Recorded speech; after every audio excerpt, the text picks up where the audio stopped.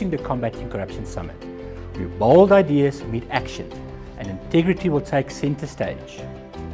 From whistleblowers to watchdogs, from blockchain pioneers to policy reformers, UJ will bring together the brightest minds and the bravest voices. Why? Because it is time to face corruption head-on, to expose how corruption manifests, share tools that stops corruption, and to compile and sign a pledge to show a united stance against fraud and corruption.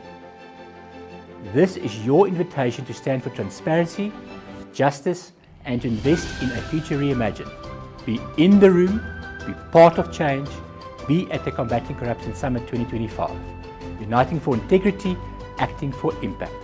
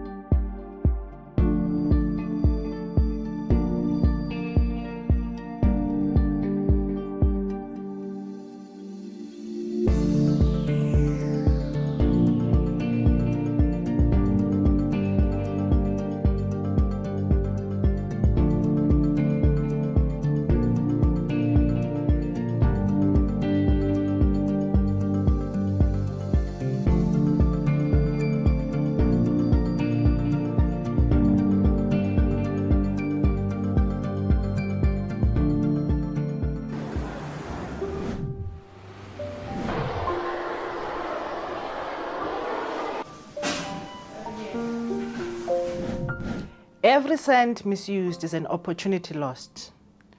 Corruption doesn't just steal money, it steals futures.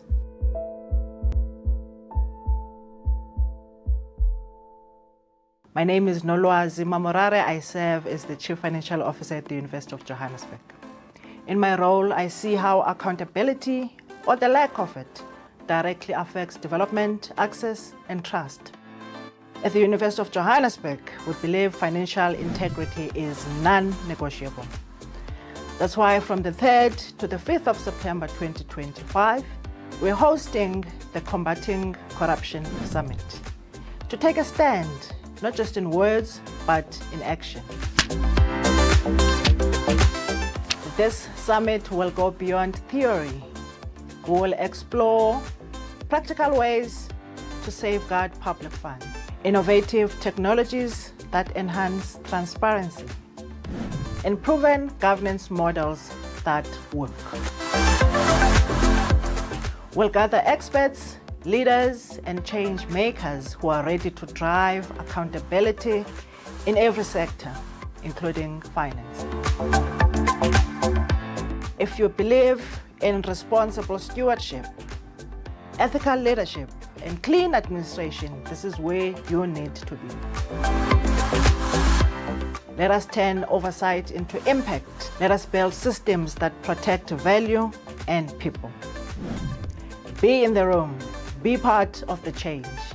Be at the Combating Corruption Summit 2025. Uniting for integrity, acting for impact.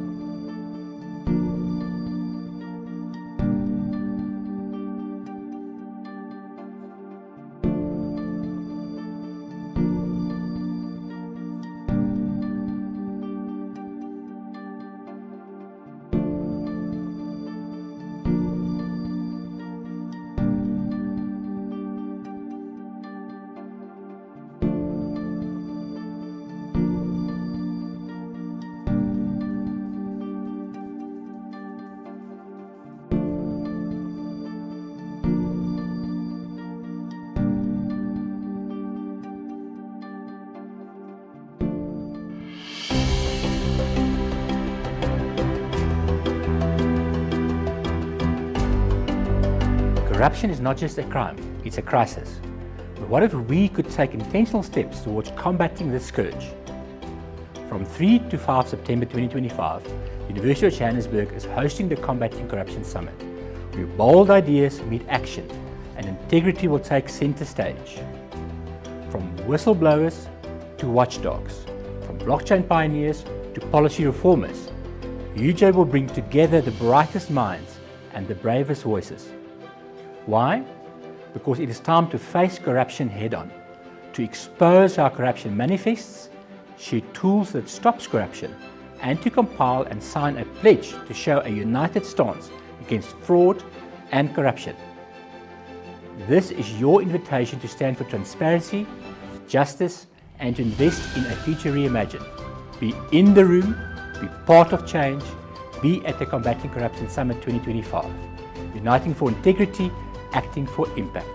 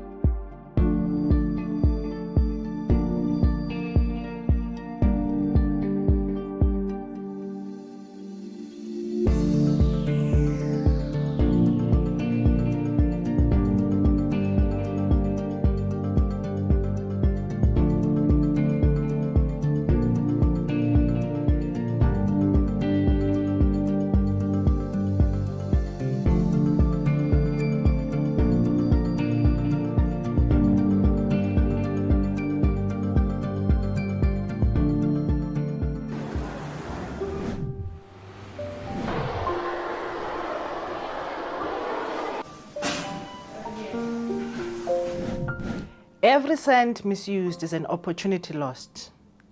Corruption doesn't just steal money, it steals futures.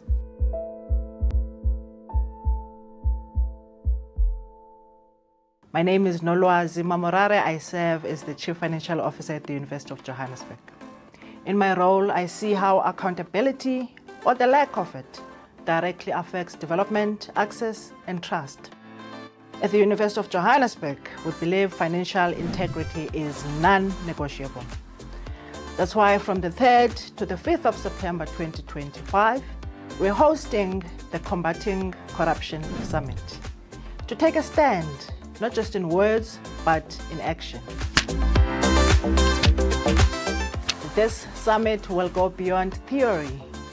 We will explore practical ways to safeguard public funds, innovative technologies that enhance transparency, and proven governance models that work. We'll gather experts, leaders, and change makers who are ready to drive accountability in every sector, including finance. If you believe in responsible stewardship, ethical leadership, and clean administration, this is where you need to be. Let us turn oversight into impact. Let us build systems that protect value and people. Be in the room. Be part of the change. Be at the Combating Corruption Summit 2025. Uniting for integrity, acting for impact.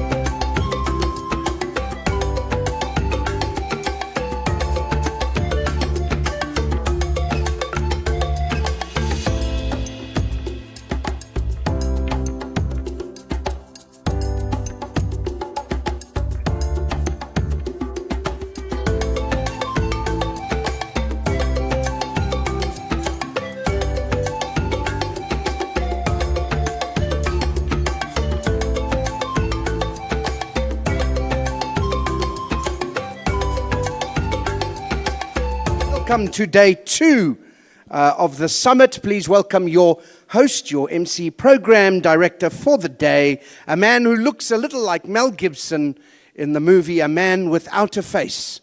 Go wild, it's Alan Committee. Yes, that's the kind of lukewarm response I expect. Just 6 people going bizarre and berserk, and then you just sit there, coffee in hand, legs wide open, as if you don't care. Close your legs, please, sir. It's a small point, but I make it early on. So this is exciting. Good morning. Wasn't yesterday extraordinary for those of you who were lucky enough to attend? I think a very, very good first day to the summit, and we expect much more even on day 2. A top lineup, but first of all, as always, we need to get down to some official business, so let me extend a very warm welcome to the Vice-Chancellor and Principal, Professor Mpedi, to the Council members, members of the Executive Committee, all the dignitaries and heads of anti-corruption agencies, our international delegates, and civil society leaders, public and private sector representatives. And if there's anyone there who hasn't been included, I say to you, good morning and welcome to day 2. As I said, it's a great lineup, and our guest speaker in a moment, I think, is going to be a thrilling start to the day. I was thinking on my way in here today is about sustainability. Driving, I often get a hired car when I have to do work, and your relationship with a client is often reflected in what hired car they give you. Sometimes if it's a BMW, it's, whoa, this is a very healthy relationship, or a Mercedes. I don't know if I'm pronouncing that right. But I was in Port Elizabeth recently, and they gave me a Mahindra. Yeah, exactly. That response is accurate. Have you driven this car? Mahindra in Hindi means slower than you think, but much smaller than you expect. And as you get into the car, you're also getting out of the car at the same time. It's existentially a very powerful vehicle. But some of the cars, the hired cars they give now, the Get's not very fast, 0 to 100 in 3 weeks. The Chevy Spark I love because it's very small. You can put your hand out of the window and close the boot without actually leaving the car. So that's interesting. But the one I want to share with you is the one that came to mind this morning, because I was in KwaZulu-Natal last week going up to the Drakensberg, and they gave me, wait for it, the Renault Kwid automatic. Yeah, now listen, some of you have a post-traumatic response. I understand that. The Renault Kwid is from the Latin quid pro quo, which means something for something. But when I gave them money, they gave me nothing. This car, no power. The gearbox is made in India. A lot of people don't know that. I had to Google it. And as we approach the hills, because you don't have a gear lever, only an automatic transmission, I would floor the accelerator and wait patiently for a gear change to be delivered to me. From the Rajasthan region of northern India, it came down via Mumbai. Then it went to Perth in Australia, where it was held up in customs. Then it was put on a ship to KwaZulu-Natal, where the ports are closed. Then it went down to Gqeberha, which used to be Port Elizabeth, but that name didn't click. And then it went all the way up. Guys, you need to be quicker. We've got a lot to get through here today. I can't wait for your laughter. By the gear change arrived, it was a year change.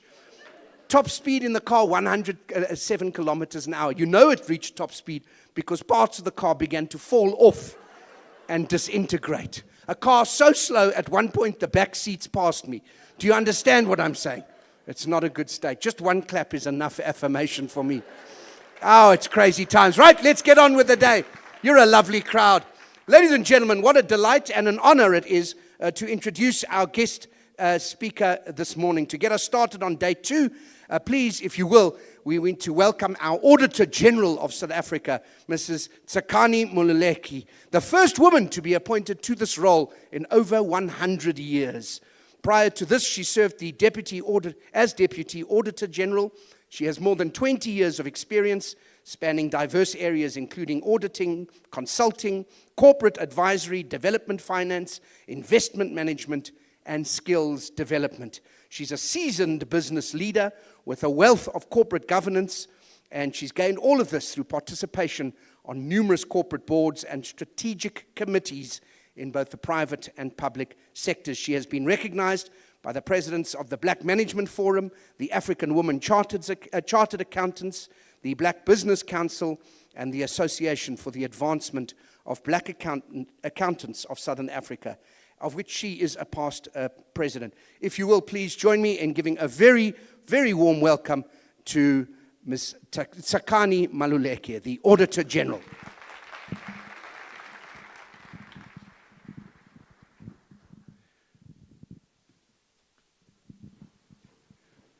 So that was awkward because she's now not here.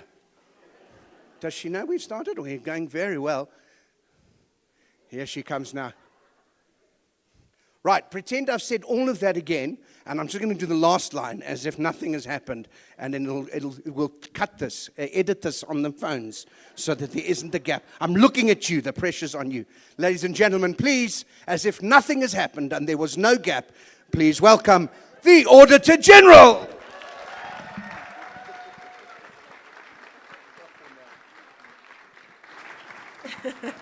Thank you very much. Good morning. I'm not sure what happened. I was just told to come through now. So I'm going to take no responsibility for the gap. But thank you for that rousing welcome and introduction. I really am delighted to be here. Let me just start by thanking the program director and greeting the audience. I believe there's some ministers, honorable ministers that are here. I want to greet you. I know that the Vice Chancellor and Principal is not here today. He was here yesterday, but I do want to greet the leadership of the university, specifically the Chief Financial Officer, who, by the way, is an alumnus of AGSA, I have to brag, and I want to also greet the group legal counsel. I want to also greet the council members and the members of the executive committee that I've not mentioned, the dignitaries and heads of anti-corruption agencies, international delegates, civil society leaders, representatives from both the public and private sectors, distinguished guests, ladies and gentlemen, a very warm greeting to all of you. Our nation stands at a pivotal moment. The time has come for our collective actions to rebuild the foundations of our democracy and to restore our developmental priorities and aspirations for the sake of our future and the people who will inherit it. Fellow South Africans, challenges are abundant. Inequality is widening, unemployment is rising, and the demands for essential services are growing even as the public purse tightens. Addressing these pressures with inclusive, transparent, and accountable leadership is essential if we are to secure a just and prosperous future for us all. I want to commend the University of Johannesburg for taking the initiative of bringing us all under one roof at a time when our nation is desperately looking for answers and looking for hope. They're looking to us, who serve as leaders and stewards of institutions in both the public and private sectors, to provide the answers to their many questions, and importantly, to offer some hope that their dreams and aspirations can and will be realized. Thank you to UJ for the invitation and the opportunity for me to address you on a topic that is topmost at the moment in South Africa, a topic that constantly exercises the minds of all citizens and those who are committed to the development of this country, and that is the topic of how we combat corruption. We are a nation at a crossroads, and our future depends on the decisions we take, the actions we choose to undertake, as well as the resolve with which we will see these actions through as we try to follow the right path. Index after index shows that we are slipping from the high that was buoyed by what was termed the 1994 miracle to a situation that today is much less than ideal. For example, the 2025 World Competitive Rankings, as measured by the Business School of the International Institute for Management Development, has seen our country regressing. And one of the reasons that is ascribed to this regression is corruption and poor government effectiveness. Their studies add that economic competitiveness is synonymous with people's quality of life, and governments play just as important a role as private companies. Out of 69 countries, South Africa was ranked 63 in 2025 for economic performance against a measure of 61 back in 2021. That's the regression I'm talking about. In terms of government efficiency, again, the regression has regressed from 61 in 2021 to 63 in 2025. In terms of infrastructure, the country is now ranked 62 compared to the ranking of 61 back in 2021. For a bit of perspective, notably Kenya has been ranked for the first time and is already ahead at 56, with Botswana at 59. The perception of being a corrupt country has far-reaching implications as it limits the investment appetite and it further entrenches unemployment. Without investment into our country and our economy, economic growth is limited, which in turn affects our ability to create jobs. Nations thrive or fail depending on the resilience of public institutions. This we know.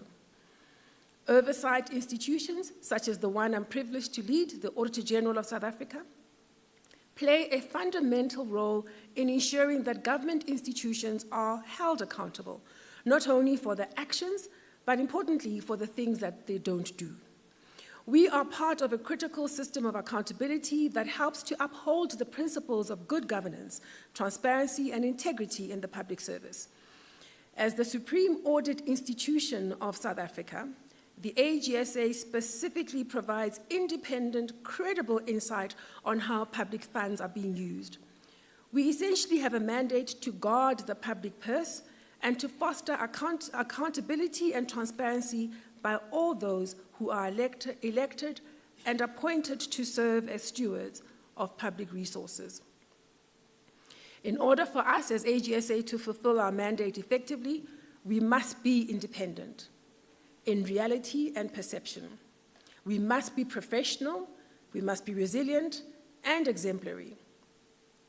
As an oversight body, we must be held to the very same standard of performance, transparency, accountability that we expect of others, especially those that we audit. How many of you have heard the question, but who audits the Auditor General? And we take that very seriously. We make sure that we hold ourselves to the very same standards we expect of others. We do, by the way, have an independent private audit firm that audits the Auditor General. And our audit report is the basis for transparency and accountability discussions between the office I lead and Parliament, where we report. The work we do, which really sees us auditing 1,000 institutions every single year, is conducted by a staff complement of nearly 4,000 men and women who choose to serve South Africa in this way. Of those, a good 1,500 are professional auditors. Of those, 900 are qualified chartered accountants, members of the South African Institute of Chartered Accountants. We also serve as a training ground for aspiring chartered accountants. We have a training program that's been accredited by the South African Institute of Chartered Accountants, and through that program, we've assisted more than 2,000 South Africans to qualify as chartered accountants.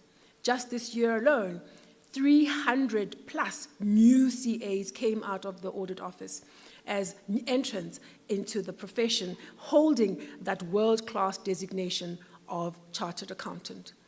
I mention these things to you because it is important that we perform, we be resilient, we be accountable, just like any other institution that we also audit. At its basic definition, accountability means to accept and be held responsible for one's actions. Corruption Watch, which is a civil society organization, adds that for the public sector, accountability is there to ensure that any leader, manager, and organization that uses public money and makes decisions that affect people's lives can be held responsible for their actions. Therefore, enforcing accountability ensures that public officials act in the interests of the country rather than in their own interests or in the interests of their personal and private associates. Accountability is crucial for building trust in government. Without accountability, the public would simply have no trust in the elected and public representatives. Accountability is not only for public institutions. Private institutions also sell goods. They provide services to citizens. They are equally liable for their actions, and they should demonstrate accountability, yes, to their customers and suppliers, but also to all of the clients that happen to use their services, even if indirectly so. And I believe wholeheartedly the private sector must also understand that they serve society more broadly and must therefore be accountable to society in its breadth. For the longest time, the recommendations and reports of the AGSA were not taken seriously. This we know. Our audit reports would sit in what would be called File 13 until we come back the next year. Although commitments were made at the end of every audit, as people responded to our audit findings, the actual implementation of those commitments was too slow and all too often didn't happen, which had negative impacts on the actual ability of public institutions to deliver on their mandates and therefore positively impact on the lived experience of South Africans. Over the years, our work has identified that proper and effective oversight is one of the critical tools that can be deployed to address poor performance, mismanagement, maladministration, and corruption. We recognize the unique position that our Constitution has bestowed upon us as AGSA, as the body that's responsible for auditing government spending at all public institutions, covering municipalities, departments at both national and provincial level, as well as public entities. This unique and privileged position affords us a comprehensive view across all spheres of government, which gives us the ability to detect systemic issues and patterns in public financial management, to detect the issues and also develop the type of recommendations that can drive the requisite change. This view, I believe, affords us the opportunity to identify fraud risks and potential patterns of corruption where individuals and groups misuse their power for personal gain, and often at the expense of social welfare. The Institute of Internal Auditors says that the work performed by organizations such as the AGSA provides unbiased, objective assessments of whether public resources are managed responsibly and effectively to achieve intended results. Our work helps public sector organizations achieve accountability and integrity. It helps them improve operations. It also helps them instill confidence among citizens and stakeholders. I'm often at pains to impress to my 4,000 colleagues at the audit office that the work we do is beyond debits and credits and using a green pen to tick compliance. I know no one uses green pens anymore, but I think you get the point. I'm often at pains to highlight to them that our mandate is actually a very noble one, which, if we execute on it properly, can see us driving change that strengthens public institutions, that closes the trust deficit between citizens and the leaders of public sector institutions, that helps to drive confidence in the public, be they individuals as taxpayers, individuals as beneficiaries, or be they business as contributors to our economic growth. The Institute of Internal Auditors goes on to say that an effective public sector audit strengthens governance by materially increasing citizens' ability to hold public sector entities accountable. Auditors perform an especially important function in those aspects of governance that are critical to promoting credibility, equity, and appropriate behavior of public sector officials, whilst reducing the risk of public corruption. Corruption is anti-development. It is insidious. It starts in small acts and very soon becomes a way of life. Based on recent developments, including the relatively recent report on state capture, and the many reports that each of us sees on a daily basis in the media, it may not be an exaggeration to say that corruption has quickly become a way of life in our country.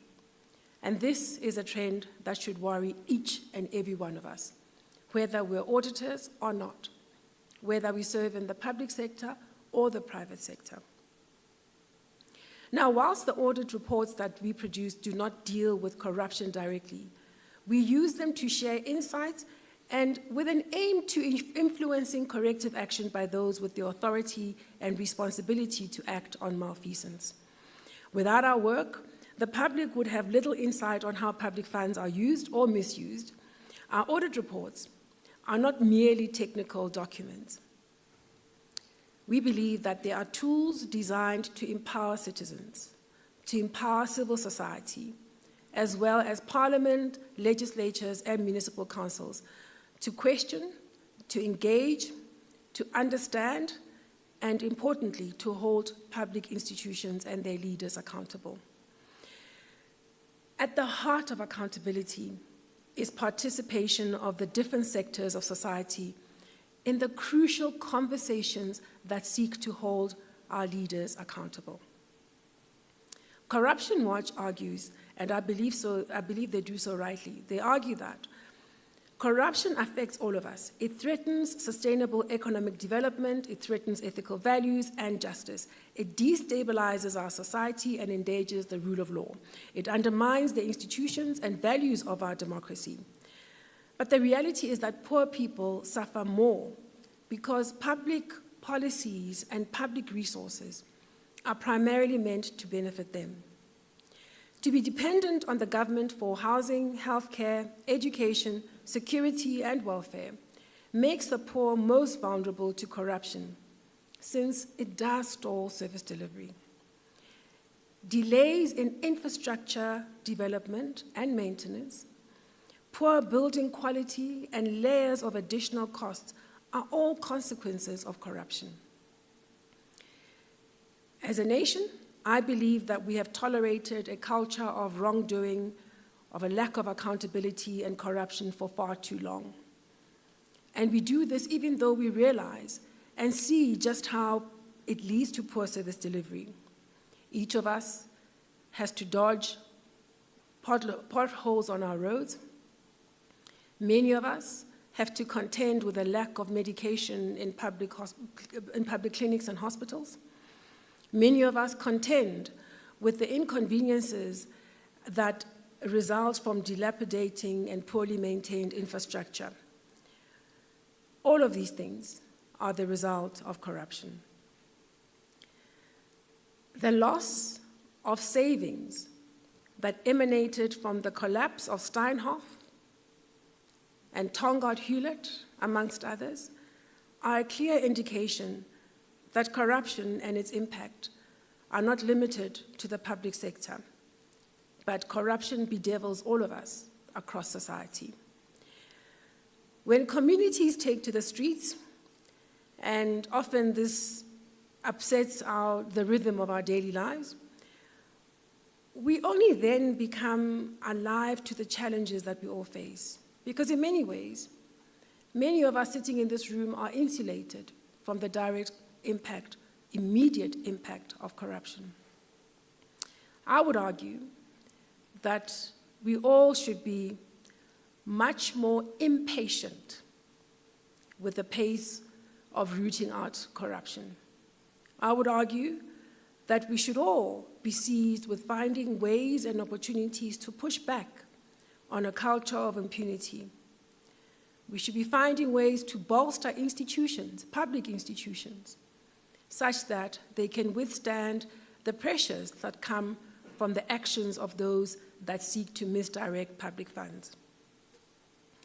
We, the people, must and can start to make a difference. To address corruption, we need the collective strength of state institutions to prevent corruption and its devastating impact. Institutions must have the ability to prevent, detect, and correct the weaknesses that elevate risks. Public institutions, acting as a collective, must have the ability to detect wrongdoing, to investigate it swiftly and effectively, and then to effect the appropriate consequences, fairly, consistently, and transparently. The AGSA, with its audit mandate and reach across different public institutions, is well poised to add value into the process of strengthening the performance and resilience of public institutions. Our insights and recommendations can inform and inspire the actions that strengthen the controls that prevent and detect instances of corruption and malfeasance. Our expectation as auditors and our call to action, which we issue to all state entities, is actually quite simple. They must improve their control environments. They must adhere to the basic disciplines and standard operating procedures that make for an institution that is effective, that is accountable, and that is predictable in its ability to deliver on its mandate. Our expectation is that there be enough controls to ensure that more often than not, public funds are being used to deliver services at the standard that's required more often than not. Our expectation is that those that have control over public resources will pay only for that which they receive. Our expectation is that they will hold suppliers and contractors accountable for poor quality delivery. Our expectation is that they'll have the posture of wanting to protect public resources and to deploy them to the best purpose as appropriate. When these basic things are done, and they do sound quite trivial, right? When these basic things are done, where institutions are seized with making sure that more often than not, the right thing happens, that there is predictability in how delivery will happen, we believe that when these things are done, opportunities for malfeasance will diminish. It's important for institutions such as ours, as the AGSA, to always be conscious of where our mandate begins and ends. We are auditors at the end of the day. But sometimes I know that people keep asking us, yeah, AG, how many people have you put in jail? And we are often at pains to say to people that we are not enforcers of justice. We do not prosecute and we do not sanction. Our role is to provide credible, independent, evidence-based audit reports. It is up to the broader oversight ecosystem to act on our findings and recommendations. Yes, I know that we've been given new powers as the Office of the AG. Back in 2019, the Public Audit Act was amended to make sure that we could enforce accountability through working on a complementary basis in a coordinated way, collaborative way with other players. And who are these players? Our powers see us raising material irregularities to be acted on by the accounting officer and the accounting authority, the very people appointed to run public institutions. So a material irregularity is where we find either an instance of non-compliance, a fraud, a theft, or a breach of fiduciary duty, which we can link to either loss or even potential loss of public resources, or link to public harm, or even link to harm to a public sector institution. The law says once we've identified such a material irregularity, we must notify the accounting officer and the accounting authority to act. It's important that we do so because they are the people appointed to do so, to act. They are the ones with the authority and the responsibility to act. Ours is to follow through and make sure that they can't ignore our material irregularity as identified. When or if they fail to act, we then can take the next step. One of those steps would be to issue a recommendation in the audit report, which is then for the attention of the executive authority, minister, MEC, the attention of oversight, council, legislature, parliament, and for the attention of citizens, because you'll have access to that audit report. And then you can have a conversation with the people that run that institution around how they're implementing that recommendation to fix the material irregularity and to minimize its negative impact. The next thing we can do is to take binding remedial action, where we then compel the accounting officer to act in a particular way. The type of things I've had to sign off as binding remedial action relate to matters such as you have to discipline your staff, because accounting officers would be reluctant to do so. There's a conversation we're going to have at some point about why it is that accounting officers, who are stated to be the heads of administration and therefore the ones that are responsible for supervising the staff and instilling discipline, are unable to do so. We've had to issue remedial action that says you will discipline the people that have been found guilty of particular financial misconduct. We've also had to issue remedial action to get accounting officers to go and get money back into the fiscus where money was being lost. The law is clear. It is the role and responsibility of that accounting officer. When I say accounting officer, think a city manager, a head of department, a director general, where they are supposed to go and get money back into the fiscus where there is loss. The reluctance we keep experiencing tells us that there's something we have to fix around the posture and the space that accounting officers have. The next thing we can do is to issue a certificate of debt, which is a surcharge against the accounting officer or the board that failed to act, especially on financial loss. We've not yet issued a certificate of debt, and I'll tell you why for free. So what happens is, first of all, when we issue MIs, we find that there's responsiveness that wasn't there before, which is encouraging. So losses are being recovered. Up to date, we've been able to get 4.5 billion rand back into the fiscus and counting. It sounds like a trickle because it is. And I'll come back to that point, yeah. Thank you. Through that level of responsiveness, we've been able to see contracts that are inappropriate being cancelled. We've also been able to see landfill sites being rehabilitated so that the environmental and health risks that were being posed to the public are now being addressed. We've been able to see wastewater treatment plants being fixed so that the people who live in particular municipalities can have better sanitation services. When I say that, understand it's about restoring the dignity of people who live in municipalities where all too often accounting officers were just ignoring the fact that infrastructure was being left to degrade, and this was having a devastating impact on the dignity and the health of the very people that they're meant to serve. Through our powers, we've been able to get action in the right direction. What we found, though, is that by the time we get to wanting to issue a certificate of debt, and there's very few instances because there's responsiveness through the chain, accounting officers get moved around. So what they'll do is when they'll make someone act for 6 months, and as you progress with a conversation of recommendation, remedial action, and now wanting to have a conversation around a certificate of debt, they'll make someone else act. Why? Because that new person will come into the seat and say, but I don't know this issue. I must acquaint myself with the facts. And so they need more time to process the same thing. Just yesterday, one of the issues I had to deal with at my desk was an instance where the first person we dealt with was then shuffled out and sent somewhere else, and then another person was in the role.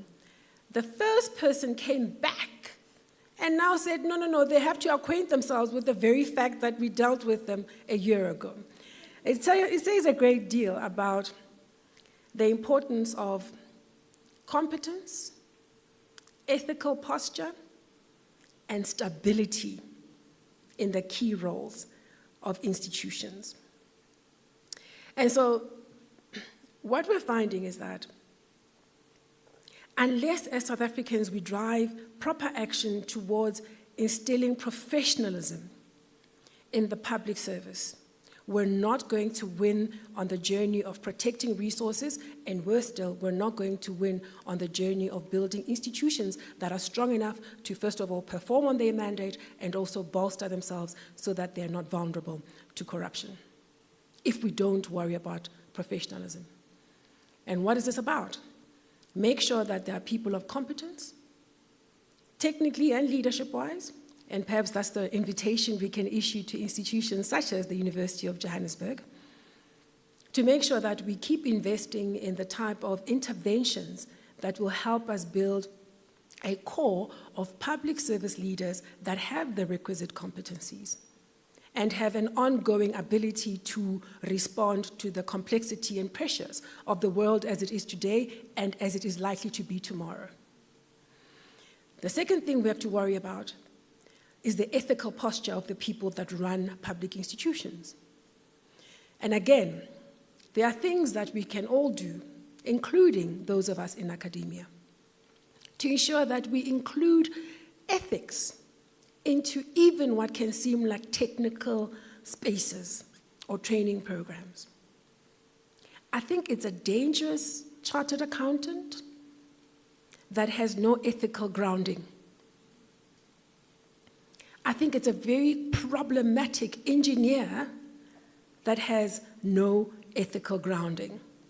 That's the individual that will sign off a payment certificate on an infrastructure project and say it's at level 5 when there's nothing in the ground.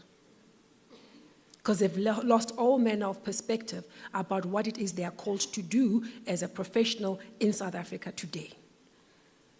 I think it's a very, very dangerous banker or corporate advisor or deal maker that has the technical skills but has no technical grounding. That's the person that's going to keep leading us from one financial crisis to the other. And so my invitation to all of us as society is to keep thinking about what are the interventions and the ways we can change how we do and what we do that's going to add value into this journey of having people who have the competence and the ethical posture to do what's required. And I also believe that we've got to worry about the political leadership in public institutions.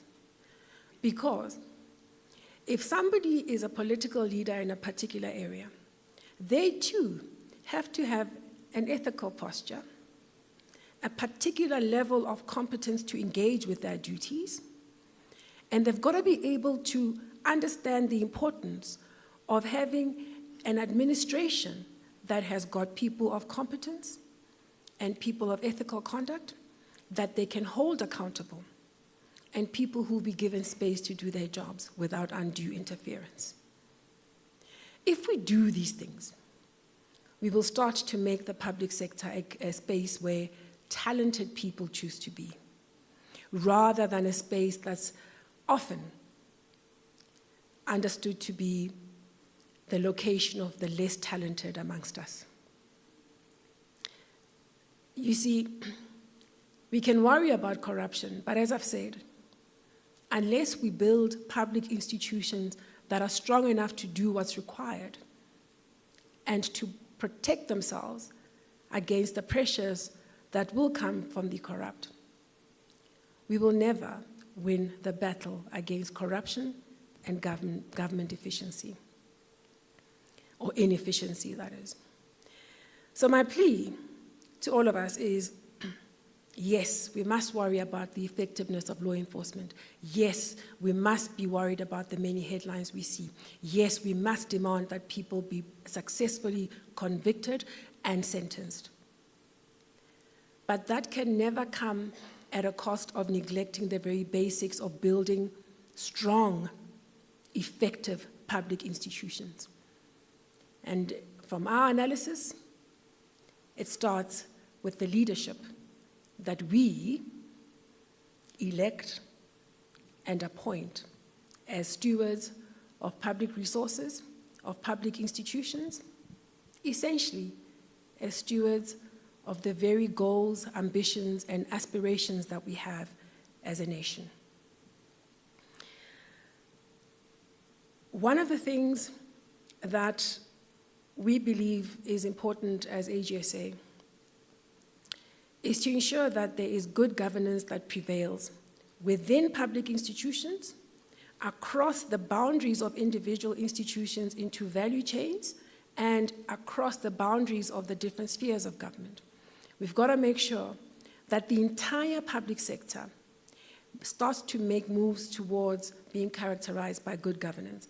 What am I talking about? So, Mamukere from 2018 in a paper says that good governance is a process of decision-making at both political and administrative level of government to implement the policies that will improve the quality of life for all members of the community and to improve service delivery. Good governance is about ensuring transparency, fairness, and equity, effective accountability, responsiveness, and public participation. Read differently, good governance denies corruption the oxygen to flourish and thrive. Good governance demands that public officials have the necessary skills and experience to do their jobs properly. And that's why, as AGSA, when we audit, we spend a great deal of time working with the people that do run public institutions to give them insights, recommendations, and to guide them in their actions that will drive the type of improvement that's required. We also spend a great deal of time with the executive authorities, orientating them on how they might execute on their functions. And of course, our reports end up in oversight, and we spend a great deal of time with councils, with the legislatures, and with Parliament, sharing our insights, which are independently derived, which are credible because they're data-driven, and which are informed by a posture that says, we are here to strengthen democracy. We are here to support the journey of building strong democratic institutions. One of the things that we often say as AGSA is that every role player in the accountability ecosystem should be equipped to execute on their mandate effectively. And in that ecosystem is the people who run government, as I've said, those who oversee it, as I've said. But interestingly, more and more, we are including the role of law enforcement, but also the role of citizens. It's up to us, the leaders in the private and public sectors, the learned, the 1%, in whom society has invested a great deal. It's up to us to make it our business to remain engaged in the critical conversations that will build public institutions. We may be comfortable today and think the weaknesses in the public sector don't affect us so much, so we can focus on building our walls that much higher, insulating ourselves from ever needing to engage with public health care, ensuring that our children go to the very best private schools. We could do that. But we do that at our peril, because weaker public institutions mean that the day we need them, the day our children need them, they won't be there to serve us. And of course, weaker public institutions make the poor even poorer, even more desperate.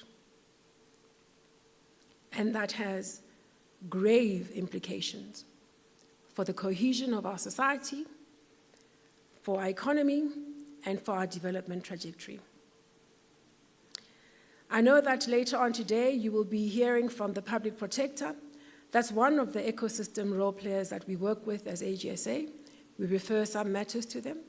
We also refer matters to law enforcement, specifically the Hawks and the SIU, because our view is that it's going to take all of us to get this right, to build institutions that have the ability to do what's required and to build institutional integrity so that they can prevent corruption from taking root and that they can detect key risks that will make their delivery impossible and will lead to the leakage of public funds.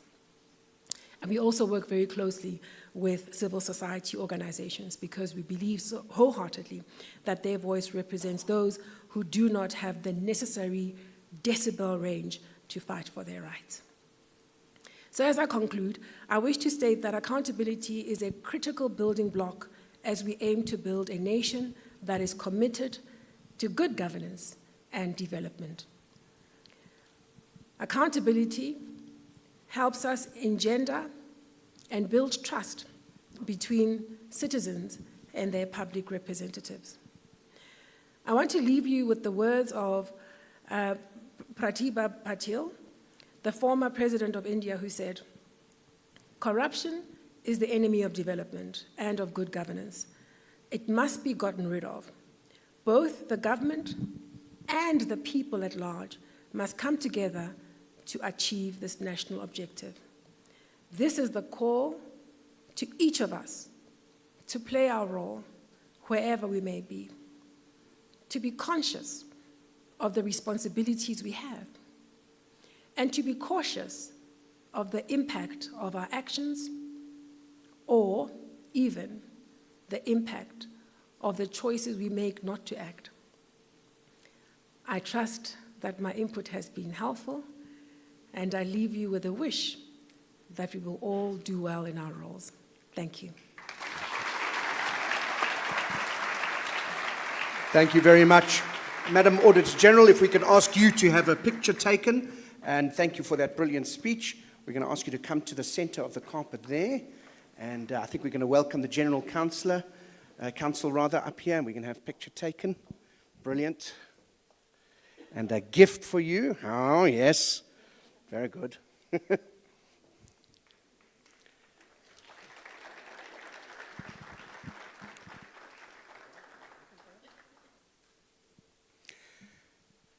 Our thanks to you for that brilliant presentation, reminding us of the importance of a solid foundation in public institutions, a reminder about good governance.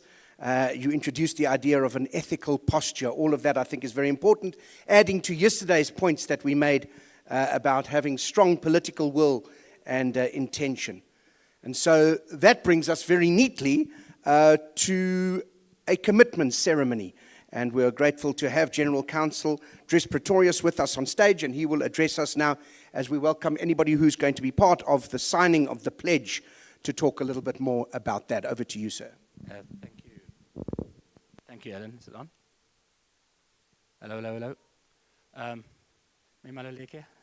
That was fantastic. It is really, really appreciated. I found it exceptionally inspiring. Yesterday, actually at the previous conference, we had a huge demand by the participants to do something actual and practical. So this year we decided to make it more actual and practical. And that led to yesterday having breakaways, where we broke the group up into three, dealing with whistleblowing and the law. How do we fix the laws to support whistleblowing? We looked at, very importantly, finance. So how do we pay for all of this? How do we structure it? What mechanisms can we create to bring in money? And then we looked at practically business corporate implementation. How would we make this thing work?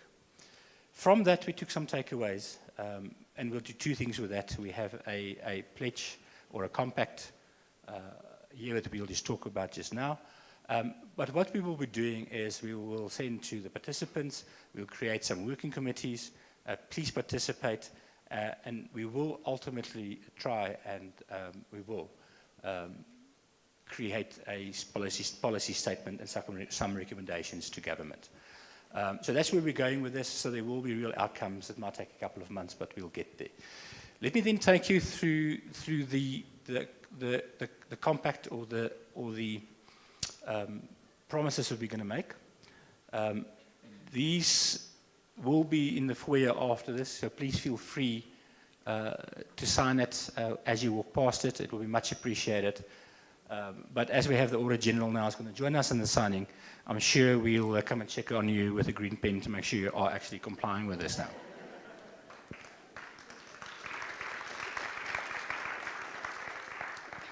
Let me read us through the pledge.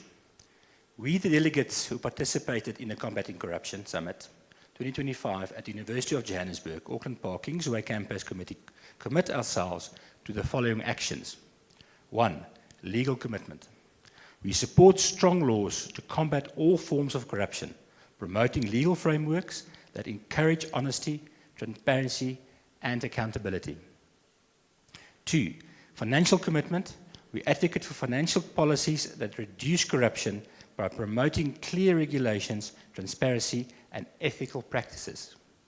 3, business commitment. We recognize the important role business play in tackling corruption. We are committed to fostering workplace cultures that value ethics, openness, and responsibility. By signing this pledge, we commit to fighting corruption and foster integrity and accountability in our work and communities. Auditor General, can we please ask that you put your golden signature on, I wonder where the green pen is, wherever you feel comfortable, that you can just sort of have this. Thank you. And just turn for the photo.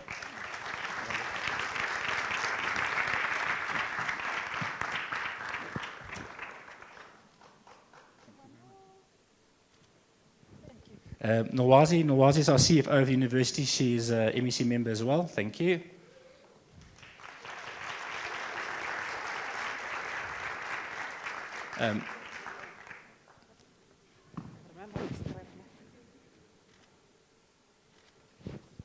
Professor Victoria Graham, or known as Vicky, she has a doctor's degree in policy making. Yes. Policy making and democracy. So she will do quite a bit of work going forward. Thank you very much, Vicky. No, don't disappear, Vicky. Can't not have a photo with you.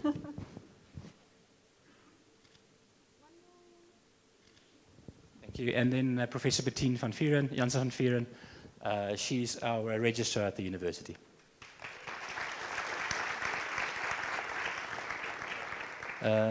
Is Lauren and Sandra in the room? Suat.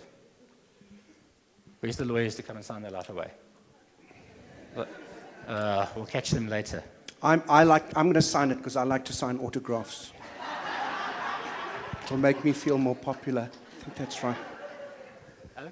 Thank you. Excited. I'm going to put it up here next to the Auditor General. That makes me...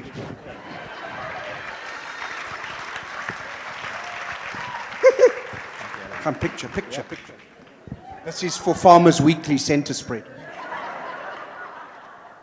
Thank you very much. One more. Oh, you're tricky. Thank you very much.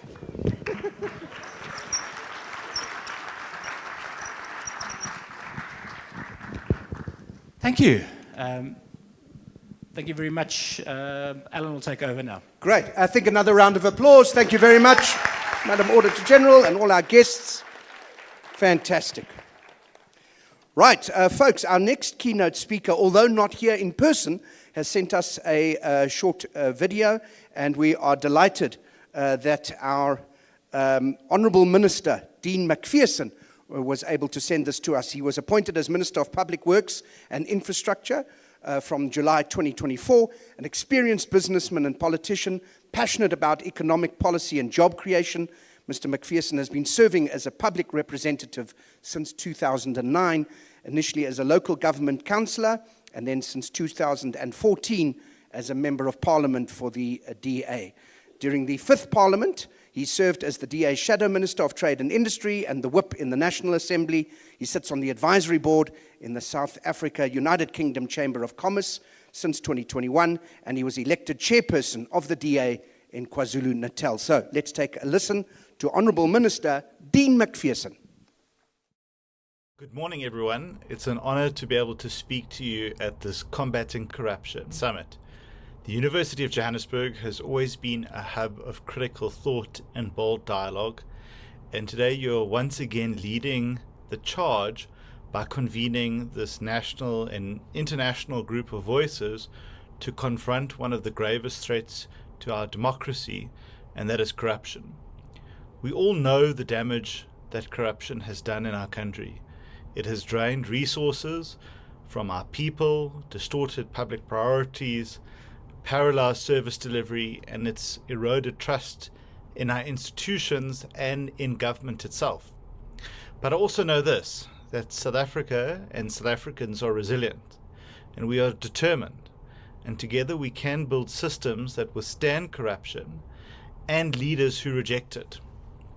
Ladies and gentlemen, when I assumed office as the Minister of Public Works and Infrastructure in July, I knew that corruption was not a distant challenge, but it was a daily reality in this department and its entities, and that history goes back many, many years. What I did not fully anticipate was just how deep that rot ran and how ferociously corruption would fight back when confronted. One of the earliest and most painful examples was that of the Independent Development Trust, or IDT, which is now known for all the wrong reasons. This entity, meant to serve the public good, had become synonymous with inefficiency, governance failures, and wasted resources. But nothing prepared me for what happened when we uncovered the case of the pressure swing adsorption oxygen plant tender. This was no small project. It was valued in the end at 836 million rand, a tender that was meant to deliver oxygen plants to more than 60 hospitals across the country. In a time of widespread disease and illness in South Africa, where our health care system is stretched, this project would and could save many lives. Of that amount, more than 528 million rand was channeled through the IDT for the delivery of these plants. And what did we find? We found companies without the necessary SAPRA medical approvals were bidding for contracts and won. That fraudulent documentation was submitted to the bid adjudication committees.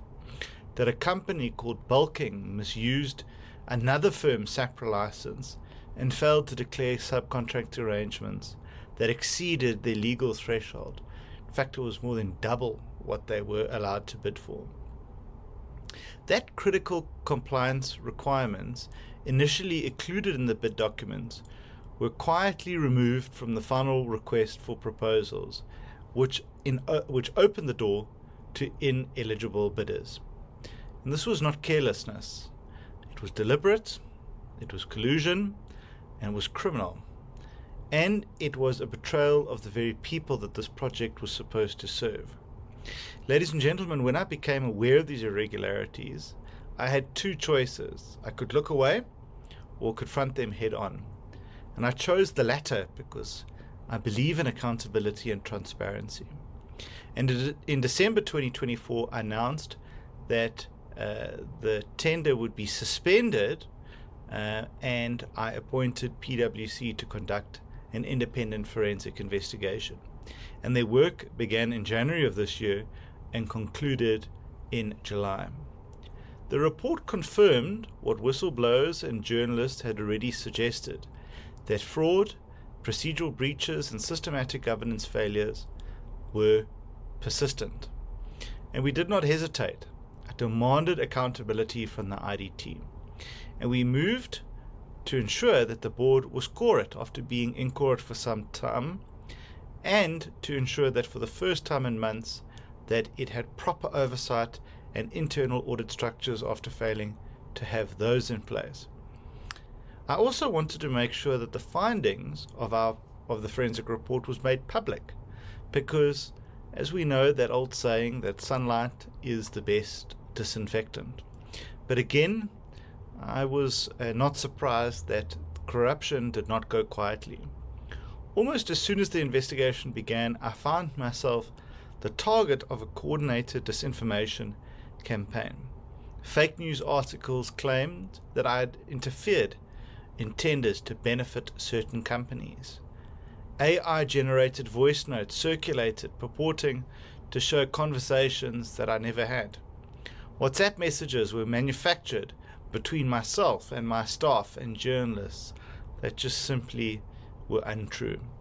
On social media, armies of bot accountants were deployed to smear my name and discredit the investigation. And some political parties, like the EFF and Action South Africa, picked up on these lies, amplified them for no other reason to try and discredit me, and did so relentlessly. At one point, I was even accused of paying journalists to produce negative stories about the IDT. And then last month came the most disturbing revelation that IDT executives themselves had apparently attempted to bribe a journalist to suppress reporting on the matter, which was rather ironic after some people had said that I was paying journalists. When those allegations emerged, I decided that I had to lead from the front, and I did what probably hasn't been done in post-democratic South Africa by a minister.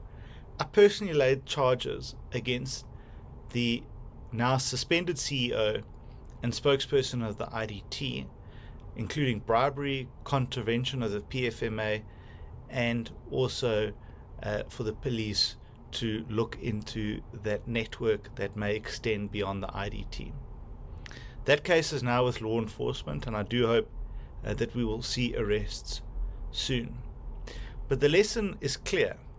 The moment you challenge entrenched corruption, it will fight back with every tool at its disposal, with lies, with threats, intimidation, and smear campaigns, and they will even pay people to rubbish you and your name and the work that you are doing. Ladies and gentlemen, while the IDT scandal grabbed headlines, we also have had to clean up house within our own department. One of the first reforms that I've pushed is around lifestyle audits. And this was not triggered by the IDT. It was an independent initiative aimed at building integrity within the department. This began previously to me assuming office in 2022-2023, and 48 senior managers have now been completed. This year, we expand that dramatically to cover 400 high-risk officials across procurement, leases, ICT, finance, and other projects. These audits are not run by insiders, but they are conducted independently in partnership with the Special Investigating Unit. Assets must be verified, incomes and lifestyles are scrutinized, and unexplained wealth is flagged. Already the first batch of 69 cases is under review, with further results due soon. This has also been one of the key reasons that we have focused in the leasing department so critically, and when on closer inspection and looking into particular leases there, we started to put and ask some hard questions of the now former head of the real estate management unit. When she was unable to answer those questions, she then resigned before she was going to be suspended. Alongside that, we've also launched a ghost employee verification drive, because we understand that there are names on the payroll that do not correspond with real people. And every single person, including my own office, has had to verify themselves either physically or virtually, and we are ensuring that we close this loophole of people who get paid for not actually doing any work. We've also acted to suspend EPWP transfers where corruption was suspected. This was not easy, and in some cases, in some corners, it was unpopular to do. But integrity comes first in our department. And once we managed the risks and we got to the bottom of that story, we were able to resume payments. In procurement, we are now recording and ensuring that all meetings are recorded. And we will be moving to an e-procurement system to take the human hand out of bid adjudication in the department. Because every decision and every discussion must be documented and must be transparent. And this means that then no official will be able to hide behind secrecy or be able to hide behind paper forms, which either get added or subtracted to contracts depending on the desired outcome. Ladies and gentlemen, if there's one lesson that I want to leave with you today, it's this: that whistleblowers and journalists, particularly investigative journalists, are indispensable to the fight against corruption. In my 2 press conferences regarding the IDT, I've paid particular tribute to our investigative journalists. We must protect them. We must look after them. We must encourage them to do their work and hold us as politicians and government accountable. Without those on the inside of the IDT and without the investigative and journalists, we may never have gotten to the bottom of what went on there, or it may never even been raised with us to begin with. Too often, whistleblowers are left vulnerable. They're isolated, victimized, and sometimes even tragically assassinated. South Africa must do better. We must look after them, and we must look after those that are prepared to stand alongside us in government who want to fight corruption. We need stronger policies to protect those that want to speak out. We must secure reporting channels, and we must ensure swift investigative responses so that people are protected and they feel comfort in speaking out and bringing us information. And we must defend our journalists and the media with everything that we have. In this case, a journalist was offered a bribe to bury a story. Others have faced death threats. If corruption is a fire, whistleblowers and journalists are the alarms that alert us to it, and we need to be the fire hydrants that put out that fire. If we silence those alarms, the fire will consume everything and leave nothing in its path of destruction. But government alone cannot defeat corruption. We need active citizenship. We need communities who refuse to pay bribes. And when businesses refuse to collude, when citizens report wrongdoing instead of ignoring it, corruption loses its grip over our society and over our country. This is why events like this summit are so important, and I'm really sorry that I can't be there with you today. They remind us that corruption is not just a government issue, it's a societal issue that we have to deal with. Ladies and gentlemen, I will not pretend that this journey has been easy. I have faced smear campaign, bot attacks, and I have faced threats to my own life. But I've also witnessed the courage of those that have chosen to speak out. I have admired their bravery. I've taken comfort in their determination to fight for this country. And they have inspired me to work harder, to do everything that I can to have a clean Department of Public Works and Infrastructure. This is why I remain hopeful, actually. Corruption is not invincible. It thrives in darkness, but it withers in light. The IDT oxygen plant scandal was a stark reminder, actually, of what is at stake. Billions of rands, vital infrastructure, and ultimately people's lives. But it's also a reminder that when we act decisively and quickly, corruption can be exposed and defeated, and we did defeat it in the IDT. So let us commit together to strengthen our laws, and we as government must do a lot more. To protect our whistleblowers, again, we must do a lot more. And to modernize our system of procurement, of transparency, and to build a culture of integrity. Let's ensure that never again will public institutions be captured by greed or by corruption, because corruption is not just a financial crime. It is a crime against the people of this country. It's a crime that seeks to break the hope and shatter the resilience of the spirit of this nation. So if we're serious about building a South Africa that works for all of us, then combating corruption is not just an option, it is a national imperative, and it is something that must be pursued relentlessly, without fear or favor, until we win the war once and for all. I wish you well for the rest of the conference, and I thank you so much for your support.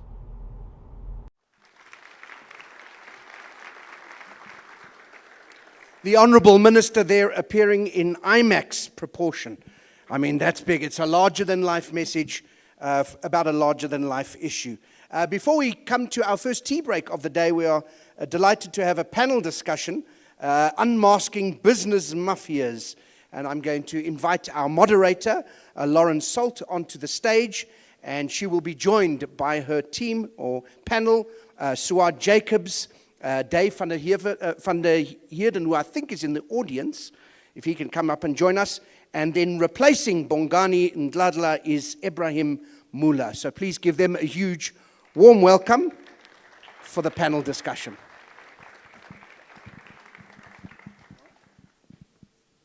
He's still getting mic'd up. Go, come on anyway. Right, here's Lawrence Salt, and we're waiting for Dave. He's getting mic'd up. Here's Suad. Thank you very much. Thank you so much. Ibrahim, lovely to have you here. Thank you. And Dave van Heerden, he's joining us. It's fast miking. This is about how quickly can one person be mic'd up without causing a jolt in the spirit of a panel discussion. What I could do is sit here in the meantime as if I'm Dave van Heerden. And you can ask me questions and I'll just make up answers. That could be one way. I've signed the pledge, so I won't lie. I mean, I might lie, but I'll do it in a very ethically posturing way. He's still not here, is he? He's coming. He's coming. He's on his way. Yes. Let me tell you, while you were waiting, I was talking to the crowd earlier today about the Renault Kwid automatic. Do you know it? Oh, there you are. Well done. It's lovely to have you here. Welcome. Thank you very much. Right, that's all we have time for. So unfortunately, the panel is now done, and we move on to... No, enjoy. Thanks, everyone. Welcome to our session this morning. This morning we are talking about unmasking business mafias and developing strategies to combat organized crime in South Africa.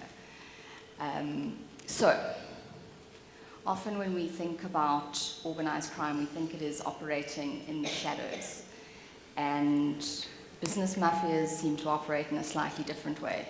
They confidently strut onto project sites, hijacking them, and they sabotage quite openly our services.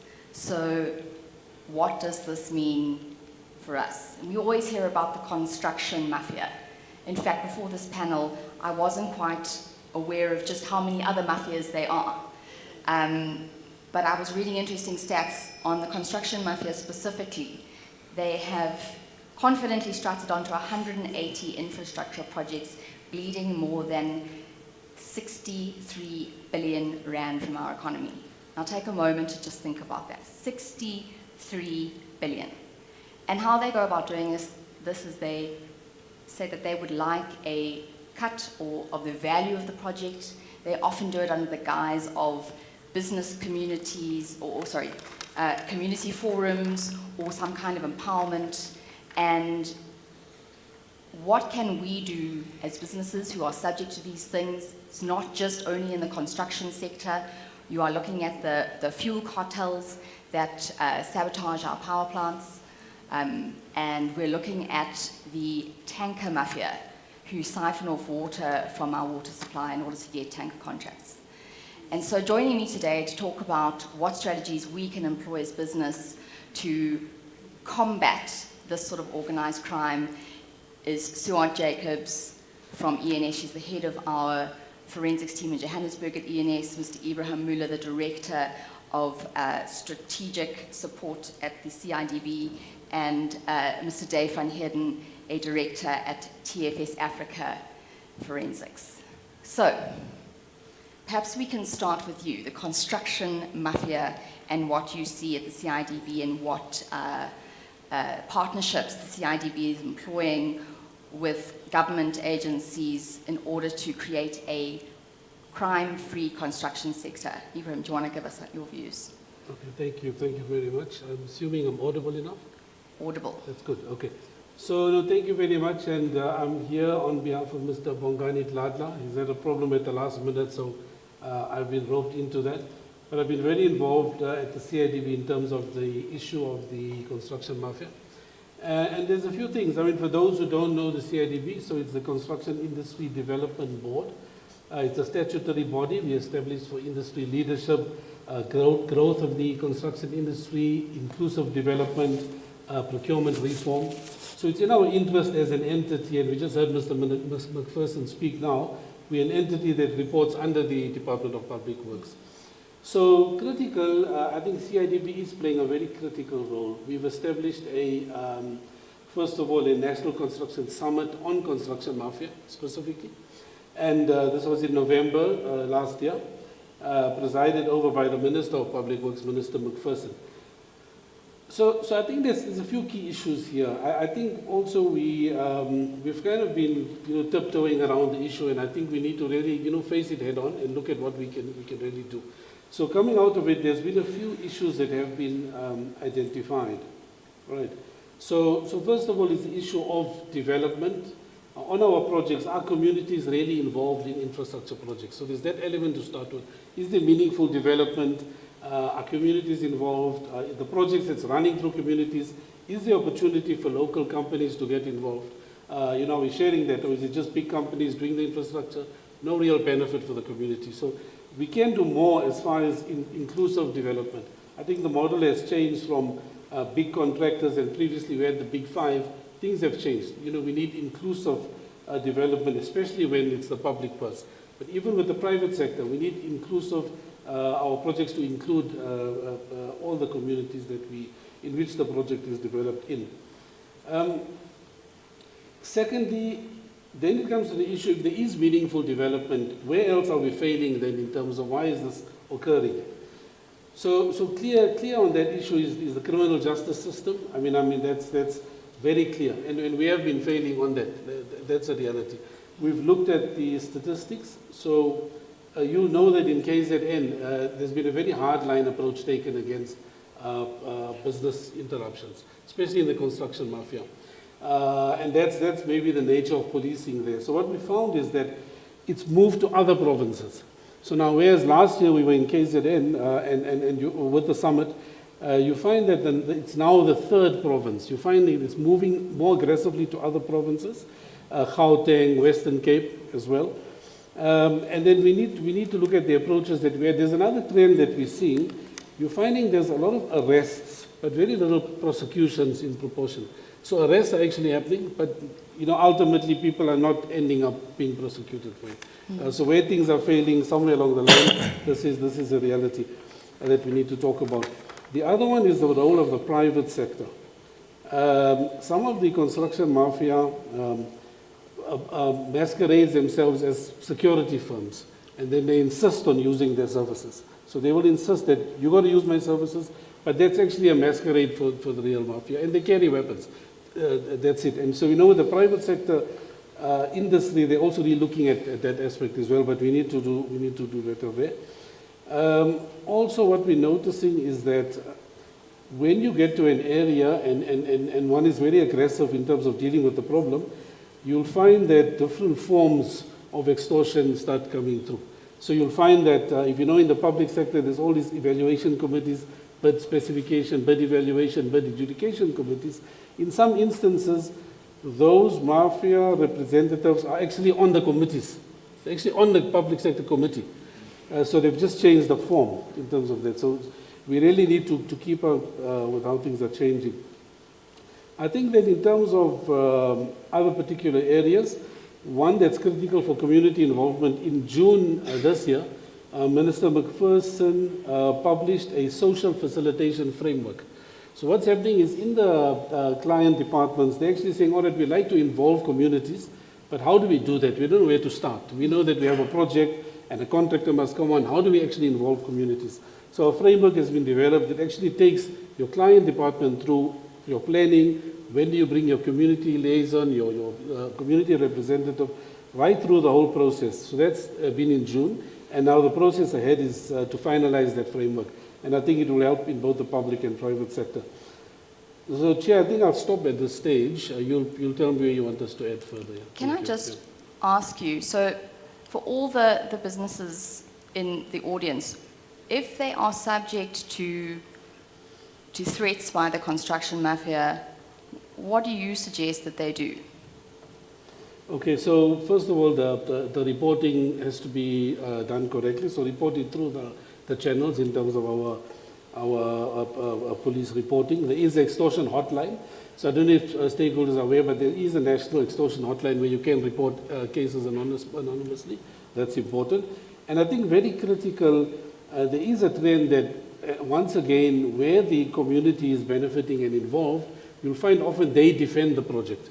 So your community, and in all communities you have your community leaders, in some instances traditional leaders, and you'll find that if there's benefits, real meaningful benefits, they will actually protect the project. So they will say, look, we are benefiting, we're not going to allow an outside company to come in and claim X amount of the work, we are benefiting as a community. So I think all of those things, you know, the reporting, as I say, the extortion hotline, the community involvement, and then you'll start seeing benefits.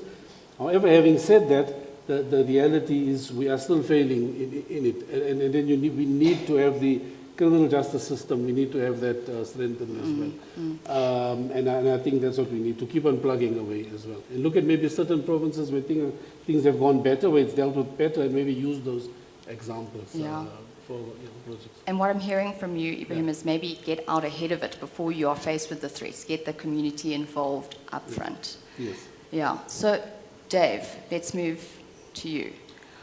In your work as a forensic investigator, what's been your experience of the business mafia, and what can you tell us about the strategies that you think need to be employed? Yeah, thank you, Lauren. Interestingly enough, just listening to my colleague, what he says, as we all know, this is spread across all sectors of society. It's not, there's been a lot of hype around the construction sector, but as we know, and we see it on a daily basis, it's across all sectors of society, not only construction.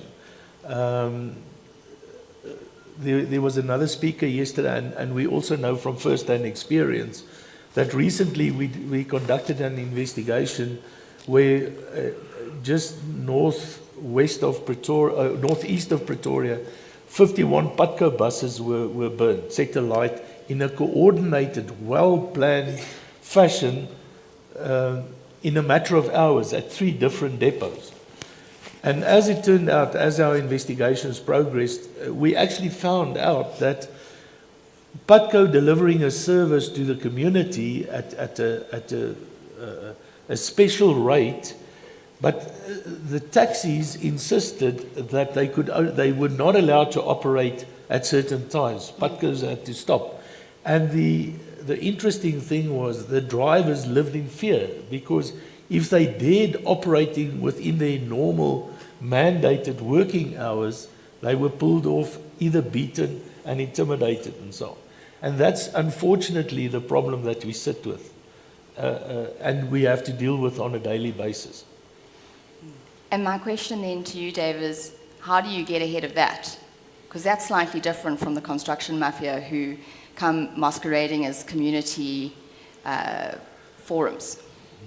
You know, a couple of years ago when our Shamila Batoy was appointed as the NDPP, she gave a talk and she said on her assessment of what's happening in the NPA that she said our organization is broken. And sad to say that we deal a lot with the law enforcement agencies, prosecutors, the various arms of the police. There are still very, very good policemen out there. This recent hype now where the president has appointed this new commission of inquiry, with all due respect, I think it's going to bring about dirty laundry being washed out, and what's going to happen. There's good policemen out there, but unfortunately, I think from our side, we can strengthen our public-private partnerships with the police.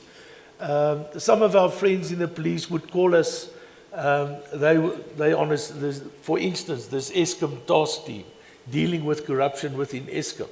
But then they urgently have to travel to Komatipoort to do an inspection. But then when they speak to their commanders, they say, sorry, there's no funds.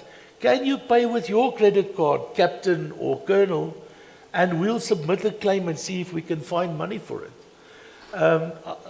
There's another example. We often deal with the Hawks, the Special Commercial Crimes Unit in Johannesburg. The other day I was there on a very urgent matter and a prominent matter that we have, And I spoke to one of the unit commanders, a lieutenant colonel, and he said to us, in his team of 8 investigators, they have 1 vehicle. Now, again, as I say, I think that support from our side should go, and we must look at ways and means and speak to the relevant people, the decision makers, and see how we can support that. And empower the authorities out there. Because whatever we do, it's good to start at root-based and so on. But ultimately, we do need prosecutors that can act properly. And they can only act if they get a properly investigated docket. And that's what we so direly need. And then I think, and without criticizing our government, an important thing is there's a message out there amongst the population where it's almost as if corruption are being rewarded. You often see in the press and so on, some senior officials being implicated or allegedly being implicated, then they just get moved sideways. Or suddenly they pop up again in some leadership role. That's not the message we should set out to us, the people in the street. We should get out there, and government should act firmly. And one last mention, and I like to use this example. I don't know if you can remember a couple of years ago, in our neighboring country, in Namibia, on the Sunday evening, they aired a program on Al Jazeera, and it was popularly known as the fish rod scandal, where the Minister of Fisheries and the Minister of Justice was involved in some bribery to allocate fishing concessions to a foreign country. Now, to me, that's the decisiveness we need from our government. It was aired on the Sunday evening. On the Tuesday, both those ministers, they weren't promoted as diplomats or anything. They were fired. On the Wednesday, they were arrested. The Friday, they were in court. And incidentally, they got 2 senior counsel and a junior from South Africa. Both at senior counsel and his junior were arrested in court because they didn't have a work permit. That's a type of action. Yes. That's the type of action that we need to send out a message and reaffirm our commitment to our government and so on. Thank you. So what I'm hearing from you is there are good law enforcement agency employees out there who want to do their job but sometimes can't.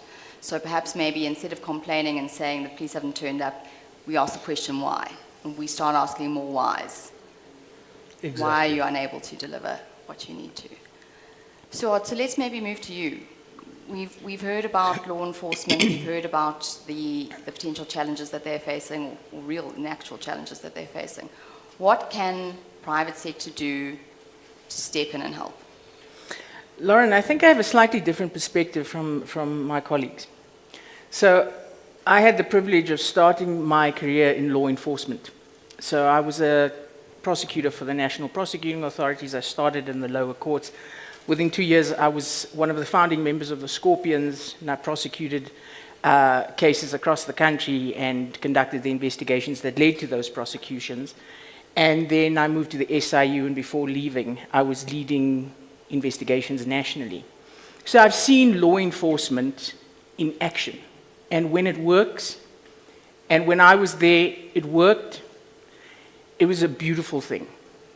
Right? And if you think we don't have the expertise in the country, we do have that expertise in the country. As a young prosecutor, I was investigating mafias. Mafias are an old thing in South Africa. It's a problem we've been dealing with for a long time. We've dealt with traditional mafias. The Russian mafias in the nightclubs in Cape Town in the drug trade, the Moroccan mafias. We've prosecuted those people. You investigate them, but how do you investigate them? Some of those investigators are still part of the police. We work with them now on the state capture matters. So that expertise is still sitting there. But it's a specialized, and it's powers that the state has, its capacities that they used to have, and I'm not sure to what extent they use now, but I mean, I've seen how effective it is to run undercover agents, to infiltrate these organizations and break them down from the inside, to run informants in these organizations because people are willing to talk. And surveillance, not just wiretapping houses, following people, obtaining that kind of evidence. I mean, I know in my team we had one poor team member whose job it was every day to go and sift through the garbage of the suspects, because you'll be surprised what people throw away. And we can use that evidence against you. And we did. You know, I mean, when you are dedicated and law enforcement work together as a team, and it was nice because I was the team leader, and, well, I was the junior on the team, I was the baby, and I had seniors who were very experienced prosecutors, some of them still in the MPA, and you had experienced investigators who would lead those teams and would use those avenues to obtain evidence, and they still exist. We still have those laws. We can still do those things. So there's very real, if we capacitated the state, there is very real inroads that you can make. As I mentioned yesterday in the sessions that I sat in, I know that there is a tendency to look at law enforcement and say, things would be better if law enforcement worked. And we do need to capacitate law enforcement. And private sector and individual citizens, I think, have a very important role to play in that. Every one of us is responsible for creating the society we want to live in. We are the change. We must make the world that we want to live in.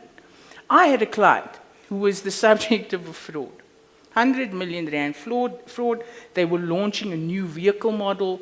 There was a gap in their system. One of their employees exploited the gap. 100 million rand later, because billions of rands flow when vehicle manufacturers launch a new model. In that case, we worked with the police, and the client actually made, like Dave said, vehicles available to the investigating officer and someone to drive the investigating officer to go and get what he wanted. And working with them, obtaining the statements, assisting. There's a capacity shortage, as I said yesterday. Every day, the police have new cases on their desk. It's not that they don't want to do the work. It's with that volume of work, how do you do justice to every case? So I was very moved by the speech of Ms. Maluleke. I think it's people like that who are examples of excellence in the state and in society, who should be out there more speaking about the role of every citizen and the roles that, the efforts that they are making to change the world that we live in. And I think for us as a people, we should not be accepting bribery where we see it. When you get pulled over and you know it's going to be easier to pay that bribe to avoid that fine, don't do it. Start with the small things, and the big things will come right. What's that old saying? Take care of the pennies and the pounds, take care of themselves. You know? But what can business do? From the perspective of the private sector in South Africa, I think private companies need to be aware that there's Section 34A. It's now a crime for your employees to facilitate corruption or to engage in corruption to further the ends of your business. And that applies to criminal enterprises. Many of these companies are incorporated. They have directors. Those people can be pursued.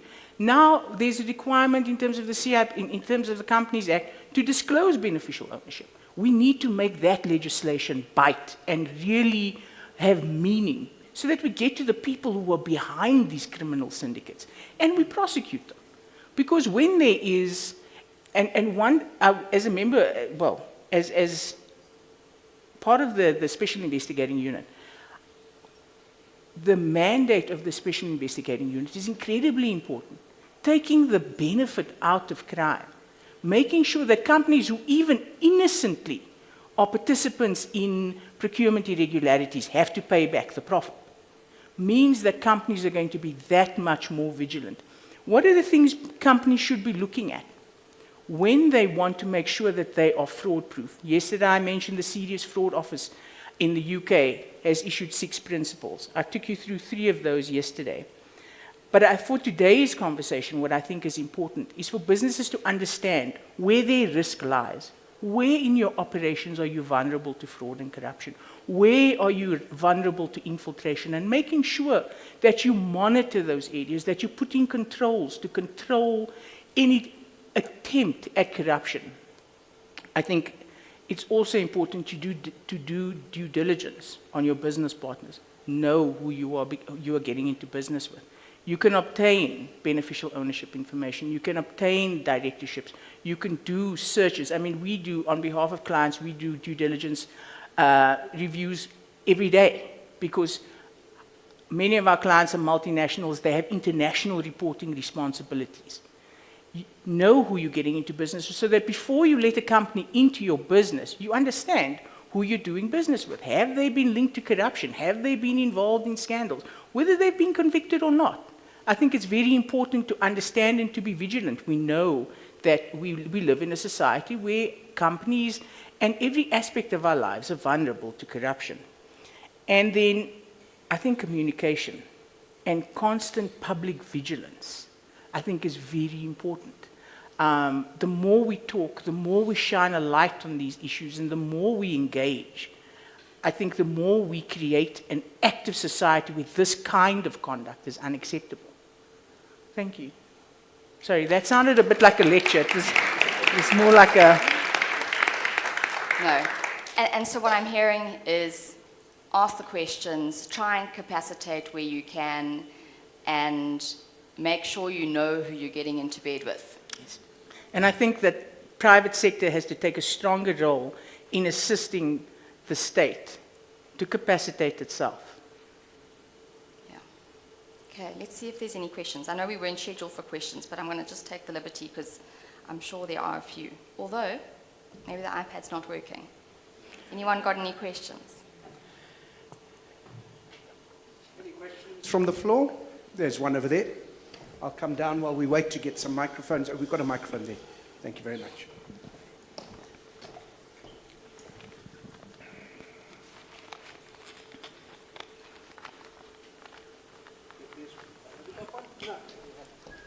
Apologies.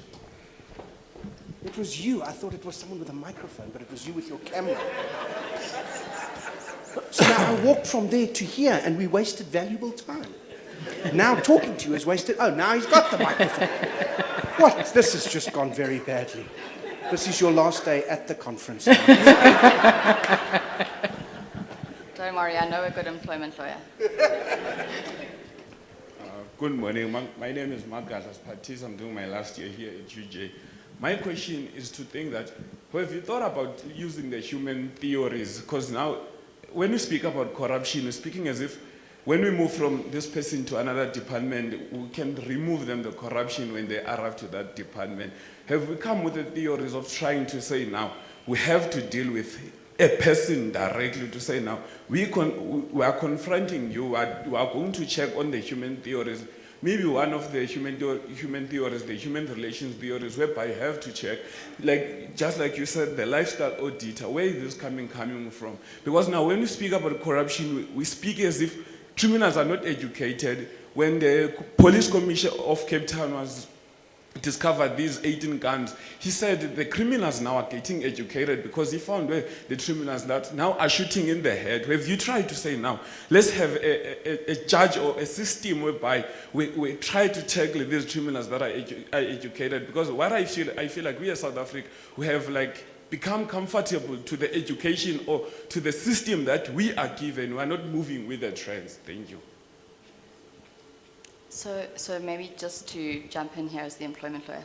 So I definitely agree with you that it's a problem if we just moving the problem between one company and another company. I think many companies are missing a trick, or many industries are missing a trick. If you look at the banking sector, and I think Suad, you and I were talking about this yesterday, they've got what's called the Reds list. So if you are then dismissed for some kind of misconduct that would preclude you from being in financial services again, you put on a list which enables other financial institutions to then check the list to see if they should be employing you. And I think that sort of system would be really valuable to a number of industries where you can check some kind of watch list. I mean, obviously, you know, there are organizations that may want to look the other way and people are placed in these positions, but certainly if you are wanting to create a corruption-free industry and workplace, businesses need to start thinking about those sorts of things. Lauren, just to follow up on that, I know it's a far more complex environment, but I think the public sector could also benefit, because what we've seen and what I've seen in the investigations that I've conducted, and I've had the privilege in both the public and in the private sector to work extensively in procurement corruption. And it would be useful if that kind of system could be implemented in the state, because very often you'll find one person committing misconduct in one department or one section of government and then moving to another or being promoted into another section of government after a while. And I think it's something that the state could benefit from as well. So that if people are under investigation for serious irregularities, criminal irregularities, or have been convicted of, or have been found guilty of misconduct in their place of employment, there should be a list that government entities can check to make sure that they're not re-employing the same person in a different environment. And you may wonder, you know, how you go about achieving that. And in the banking environment, it's the Banking Association of South Africa that has entered into a collective agreement with the financial institutions. And so it's not beyond an industry body to enter into that kind of agreement with its members. So it's definitely something that industry bodies, government, need to start looking at to see if they can also implement that kind of agreement. So it's not something that just will land through legislation. It's something that you can do actively without some kind of delay for empowering legislation. Yeah, Lauren, if I could just echo and agree with what you're saying is, we recently attended the ICFP conference, and I mentioned it to you briefly. The head of Business Unity South Africa, Busisiwe Mavuso, she was one of the keynote speakers, and the very first statement that she made there was, "A fish rots from the head down." Now, I'll leave that with you, because I don't know if you've watched the news more recently that certain prominent former cabinet ministers that was directly implicated in visiting the Gupta compound and so on are suddenly in the press lecturing our sitting government about ethics. We tend to forget very quickly and forgive. So yes, I agree. It's all good and well we can create that list, but it should be enforced. Ibrahim, you want to step in here? Yeah, I think also being in government, I mean, the other thing we observe is this issue of professionalization, you know, of the state, where you get, or the need for professionalization of the state, because you get people coming in at the top and they have a short-term type of an appointment, and then they have a business deliverables that they're responsible for, and you often find that, I think that short-term nature of coming in for, you've got a 5-year contract, I'm talking at the senior level in government, and you know, by year 2, you're already looking out of the door. So you don't have that commitment to, like, you know, long-term systems, and I think the student said something valuable about the human part. I think that's critical. So, you know, you can have your anti-bribery management systems and all of that, but I think in government, we need to rethink separating your political from your actually business delivery. At the moment, it's very far from that. And I think that causes a lot of the problems as well. Yeah. Do we have time for one last question? Yes, we certainly do. Any other questions? I see there's one up there.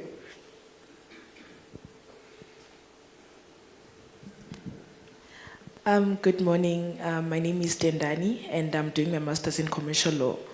So I heard you speaking about, with regards to the private sector, right, that we need to do due diligence and find out who we are getting in bed with. So how do we maneuver around the situation where now the directors and the shareholders are just the face of the company, but they are not actually the people that are making the major decisions of the company, or they are not directly linked to, actually they are not the actual beneficial owners, they are just the face of the company, because now the mafias are trying to use other people to mask what's happening behind the closed doors. Because I believe with due diligence there's so much you can do, because also, as he said, criminals are smart, they are educated. So if they are using the people, other people as a front, how do we now maneuver around that way? We now actually find the beneficial owner of that company, and we actually unmask the mafia and the criminal activities that are happening around that organization. So, do you want to take this Sure, on? no, certainly.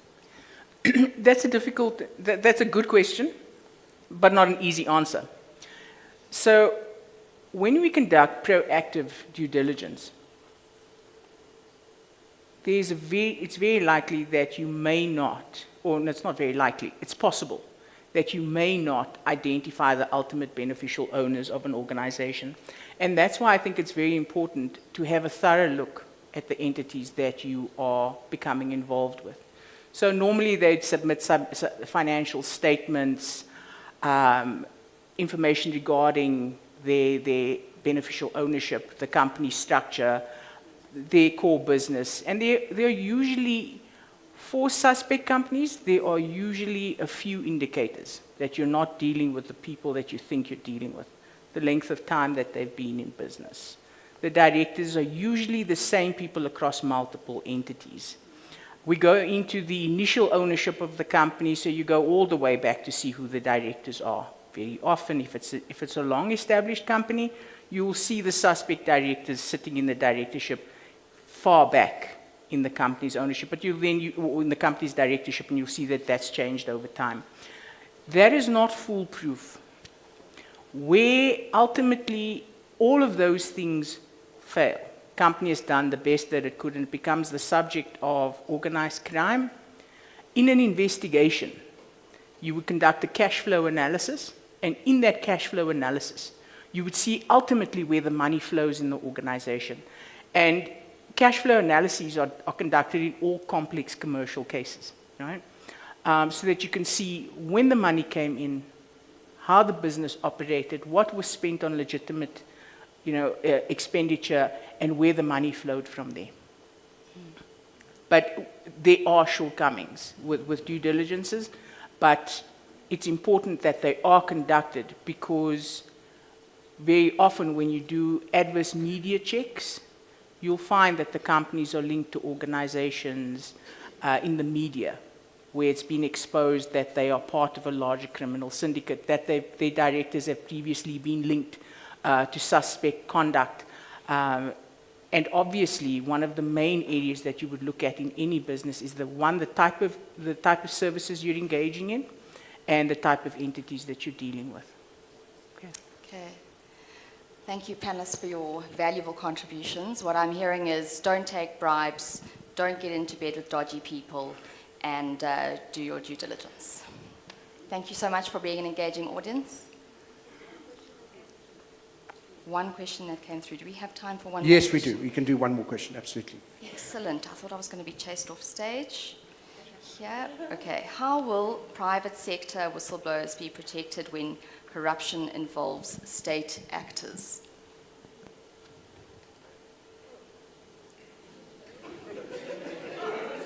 My panel now wishes we had just exited stage left.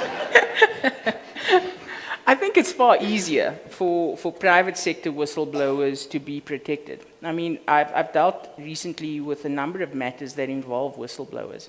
The resources available to the private sector is just that much greater, right? So if you're dealing with a multinational, the ability for them to move employees, for them to offer protection, for them to offer anonymity is far greater than for example, in a state institution,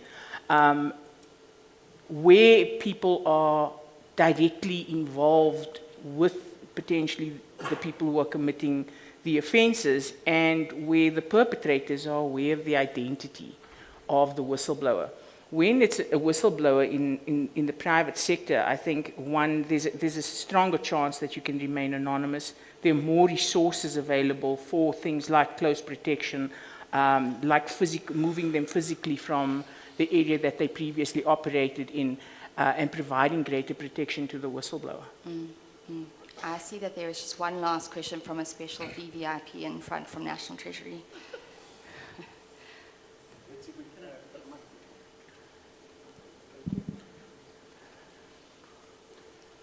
And please don't make it a hard one because the panel won't come back. Thank you so much, Lauren. It's not going to be a hard one. Fantastic panel, by the way. Thank you so much for those inputs this morning. I just had, it's always very important when we talk about corruption, and I like that the Auditor General raised this conversations earlier this morning, that it's more than just combating corruption, is more than just safeguarding public funds, but combating corruption is also about safeguarding human dignity. And when you think about mafias in this instance, when you look at the Eastern Cape, what's currently happening now, it started with business having to pay protection fees. But now individuals, you find teachers are supposed to pay protection fees. In the last report from the news, you find that grannies in the Eastern Cape are now subject to put money before they sleep, just to put money on their windowsills, just to avoid being raped at night. That's the protection fee that they have to pay. So now when we start thinking about corruption in itself, we need to start thinking about what it's doing to the humans, and start humanizing, these anti-corruption responses, to think about what's happening on the ground and what's happening to society at large. And what that does is that it takes away the problem from just about business, from just about government, but it brings it back to everybody's responsibility, just like what Swad was saying, that it's everyone's responsibility. And I think it's something that even as everybody else is in this room, we need to start thinking about it from that point of view, to say that it's not something that's far off. It's something that we cannot all detach from, but it's something that we must start thinking about and saying, hey, it can affect me, because it can. If it starts in the Eastern Cape, we know very, very soon that it's going to spread across the country. Thank you. Right, folks, our big thanks to the panel. Can we invite all of you to sign the pledge, if you're happy to do so? And while you do that, thank you for your attention this morning. It's been a great start to day 2. You can go and collect some refreshments in the foyer, enjoy the beautiful weather out in the piazza, and we will reconvene in about 25 minutes. Many thanks.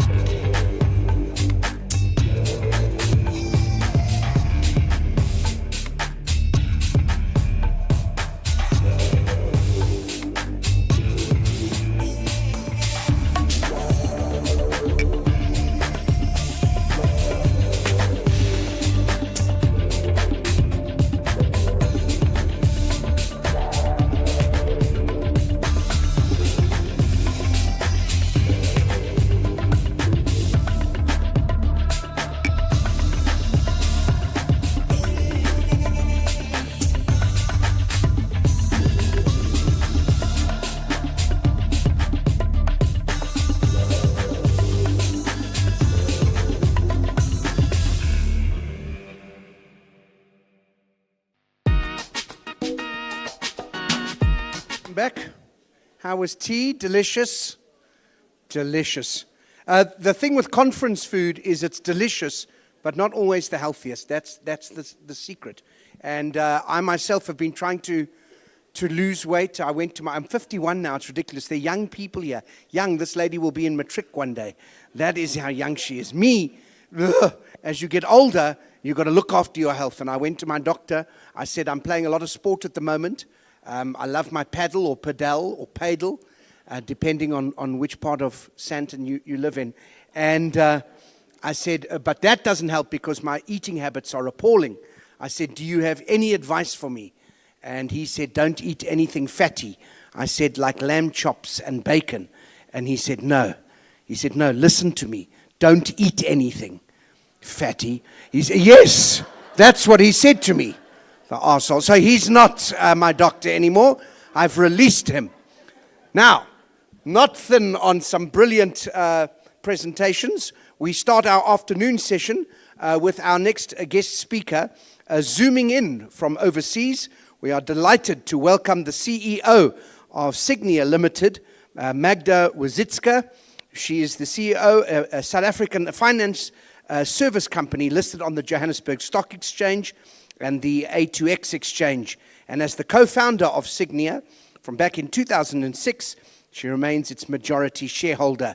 Additionally, she's a partner at Bravos Investment Investors, LLP, a venture capital firm that she co-founded in 2019 in the UK.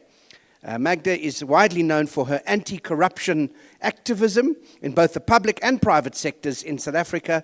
And in 2020, the Forbes magazine listed her amongst Africa's 50 most powerful women. We are delighted and honored to have her here.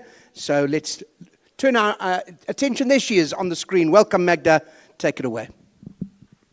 Thank you very much. And it's a true privilege to speak at this conference about both the present and the future of South Africa. I can't promise to be as funny as the MC, but I'll try. Often associated with fighting corruption in the public sector, but actually the truth is I look at both the culprits in the private and the public sectors. I do not support any political party, and the reason for that is that I like to remain non-partisan and able to say anything I want to. I'm sure that you're sitting here today thinking, how can I personally fight corruption? It's an impossible task. Well, I'm going to try and persuade you that it isn't. So let me start with two anecdotes. I'm a little bit of a forensic ferret, and in fact, I've trademarked that name in South Africa. And just out of sheer interest, on a Saturday afternoon, I decided to take a look at a company called Net1, the administrator of social grants in South Africa. And what I discovered was that Net1, while being the administrator, was actually robbing the poorest of the poor by illegally deducting a portion of each social grant to pay for other benefits that they have sold, such as airtime, microlending, and so on. So looking at that, what could I truly do with the information? It was simple. I wrote an article for Daily Mail. It was published, and CEO of that company had to resign. The company doesn't exist in its current form. My second involvement was in the release of Gupta leaks. I wasn't the true hero of the story, although I did spend 10 days locked up in a hotel room in London, trawling through about 500,000 emails in order to make it simpler and classified them into different folders. But the truth is, the true hero of that story is not myself. It was the brave whistleblower who came forward, despite personal danger, to speak to me. That's the hero. That's the hero you could be. The point about any kind of corruption and having the knowledge about any form of corruption, you need to effectively democratize the data, send the information to as many people as you can. Today, as we know, we know so much more. We've had the Zonda Commission, we've had the PIC Commission, and yet no one is in jail. In fact, the MK party has become really a home to a gallery of rogues. But there are others that have not been punished. McKinsey, SEB, Deloitte, KPMG, Bain. Let's look at some of the headlines that have hit the global stage in the last couple of years. Bain & Co. shuts South Africa consulting business after corruption scandal. Financial Times, 2025. McKinsey's 100,000 bribery settlement in South Africa sparks outrage. Financial Times, 2024. South Africa is investigating alleged $7 billion corruption at state-owned companies. AP News, 2024. South Africa's G20 presidency, a chance to address corruption and economic empowerment. Independent Online, IOL, 2025. When I speak about corruption, I always try to make 2 points. One is that, bribery exists everywhere and corruption exists everywhere. There are just 2 different forms of corruption. One is functional and one is dysfunctional. When one is talking about functional corruption, you have corrupt governments taking bribes where they can, but they make sure that the economy still works and infrastructure is in place. Dysfunctional corruption is there is so much theft that no one worries about the infrastructure.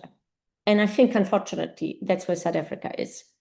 The other point I make is that for every bribery that you look at, there is a payer and the person that accepts the bribe.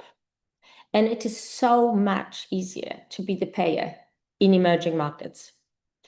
So let me state kind of the obvious in terms of where we are today. One is state capture continues. No one has been brought to justice to date. There is a clear lack of political will to fight corruption. NAP is ineffective in fighting what arguably is very complex, white-collar crime. There is enablement by private sector which continues to support crime and bribery. Unfortunately, there is a passivity of our society. Unlike the Zuma eras where we all marched in the streets, I think people have become so used to hearing about corruption that it isn't a big issue for anyone anymore. And of course, there is no sufficient oversight, not even by audit firms. So where to from here? First, we need to recognize what we do have. We have an untainted freedom of press, and we have an independent judicial system. And those are very important 2 pillars of being able to address corruption. We also, perversely, have democracy again, with the government of national unity. Now, Cyril Ramaphosa, President Ramaphosa, is far from ideal, and we had much higher hopes when we supported him in achieving the position he has. However, what he has proven to be is non-strategic and indecisive. The biggest favor he's done is to South Africa is that he perversely took ANC to a 40% vote. And ANC has to, for the very first time, learn how to share power. So when one talks about democracy, we have democracy. We have different representation around the table. And that is what I think is the biggest positive that President Ramaphosa has delivered. We also positively have the most friendly, business-oriented climate that we have seen for a better part of the last 20 years. So once we know what we have, let's mobilize. Let's translate objectives into action. So what does that mean? At policy level, we need the government national unity, and in particular, the Democratic Alliance, to learn how to manage being around the table, how to coexist, how to enforce accountability, as opposed to just being a party that existed on the basis of criticizing the ANC. We need to prioritize, again at policy level, prioritize fighting corruption alongside the provision of basic services, such as education and healthcare. And I'll get to why that is important. We clearly, and I did say it's obvious, strengthen institutions such as NPA and Public Protector Office. And that is through resources and skills. Again, I'll get into this a little bit more granularly in a second. We have to promote transparency and accountability with respect to all government tenders. There must be visible penalties and enforced penalties, asset forfeiture, long prison sentences. And we need to celebrate whistleblowers and offer them the protection that they require. So let's look, I love talking about big picture concepts. Lots of people do. But what I love more is looking at the granularity of the ability to deliver. So when I talk about strengthening of institutions, of NPA Public Protector Offices, what does it mean? Allocate more money in the budget to those institutions. Employ specialists who have the expertise to analyze white-collar crime. You know where you could get these people? Research analysts from asset management companies. They know how to analyze income statements and balance sheets. Involve the private sector in prosecutions, as simple as pay some of the top South African advocates stroke silks to assist. It's money well spent. Encourage private prosecutions. That's where NPA refuses to prosecute. There are individuals in South Africa who would run private prosecutions. And then, not surprisingly, employ specialists in the field of AI. And that will greatly assist in the gathering and analyzing of data that is all out there. So all of a sudden, the world has become much smaller. The ability, accessibility of data is at our fingertips, and it will only increase and evolve. Why do we not have, I assume, specialists in AI at NPA? And in terms of revamping NPA, we're in a perfect position. There are 3 positions that need replacing: the National Director of Public Prosecution, Deputy National Director of Public Prosecution, and Head of Asset Forfeiture Unit. This is the perfect time. In terms of government tenders, make them transparent. How simple is that? Put up dashboards online which show tenders, budgets, amounts spent, progress for everyone to see. Enforcement of penalties, asset forfeiture. For goodness sake, confiscate houses. We need long prison sentences, and we need real publicity around them. And as I said, support whistleblowers, offer them protection and safety, and for that matter, offer some incentives to the broader sphere of whistleblowing. Reward them with 20% of assets recovered where the prosecution is successful. Introduce a government-backed app where reports of incidents of crime anonymously can be uploaded. Municipalities offer performance-based bonuses to municipalities that achieve clean audits from Auditor General for 2 consecutive years. Again, funded through recovery of corruption proceeds. So we're not talking about huge expenditure of money. They seem to be very straightforward, practical steps that we could take. And of course, there's the pipe dream. Involve communities through education, through social media. Maybe it's a bit of a pipe dream. But again, it does not cost that much. Now you can ask, why is tackling corruption such a priority? We've got other issues that we need to address. But you need to recognize that corruption affects everything. It affects foreign perceptions of South Africa. As a consequence, it affects foreign investment, which we badly need. This translates of lack of economic growth. This translates into lack of job creation and not enough resources to support educational infrastructure. And the secondary effects just continue to filter down and down and down. Now, when talking about corruption, it's worth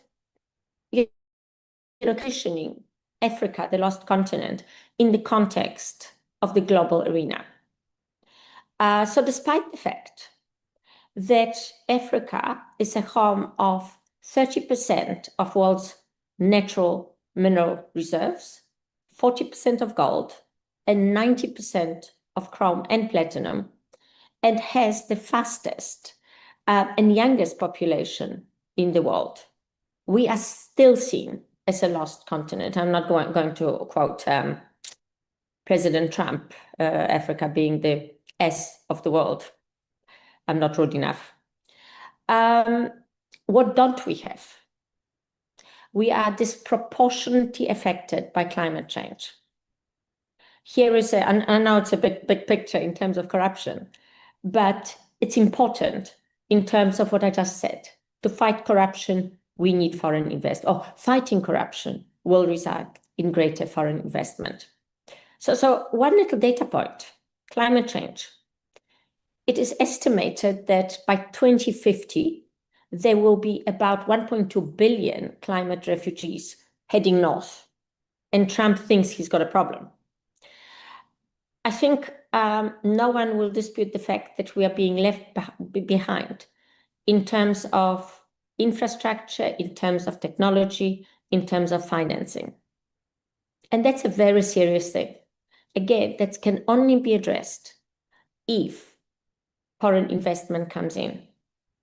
Unfortunately, we are also known as a continent, not only South Africa, for bribery and corruption. And that is in those international headlines that I've read out to you. Now, just looking at South Africa itself, again, corruption, investments. I attended a Miami conference probably 18 months ago, and there was a panel of the largest private equity asset managers in the world. It was hosted by the Saudi Sovereign Wealth Fund, which is why you did get top speakers. And one of the asset managers on stage was asked about his attitude to the BRICS.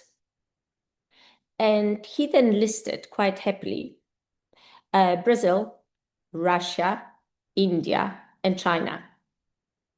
He honestly thought that the letter S was a plural and not South Africa. And of course, we are now the victims of President Trump's economic strategy sanctions. But thank you to a fellow South African for that, because I'm quite convinced that South Africa would not have featured on the radar screen of Donald Trump if it wasn't for Elon Musk. But without changing the optics on the global stage, we are truly irrelevant. Foreign money is still flowing out of South Africa. It's not coming in, and the money that is coming in still relies on the fact that things can be influenced simply by scattering money around. Inflation is high, too high. And with inflation at these levels, we really cannot rely on significant cuts in interest rates. Our budget deficit is increasing. Why? We need to borrow money at higher and higher interest rates. We are on the FATFA grey list, which discourages any form of foreign investment. Why are we on that list? Because our institutions are perceived as being the enablers or easy enablers of money laundering and terrorist financing. And that, is not an insignificant label to be given. I know that National Treasury is doing its utmost to remove us off the grey list. But, as long as we remain on the grey list, everything becomes more difficult. Try opening a bank account with a foreign bank. The amount of due diligence they do to you or on you is extraordinary. And that is even if they accept us or an individual as a client. Economic growth is nowhere. 1.6% estimates, it's nowhere. In the world of emerging markets, relative to developed markets, we should be growing. And that is, the assumption about emerging markets. We should be growing at between 4 to 5% per annum, our economy. 1.6. That's reflective of the fact that, again, we don't have sufficient investment in the economy. We don't have the ability to create, consequently, sufficient amount of jobs to support that economy. We are unable to provide, again, it's secondary effects. We are unable, or this government is unable to provide the staples, the basics, good education, healthcare to all, our infrastructure that isn't crumbling, fixing of those potholes in Sandton, for goodness sake, and robots that don't work. All requires money. All requires foreign investment. All requires foreign investment at affordable interest rates. But as long as this, the perception, optical perception of Africa and South Africa remains, we are open to corruption.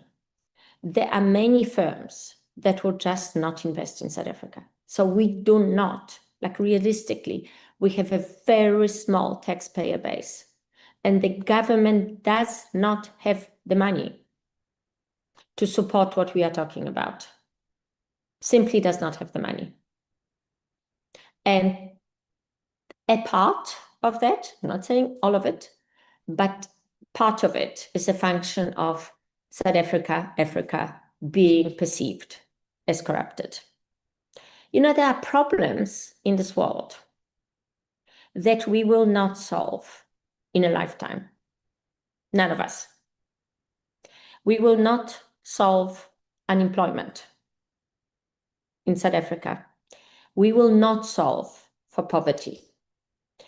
We will not solve for poor provision of education and for not a sufficiently good healthcare system. In fact, not sufficiently good is a misnomer. No provision of healthcare systems to some sectors of our economy. But there is one thing we can do. What we can do is eliminate the perception that South Africa is a country for sale. And that is it in terms of my speech. I hope you can take something out of it.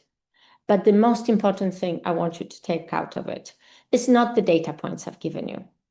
One thing, you personally can contribute, even in a small way, to fighting corruption.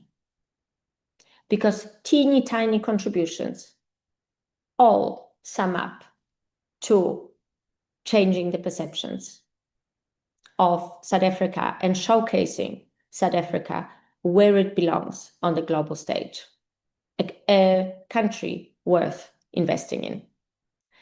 Thank you very much, and I'll leave you to the rest of your conference. Thank you very much. Thanks to you, and a great presentation. I think lots to take from that as well. So folks, before our lunch break, we are going to have another panel discussion. We don't want to not use these fantastic couches available to us.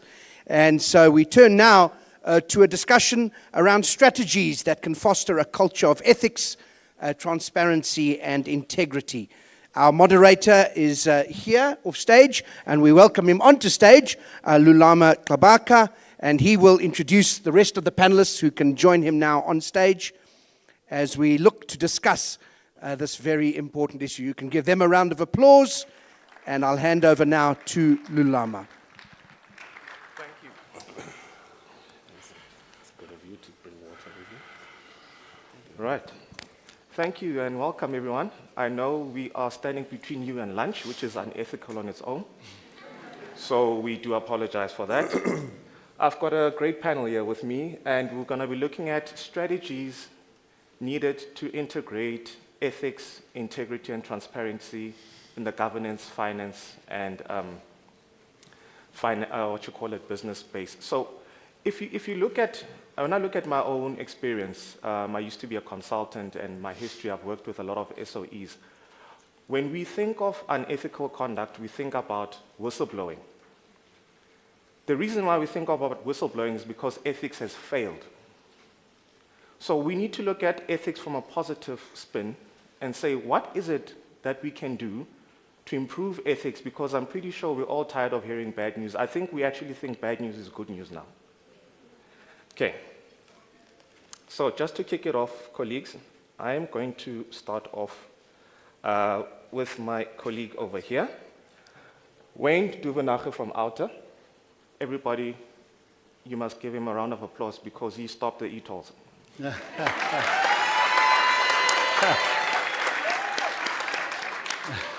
I mean, Wayne, I'm quite inspired. What made you move from Avis to being hurtful and fighting politicians for e-tolls? And secondly, I've been told you've got a follow-up book after your e-tolls one. Apparently, it's called Mkwanazi on Government Stoop. I'll take the title, thanks. So my first question to Wayne is looking at the issue, and I'm coming in now to the CETA boards, from a governance point of view. Why do you think we do not consider ethics as part of our strategy? And if you look at organizations that actually have ethics as part of their strategy, they tend to perform better, and they tend to last longer. Why do you think it's important that we should have strategic vision that should include ethics and integrity and transparency? Yeah, thanks, Lydia. I think, firstly, let me just say well done to UJ and the sponsors to put this event together, because it's important that this topic is discussed far broader than it has been in the past. So you're quite right, organizations with an ethical culture, and it's not just that you click your fingers and it happens. There's a lot of work that goes into developing an ethical culture in any organization, are the ones that lead to longer-term sustainability, profits. One thing we're aware of and very mindful of the fact is that business is the other side of the corruption coin when it comes to state spending, corruption, state spending, or in the public sector. But ARTA as an organization goes after the person holding the checkbook, and that's the state. We know that when business gets caught up in it and they get found out, they suffer the pain. Absolutely. And we expect government to, let loose the wrath of its oversight entities to hold them to account. But not only them, the public. So I don't have to tell you that KPMG, McKinsey, SAP, ABB, you read all of their business charters and so forth, they have ethics and integrity written all over it. Well, then how is it possible that they got involved to the extent that they were caught out for in state capture? Absolutely. And they have suffered the pain of that. So inside the system, you can say as much as you like, but internally, are your people living up to it? So I would imagine, for instance, in the KPMG issue with SARS, there was somebody, 26 people working there, or 23 people, 26 million rand contract to drive an agenda that suited Jacob Zuma and his cohorts. Sure. There was somebody in KPMG, even if it was a younger person, administrator working on that project, that tried to put their hand up that said, something is wrong here. This doesn't make sense when you do not interview the people who are being implicated. That's the one thing you do in investigations. And she or he was probably shut down. there's the start of the unethical process. Why? Because there was a lot of money to be made. So greed really does blind one in this process, and people's bonuses were going to be affected. So there is an unethical organization if it doesn't have those checks and balances allowed to flow through. So how would that happen? You have to have rigid, stringent, safe, believable whistleblowing systems. And again, you can say, here's our hotline, but if people don't trust it, and businesses need to do this research internally in these evaluations. If there's a lack of trust, and all evaluations like this need to be done in confidence and anonymity guaranteed. And if there is no confidence, and you've got to find out why. Very often, people do use those hotlines, and you're trying to report corruption at the highest level, and the people at the highest level receive the complaint, and they're moved out of the organizations. This is in business and in the state. True. We've seen it, as you started out saying, in the CETAs. There's an absolute lack of trust in those whistleblowing systems. Those systems, those boards, everything's been hijacked and repurposed. I'm not saying all of them, but a lot of them that we've investigated to ensure that money flows where it shouldn't be flowing, and whistleblowers come second best there. So those are organizations that firstly do not have a trustworthy whistleblowing system. And we can talk about training, ethics training. I'll give you one example in business of where the problems on why we ask. We ask this question often. Can the executive team and a board of any company or an organization, can they have the courage and the confidence to say, I head up or I work in an organization that is corrupt-free? I mean, wouldn't that be a nice statement to make? And it's very possible, but it's not easy. It's work you have to do to get there. And when you invest in that, the long-term payoff is massive. You wouldn't be in that situation if you're McKinsey or KPMG when it was uncovered that they were behaving in this way. And to do that, it's besides ethics training and whistleblowing hotlines and this whole discussion on integrity, it is about, I'll give you this example, a business manufacturing beverages in a town makes more profit than another branch somewhere else of the same organization because somebody, not the current manager, some manager previously has done a deal with the municipality to buy the water, have the water supplied at half price. So he's keeping quiet. They're making fat profits. Now, if I was that manager and I got a letter to sign every year, say, do I know of any reason why the business that I'm running for this big corporate organization may be doing business unethically? And you ask the questions, are you paying the right rates and taxes, the right amount for water? And if you sign this saying yes, and it is uncovered that you signed knowing otherwise, or you didn't go and do the research and saying, am I paying the right kiloliters of water? You will be fired. Absolutely. And you'll be charged by that organization. Now that's instilling a culture of ethics. And if you do own up and say, look, I now, after having cited these questions, realize that we have a problem, and I'm owning up to it, then you're fine. You're ethical, there's an amnesty, we're not going to come after you because you should have done this some time ago, but going forward, we must pay the right rates and taxes and so forth. That's how you start eliminating corruption inside business. Why isn't that happening with every company in the country? So I'll leave you with that thought, because I do believe that, and this is what we challenge businesses, boards, and executives. Can you, and do you have the courage to say that your organization is corrupt-free? And if you can't say that with conviction, why not? You have a problem, and we can help you undo that. It's interesting you say that, because as a person who's managed hotlines, when a junior staff member reports something, I often get a call from the person who's implicated, either the executive or senior manager, and says, hey, ethics guy, who's a snitch? We need to deal with them, and immediately. You know? So the processes that unfold from that needs to eliminate any of that and all of that. It needs to go externally. And you have a very robust process that does the investigation first. And if it's true, I mean, you get a lot of whistleblowing complaints or grudge complaints. The boss has been hard on me. let me try and get him into trouble. You've got to sift through all of that. Yes. You've got to have the voice stress analysis processes that says this is a fake call, this is not an issue as it is. There's a lot of those systems now that you can introduce into whistleblowing hotlines. So, but yeah, when it is true and it's factual, that individual must never know who that snitch was, because they're not a snitch. They're important to the organization.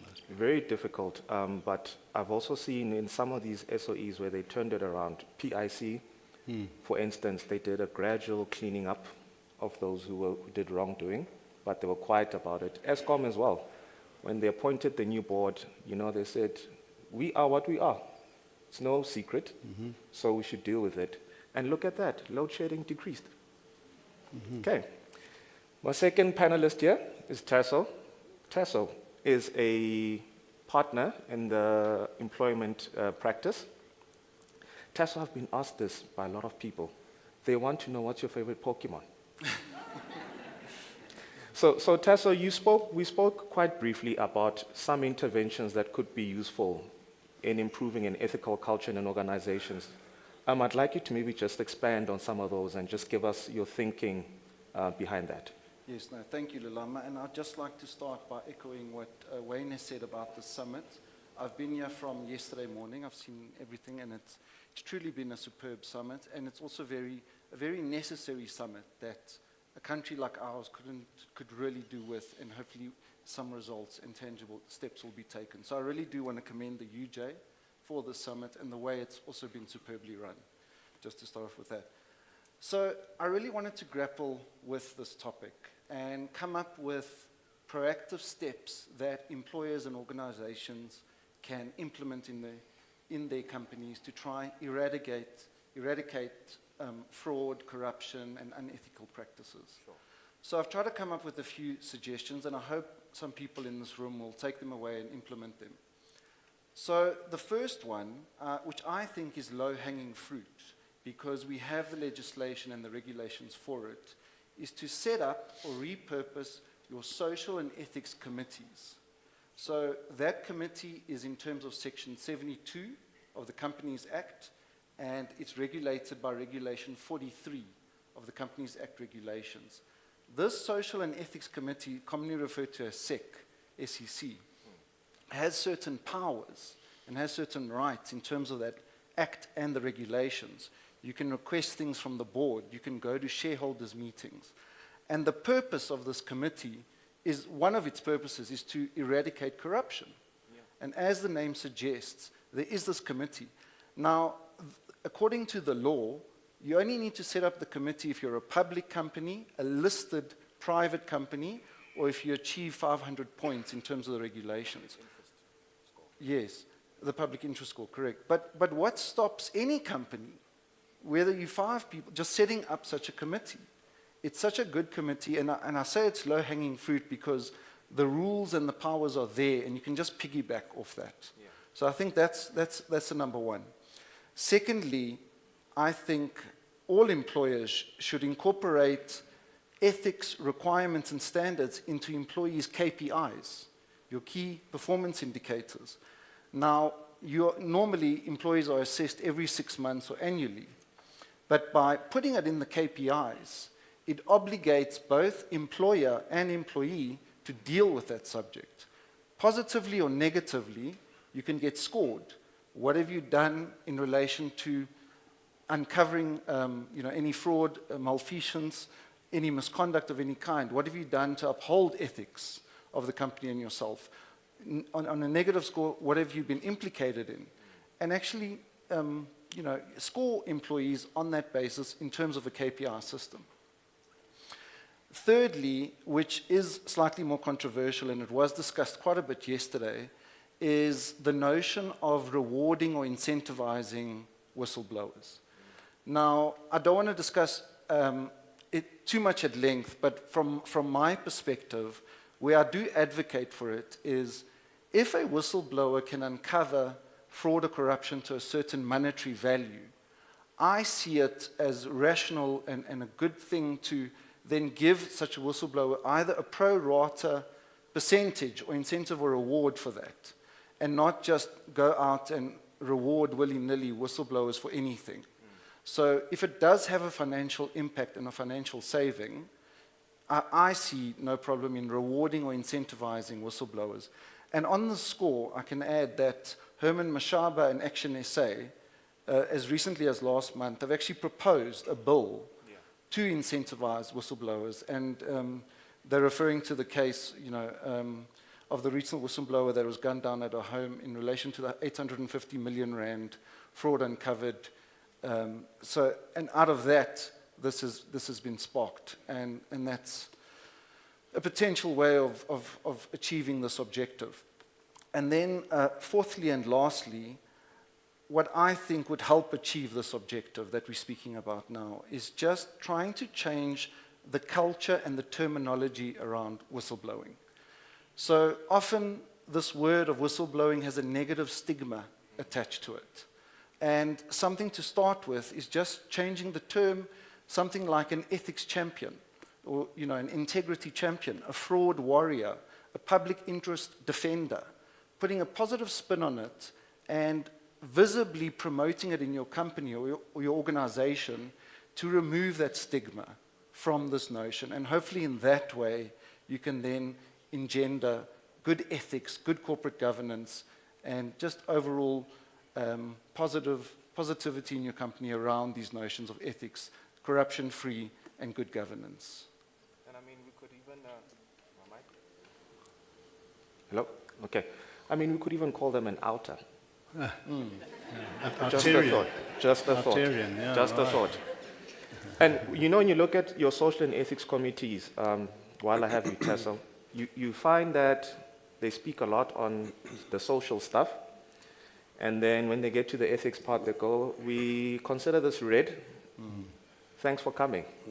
So what else needs to happen in those committees so that ethics is deliberated a little bit more? Look, if an organization is serious about it, you need to really repurpose that committee and give it tangible powers.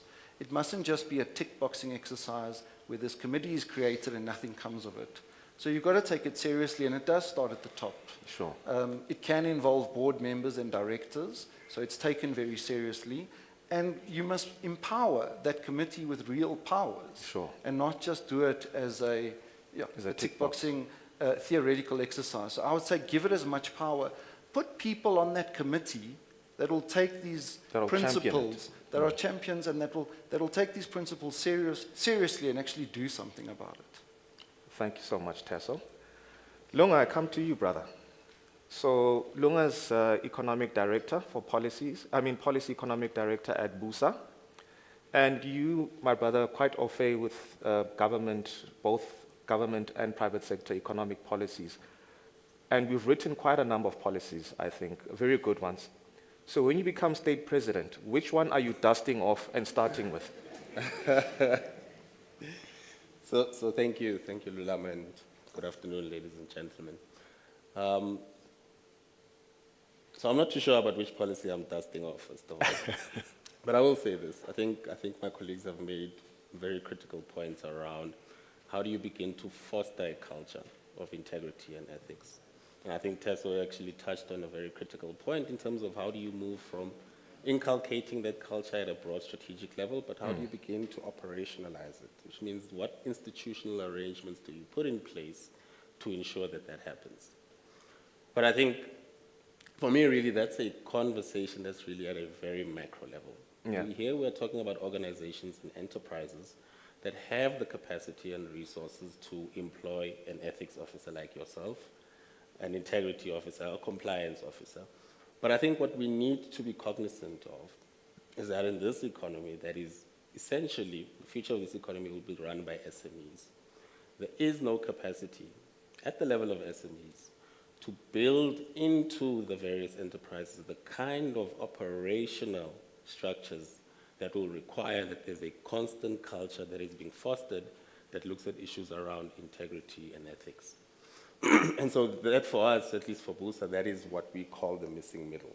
And so if you look at it and disaggregate it to the local level, I think Wayne was talking about at the level of the municipality, really the interface between business and the local sphere, at least at that level, we are talking about enterprises that are in nature survivalist. Excuse me. Fighting a bit of a flu. We're talking about institutions that are survivalist in nature. So there is no ethics officer.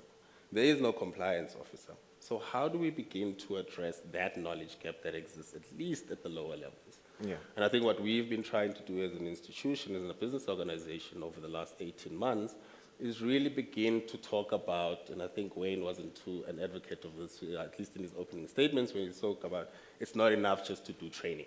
Yeah. But training is very important, particularly for those people who are not exposed to the kind of tools that are necessary to foster and build a culture at the level of SMEs.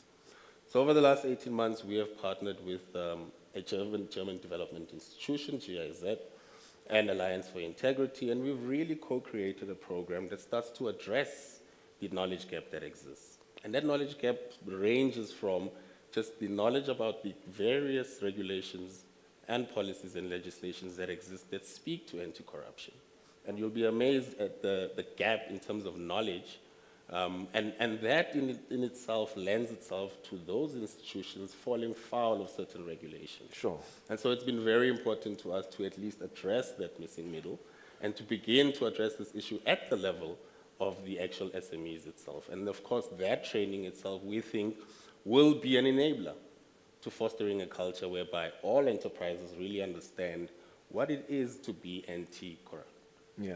How is it that they begin to practice in their day-to-day operations anti-corrupt and ethical behavior?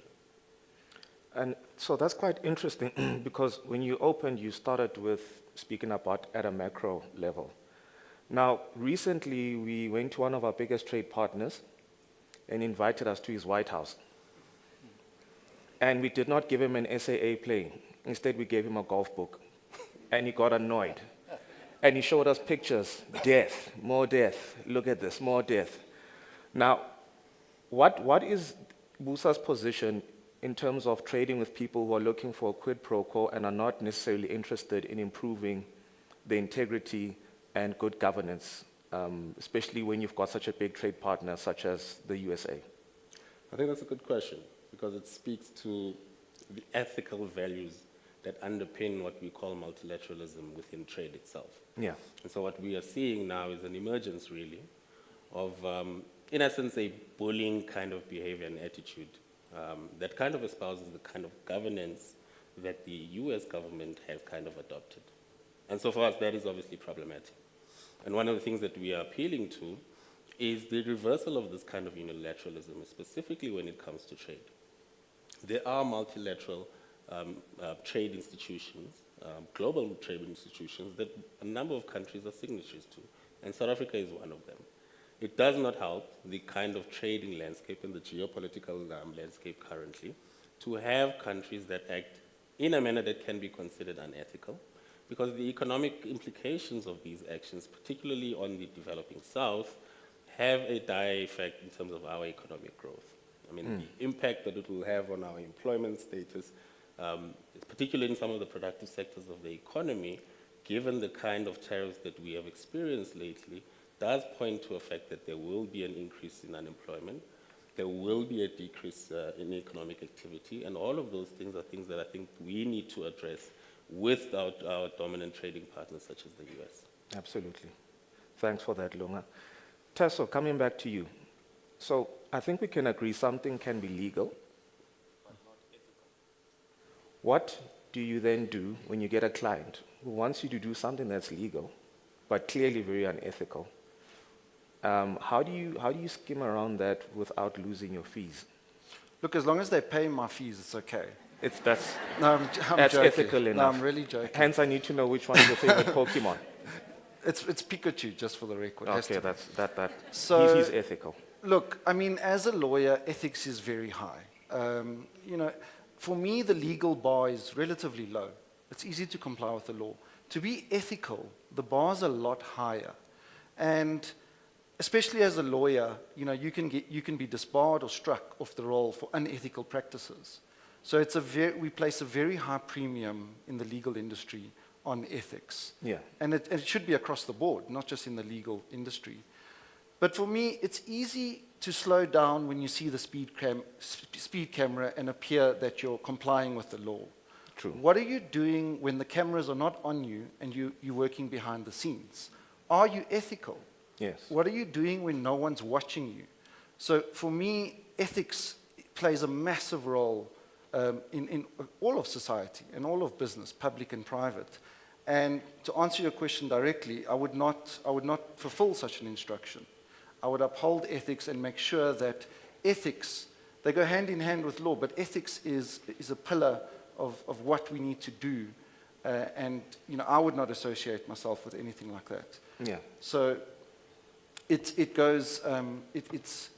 extremely important, and for me it's a higher bar and a higher threshold than mere legality and lawfulness. And the fees, of course. So, Wayne, I'm sure you've been asked this question as much as little kids keep asking me, why are your teeth broken? Because they've got a gap. As a person who's been a leader, CEO for a number of years, how do you make sure your values trickle down to even a driver or the lowest level employee? And how do you get them to sort of have a uniform culture? Well, you have to live the values, first of all, and you have to demonstrate that you live them. And I think the more you have contact with your people throughout the organization, without usurping the line of command and that, but just be visible in the space. So I recall at Avis, as the CEO, involving myself in every training session of every new employee and making sure that I read out the ethics code and what does ethics mean from that level, because inside the organization, very often it is the person who's the administrator, not high up, who's picking up that we're not living those values, and then encouraging them to talk about it in their sessions if need be, or through the whistleblower hotline. So to that point, and to this question of it's not illegal but it's unethical, we would have conversations like conflicts of interest. So and this has to happen a lot more in government. I hear too many government officials, and you saw it recently in the headlines, where the government official says, "What's wrong with my children or my family members doing business with the department that I run?" Now that, I cannot understand how people think like that. And I'll give you an example. If that's an issue or potential issue, well, everyone who signs a letter of appointment, as far as I understand it in government in the state, and if it isn't, should be changed, certainly in business environment, you and your family members, direct and indirect, may not do business with this organization. So you need to state that, sign this letter, and if that's found out, you're in big trouble. If you run a conflict of interest assessment, this was done, by the way, in the government department by companies who do this. It's very easy to do a conflict of interest assessment. Sure. You put it into the system, and you see how many people are listed as the directors of companies. In family members, including yourself, that are doing business with the department. In this one department where the CEO said, yeah, go and do that. He wasn't sure what was happening. And the report came back. Every single manager in that government department, including the CEO, was doing business with the organization. If not them, their direct family members. And obviously the CEO got a fright and said, destroy that report and it may never be public and all of that. So conflict of interest is so important. Now, if I was the board member of an organization, I would also be saying this, because one of the big issues around unethical but not illegal is this fronting. So how do you get deals done in business when somebody approaches you and it's too big to ignore because this is your big bonus payout coming from this? Well, if I was the directors on any company, I'd be saying, oh, by the way, if we do business with government, any government department, I want our auditors to make sure that every one of those contracts are flagged. One, we are not selling any services or product to government at inflated prices. Sure. Auditors must come back with that.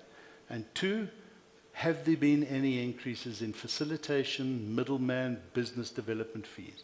Because that's what they do. Yes. They hide it there and they say, okay, and suddenly you see this, no, but he's our business development partner. We have to pay business development fees. But that is fronting. There's no value added by that individual other than to get the contract. And then obviously it is at inflated prices or fronting. Those things can be picked up by auditors. So if that flows from the board into the executives and say, this is what we're going to look for, and then you make taboo. We do not, and in Canada and some countries, middleman facilitation fees is regarded as corruption. Yes. There will be no middleman fees for any organization that I work for, no business development fees for outsiders unless they work for us and that business development means what it is and we're getting value for that person's employment. So those are a couple of things that are so simple to introduce, sure, and not difficult to measure and evaluate. And I think those are part of the strategies that we need to introduce to have a culture of ethics and anti-corruption. Thank you so much for that.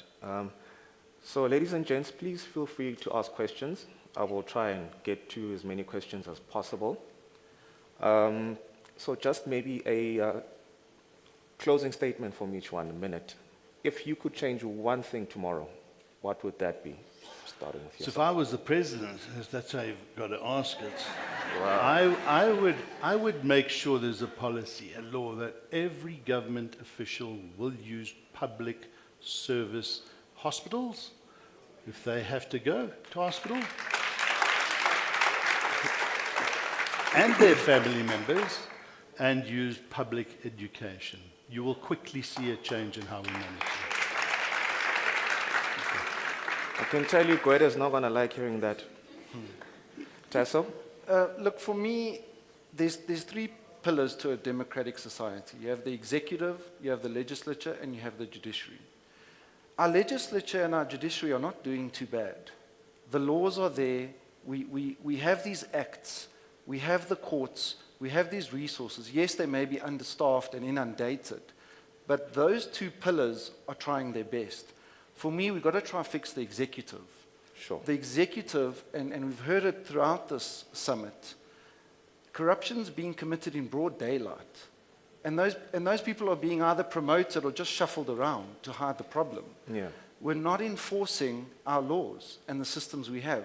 So it's a big one thing, but I'd love to fix the executive and enforce these great laws that we have and make sure that works and that can fix economy and fiscus and so on. So that's, yeah, fixing the executive in an ideal world. Excellent. Thank you for that, Tasso. Lunga?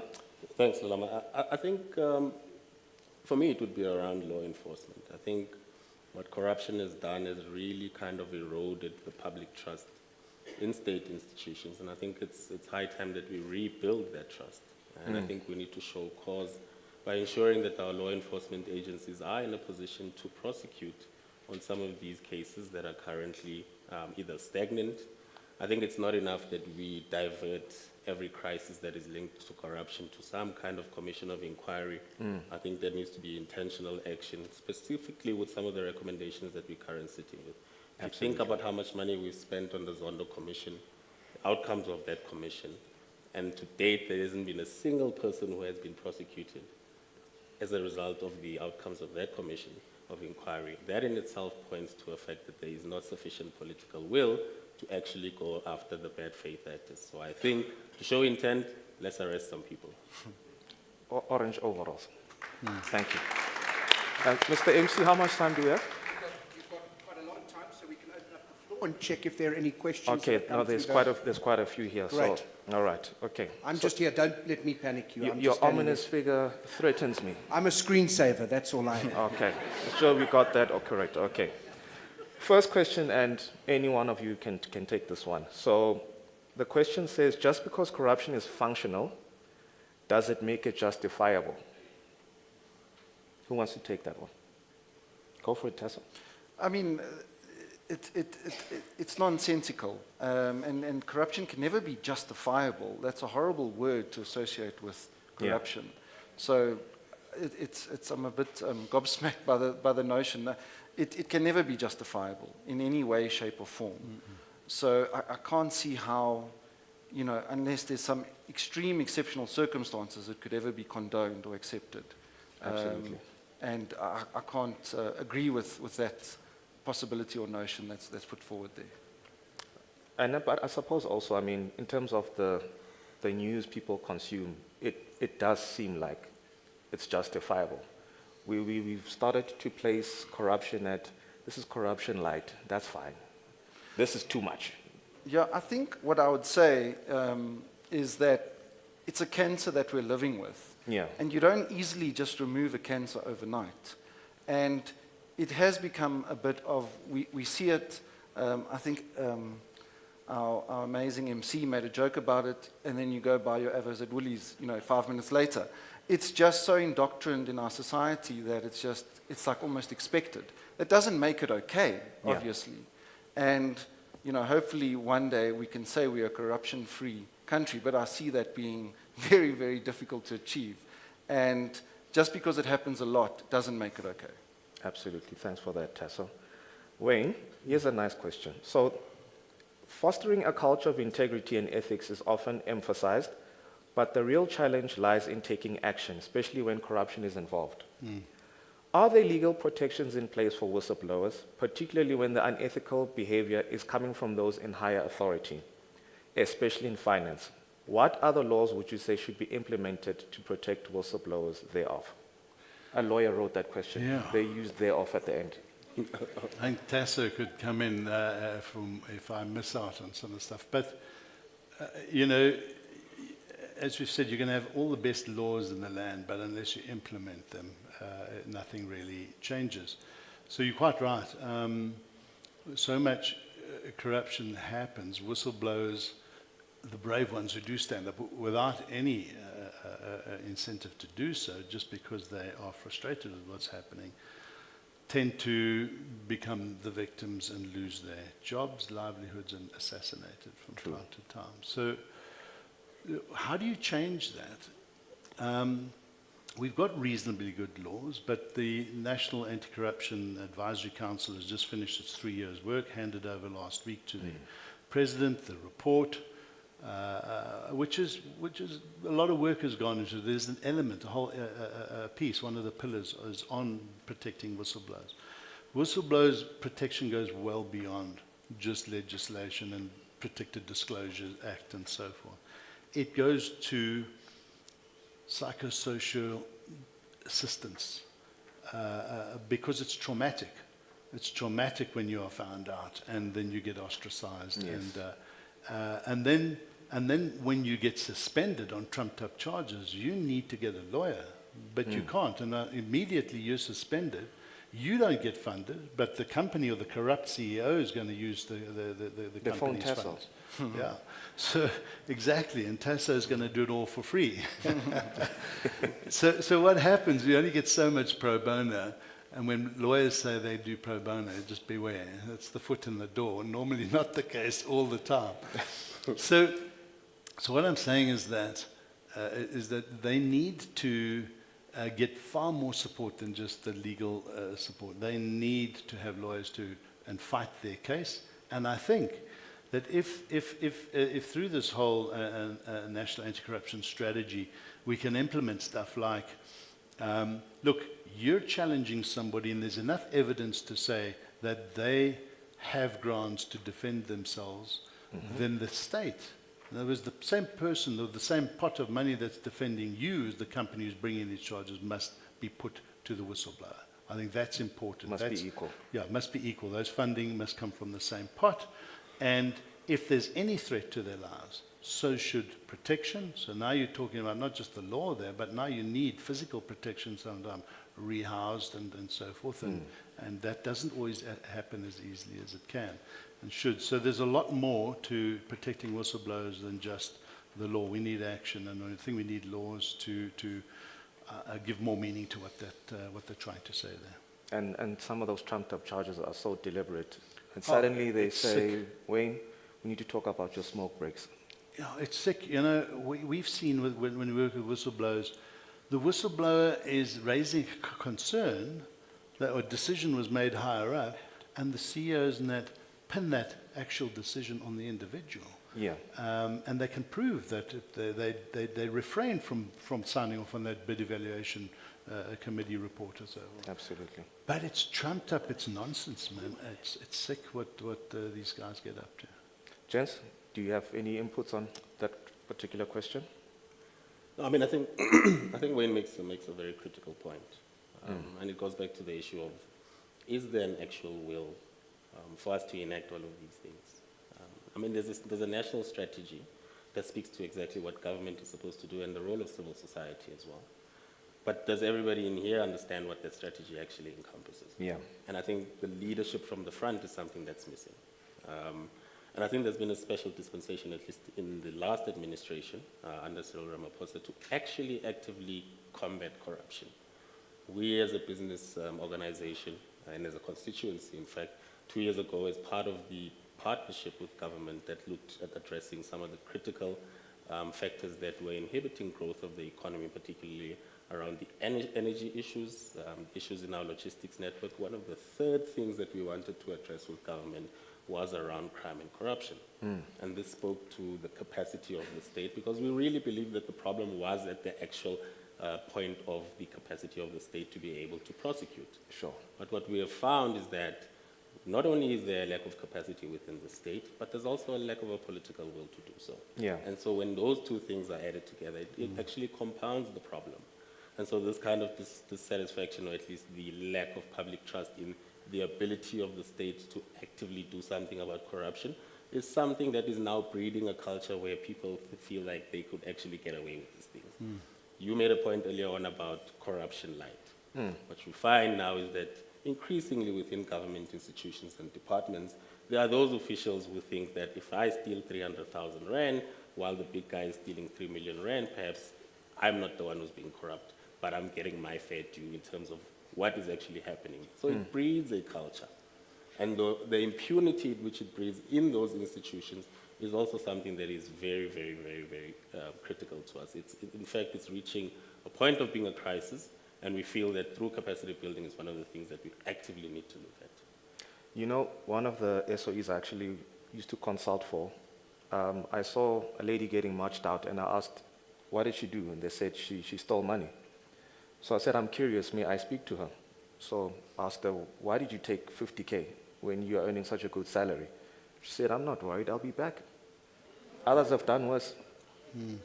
And true to form, she was back within 2 weeks. She consulted with union, and union was like, come on, 50K. Come on. You're being petty. Let her back in. Gentlemen, this next question, it feels like a personal attack on the panelists. It says, scientific research has proven that organizations with greater number of women in leadership positions have a far better ethics track record than male-led organizations. I agree with that.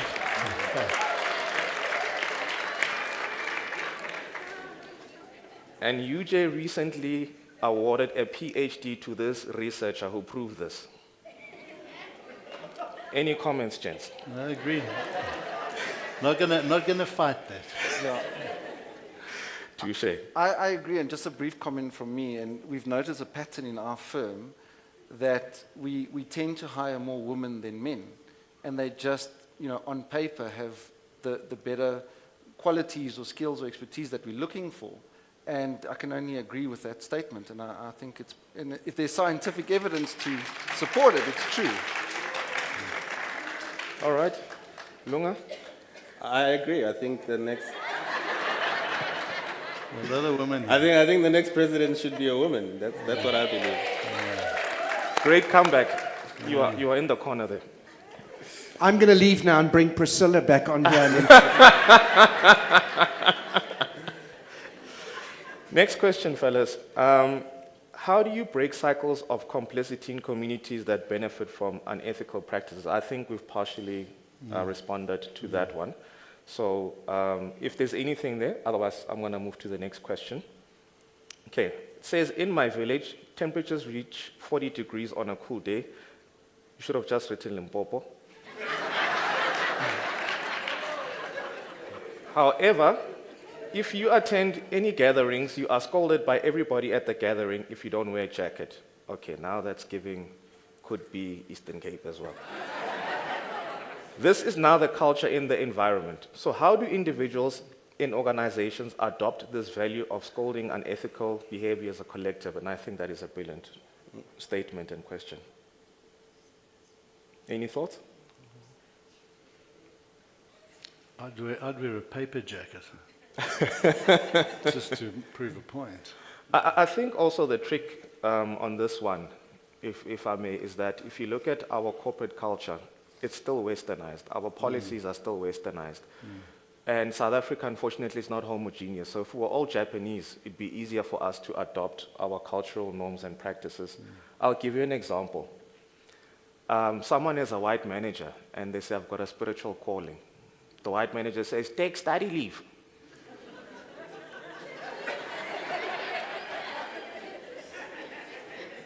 But if they're an African manager, they would have said, okay, I understand. Yeah. Okay, so it's very difficult for us to really have a uniform culture and sort of align. But we do need to, I think, in the corporate culture, embrace more Africanized customs so that we're sitting on a fair footing. For instance, when I say my uncle has passed away, and you trying to draw a direct line, hey, uncle could be a guy I've just known for 20 years from the hood. So those types of things, they say, prove it that you are indeed related to this uncle. You're like, is my uncle 15 times removed? But that's just how Africans roll. Yeah. In white culture, it's just literally just my uncle. So yeah, that is my comments on that. But I'll just have a brief comment because I am in the employment space. I will say that over the last 5 or so years, I have seen strides where in the workplace, employers are getting better and they're getting more inclusive of things of this nature. Excellent. So I think there's definitely, we're becoming more woke. You know, what's been topical over the last 5 years is also this issue of the bathrooms, male and female, gender neutral. So, you know, organizations are alive to this, and they are improving from my experience. And then I can also reference, since you used it in your example of a calling, of an ancestral calling, there is case law to the effect where, you know, employees have been, you know, they went, had an ancestral calling, they went away, and then they were dismissed. Those dismissals are unfair. So you can't just implement these westernized practices and implement them on all your staff. Absolutely. Our courts are alive to this, and they upheld that dismissal was unfair, and the person was reinstated and got their job back. So there are improvements in that regard. Well, I think just to add to that, this comes down to the values that you live and instill in your organization. Absolutely. And have these discussions so that if you accept that we are a diverse nation and you have diverse cultures in your organization, then you need to start living up to these values of Ubuntu and humanity and listening and saying, actually, we might need to change our policy around leave and introduce stuff to cover these gray areas and be more accepting of the reasons. So it's interesting. And I think more companies that live the values of Ubuntu and accepting our diversity, introducing humanity into how we deal with our staff are the ones that people want to stay with and want to work for. Absolutely. And they'll grow. Tessa, this question is directly for you. So they ask, what does it cost for a medium-sized company to put in place the requirements as alluded to in legislation? I'm not too sure. It's very broad. It's very broad. I guess it'll depend. You'd have to start with a bit of a due diligence, see where there are gaps, and then implement accordingly. But I would say it's worth it, and it should be done. Absolutely. So let me allow you, gents, to any parting words. I'll start with Lunga. Closing remarks. Closing remarks. So I think for us as organized business, the issue around how we begin to address corruption in this country is becoming much more fundamental. It's not a secondary issue to all of the other broader kind of issues that we are facing. So if you think about the ease of doing business in the country, corruption is now becoming one of those red tape issues that have a direct impact on the ability of businesses to thrive in the South African economy. If one looks at just the fiscal cost of corruption on our economy, and the detrimental impact that it has had in terms of the erosion of state capacity to grow the economy. If one looks at the issues that we have had in the energy space, the issues that we have had in the logistics space, a large part of that stems from the fact that there was corruption that happened at the level of an ESCOM, at the level of a Transnet, such that we find ourselves now in a position where we are essentially catching up. So instead of economic growth, we are talking about economic recovery. Our economy is growing at less than 1%. We are only now getting to a point where we are recovering some of the revenue shortfall that we've been experiencing over the last 5 years. Our expenditure framework is contracting. We are on the verge of a fiscal cliff. Basically means that there is not enough money in the system, in our economy, to service the people of South Africa. And one of the key contributors to that situation is the fact that corruption is so endemic in our society. And I think it's about high time, especially considering the kind of gatherings that we have here, we start to speak about solutions, about how we, not the politicians, how we will drive some of the solutions that are needed. Thank you. Thank you. Tessa. Yeah, for me, going back to one of the things I highlighted earlier, it would be fantastic to just change the culture around whistleblowing, fraud, corruption, highlighting it, and eradicating it. We should be celebrating these people, but instead of celebrating them, they're being persecuted and victimized and then charged and shunned. That's just the opposite of what we should be striving for and seeking to achieve. So in both the public and the private sector, I really wish we could just change that narrative, that culture of whistleblowers being these snitchers and them being then targeted and victimized, and just celebrate them, put a positive spin on it, and then treat them with dignity and respect, and just really celebrate them as they really deserve. Thank you, Tessa. So from my side, look, we always say that transparency is the enemy of corruption. And the more we can make things transparent before the money changes hands, it's important. So the whole procurement process needs to be looked at. And the one thing that is going to change, you can change corruption very quickly. It's been done in many countries. But it starts at the top. There has to be a political will. And I can tell you this now, if Cyril Ramaphosa said, we are going to tackle corruption head on, we're going to become a corrupt-free society, and he invests the money, you don't throw money in people at the problem, but invest it in the criminal justice system and capacitates the SIU, the NPA, the Investigating Directorate, the Hawks, and make sure we instill this culture from the top. It'll take a little bit of time and effort, but we can get there in a matter of years. And just, it's done before. You don't have to go and reinvent the wheel. Just introduce those. But you'll never do that if your lieutenants and your people in the system are all looking at you saying, really? I'm going to wear orange overalls if you go down this road. And that's not going to happen. So unfortunately, the political will is going to have to be done through the ballot box and use our democracy. But until we get there, all of us here, it's up to us. We have to fight harder, dig deeper, and raise our concerns and make enough noise to put the heat in the kitchen of those who are abusing their power and stealing from you and I, because it is the poor that suffer the most. We have to fix this. Thank you so much, Ray. So gentlemen, what I'm hearing is we need more consequence management. It cannot be I'm implicated on tender fraud for 140 million rand, and then in 6 months' time, I'm chairperson of something, and I'm accusing someone else of being corrupt.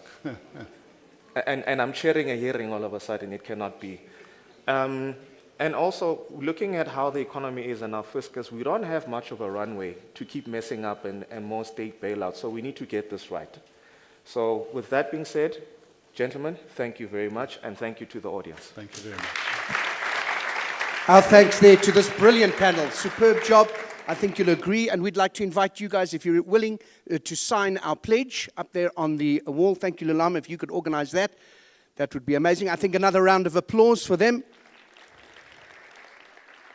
While they're doing that, it's a great honor to welcome our public prosecutor of South Africa, Advocate Glaleka, is here with us in the audience. We give her a round of applause. We are delighted that she is here. Hello, ma'am. Lovely to have you here. And delighted and very expectant of your address after lunch. So we're encouraging you, after you've got some food in your belly and you feel a little revitalized, to come back into the room and hear what I'm sure will be an absolutely fantastic presentation. So again, thanks to the panel. And by the way, Wayne, just show the socks, because I'd like people to come with sexier socks. Show your socks. That's the proper socks. That's what we need. I mean, the black socks are lovely, but let's get some color in. Yes, please, and thank you very much. My goodness gracious. Enjoy your lunch. We will see you in a couple of minutes. Cheers.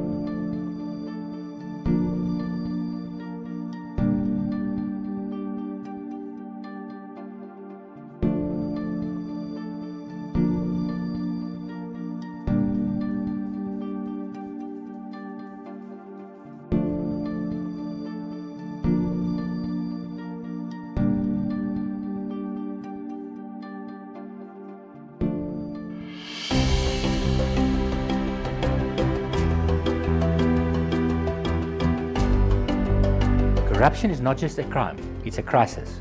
But what if we could take intentional steps towards combating this scourge?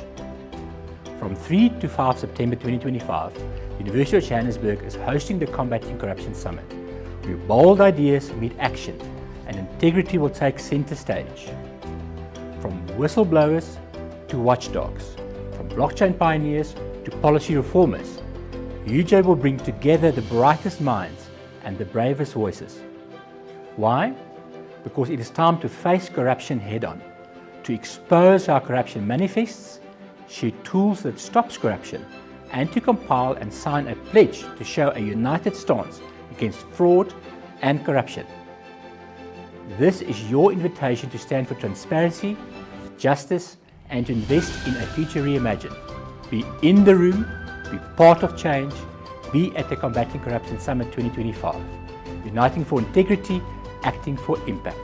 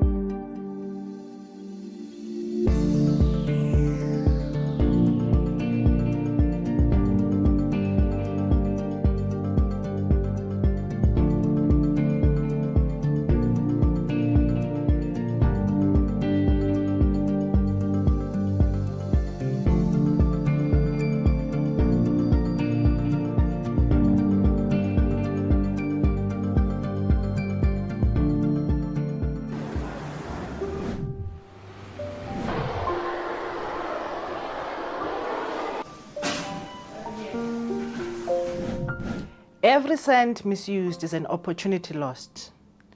Corruption doesn't just steal money, it steals futures.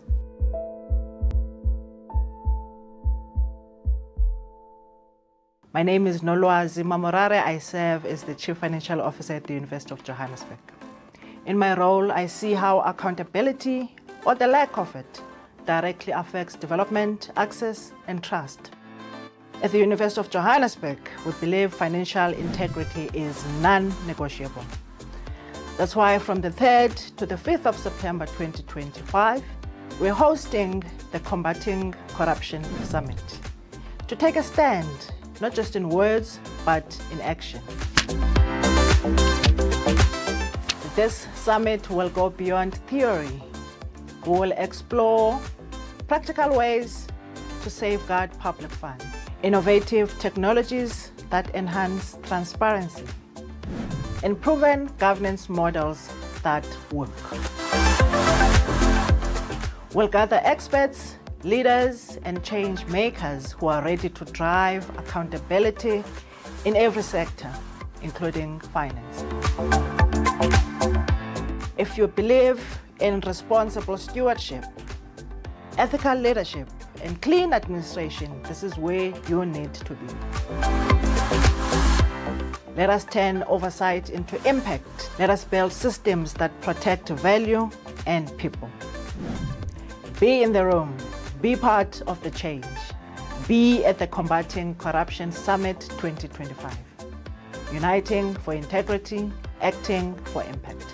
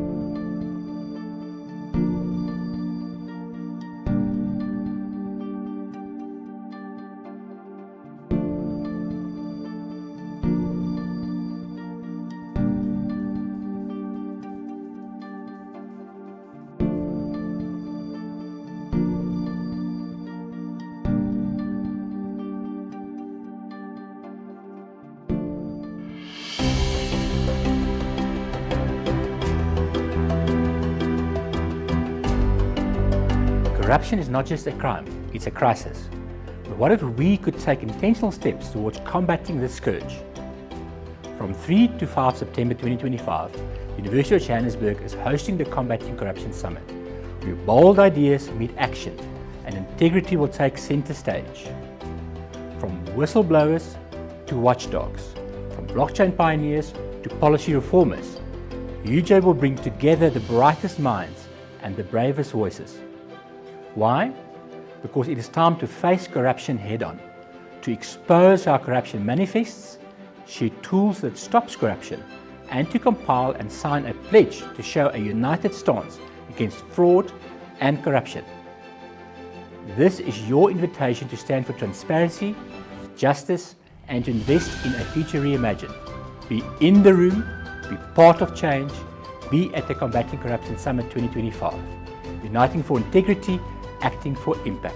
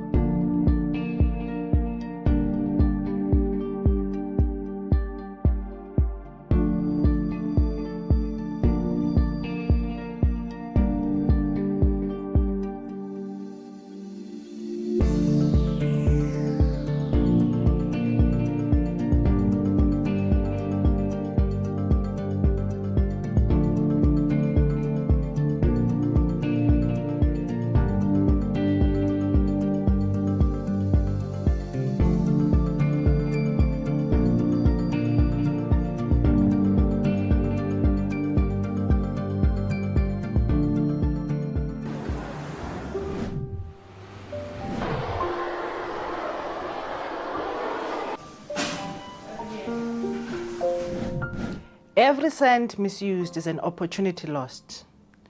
Corruption doesn't just steal money, it steals futures.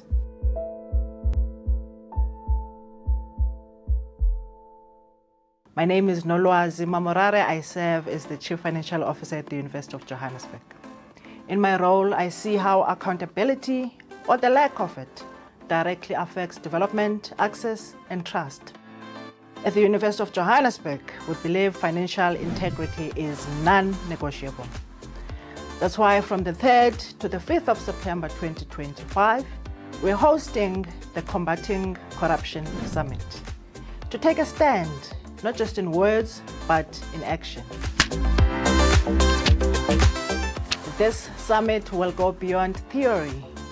We will explore practical ways to safeguard public funds, innovative technologies that enhance transparency, and proven governance models that work. We'll gather experts, leaders, and change makers who are ready to drive accountability in every sector, including finance. If you believe in responsible stewardship, ethical leadership, and clean administration, this is where you need to be. Let us turn oversight into impact. Let us build systems that protect value and people. Be in the room. Be part of the change. Be at the Combating Corruption Summit 2025. Uniting for integrity, acting for impact.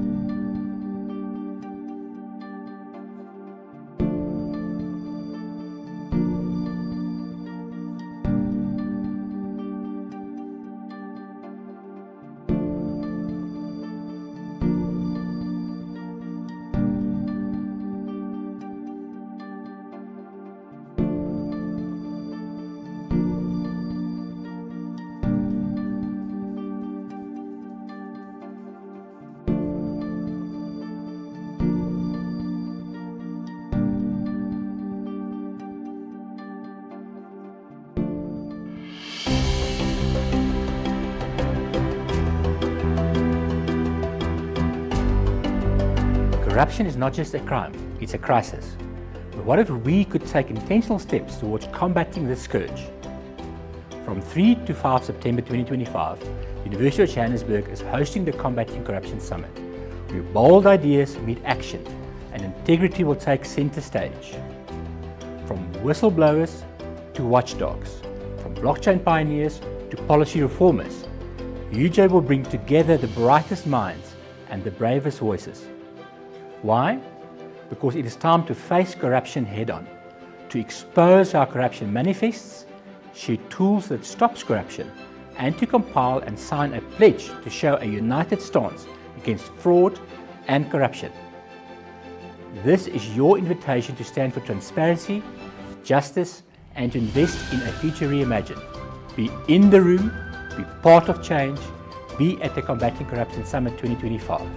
Uniting for integrity, acting for impact.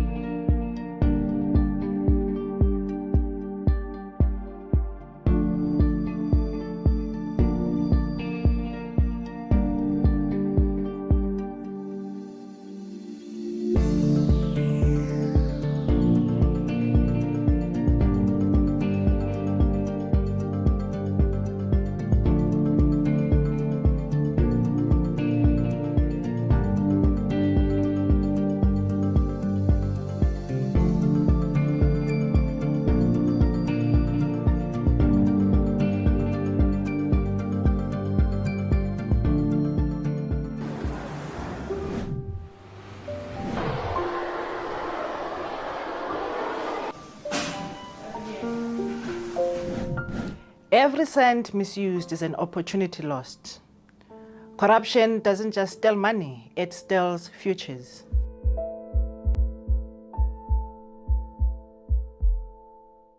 My name is Nolwazi Mamorare. I serve as the Chief Financial Officer at the University of Johannesburg. In my role, I see how accountability, or the lack of it, directly affects development, access, and trust. At the University of Johannesburg, we believe financial integrity is non-negotiable. That's why from the 3rd to the 5th of September 2025, we're hosting the Combating Corruption Summit to take a stand, not just in words, but in action. This summit will go beyond theory. We will explore practical ways to safeguard public funds, innovative technologies that enhance transparency, and proven governance models that work. We'll gather experts, leaders, and change makers who are ready to drive accountability in every sector, including finance. If you believe in responsible stewardship, ethical leadership, and clean administration, this is where you need to be. Let us turn oversight into impact. Let us build systems that protect value and people. Be in the room. Be part of the change. Be at the Combating Corruption Summit 2025. Uniting for integrity, acting for impact.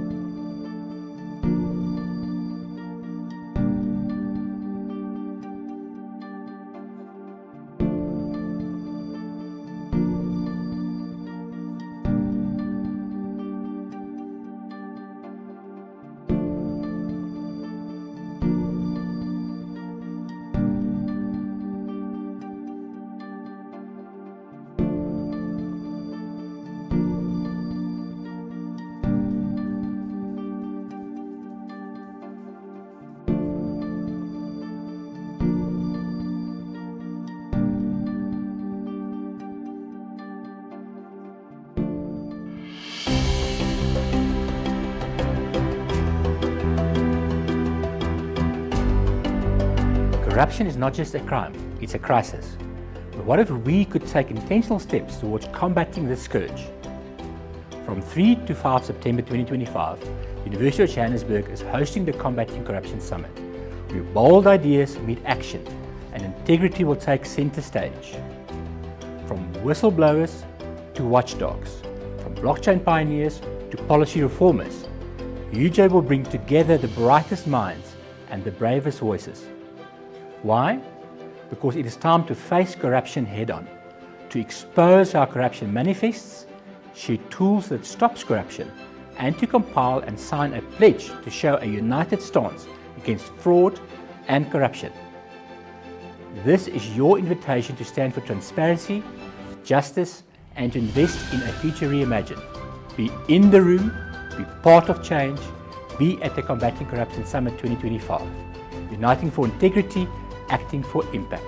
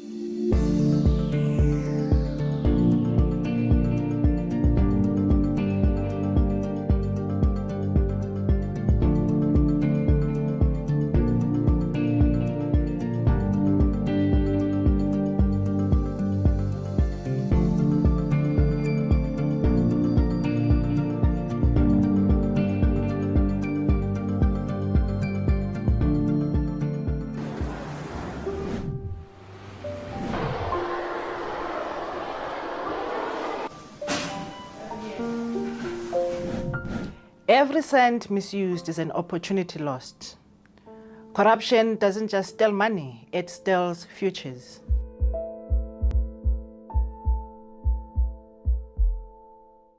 My name is Nolwazi Mamorare. I serve as the Chief Financial Officer at the University of Johannesburg. In my role, I see how accountability, or the lack of it, directly affects development, access, and trust. At the University of Johannesburg, we believe financial integrity is non-negotiable. That's why from the 3rd to the 5th of September 2025, we're hosting the Combating Corruption Summit to take a stand, not just in words, but in action. This summit will go beyond theory. We will explore practical ways to safeguard public funds, innovative technologies that enhance transparency, and proven governance models that work. We'll gather experts, leaders, and change makers who are ready to drive accountability in every sector, including finance.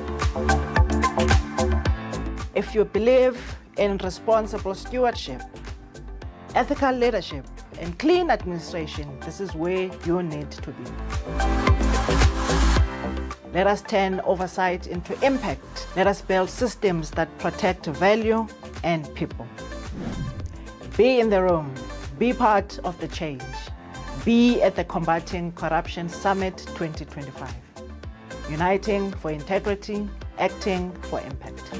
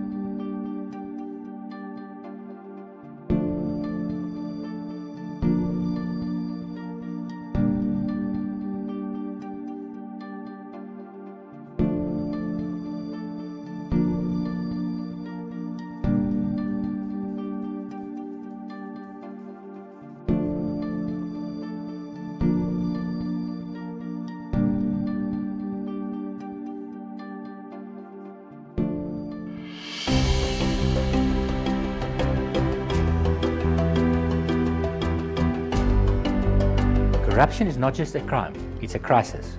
But what if we could take intentional steps towards combating this scourge? From 3 to 5 September 2025, University of Johannesburg is hosting the Combating Corruption Summit, where bold ideas meet action and integrity will take center stage. From whistleblowers to watchdogs, from blockchain pioneers to policy reformers, UJ will bring together the brightest minds and the bravest voices. Why? Because it is time to face corruption head-on, to expose how corruption manifests, share tools that stops corruption, and to compile and sign a pledge to show a united stance against fraud and corruption. This is your invitation to stand for transparency, justice, and to invest in a future reimagined. Be in the room, be part of change, be at the Combating Corruption Summit 2025. Uniting for integrity, acting for impact.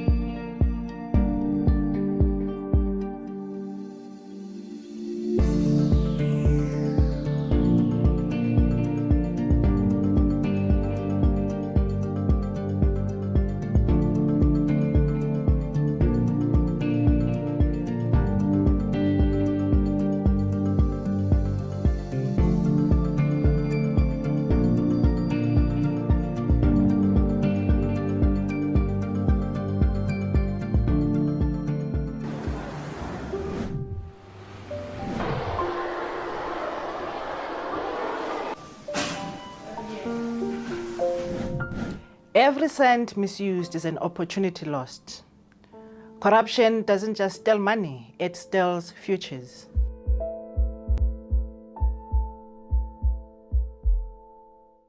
My name is Nolwazi Mamorare. I serve as the Chief Financial Officer at the University of Johannesburg.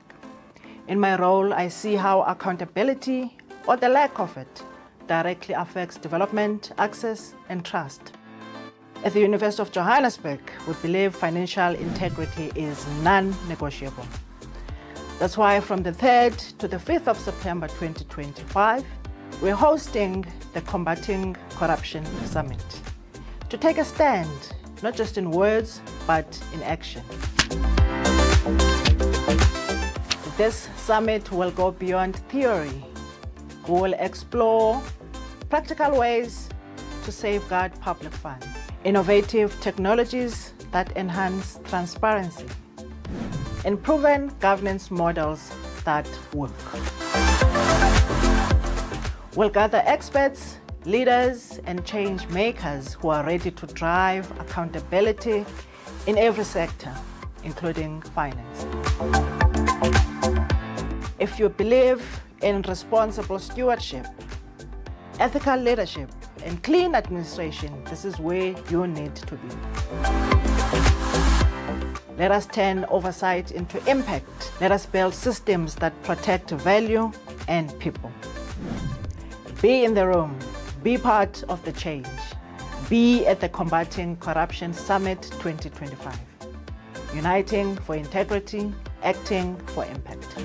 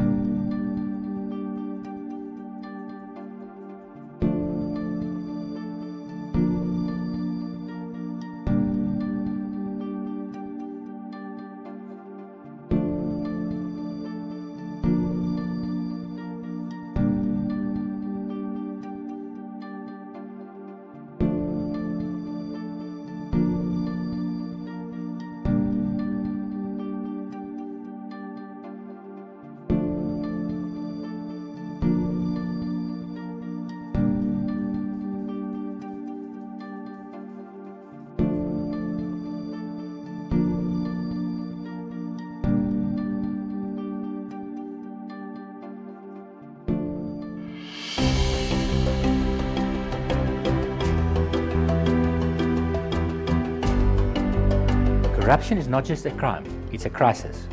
But what if we could take intentional steps towards combating this scourge? From 3 to 5 September 2025, University of Johannesburg is hosting the Combating Corruption Summit, where bold ideas meet action and integrity will take center stage. From whistleblowers to watchdogs, from blockchain pioneers to policy reformers, UJ will bring together the brightest minds and the bravest voices. Why? Because it is time to face corruption head-on, to expose how corruption manifests, share tools that stops corruption, and to compile and sign a pledge to show a united stance against fraud and corruption. This is your invitation to stand for transparency, justice, and to invest in a future reimagined. Be in the room, be part of change, be at the Combating Corruption Summit 2025. Uniting for integrity, acting for impact.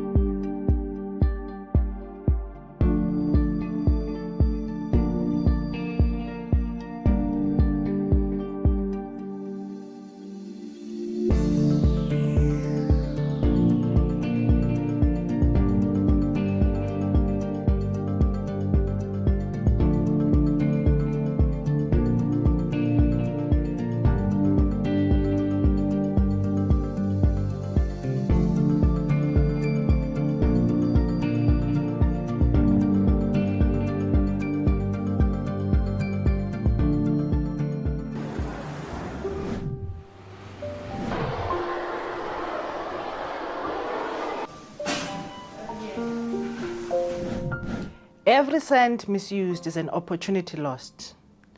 Corruption doesn't just steal money, it steals futures.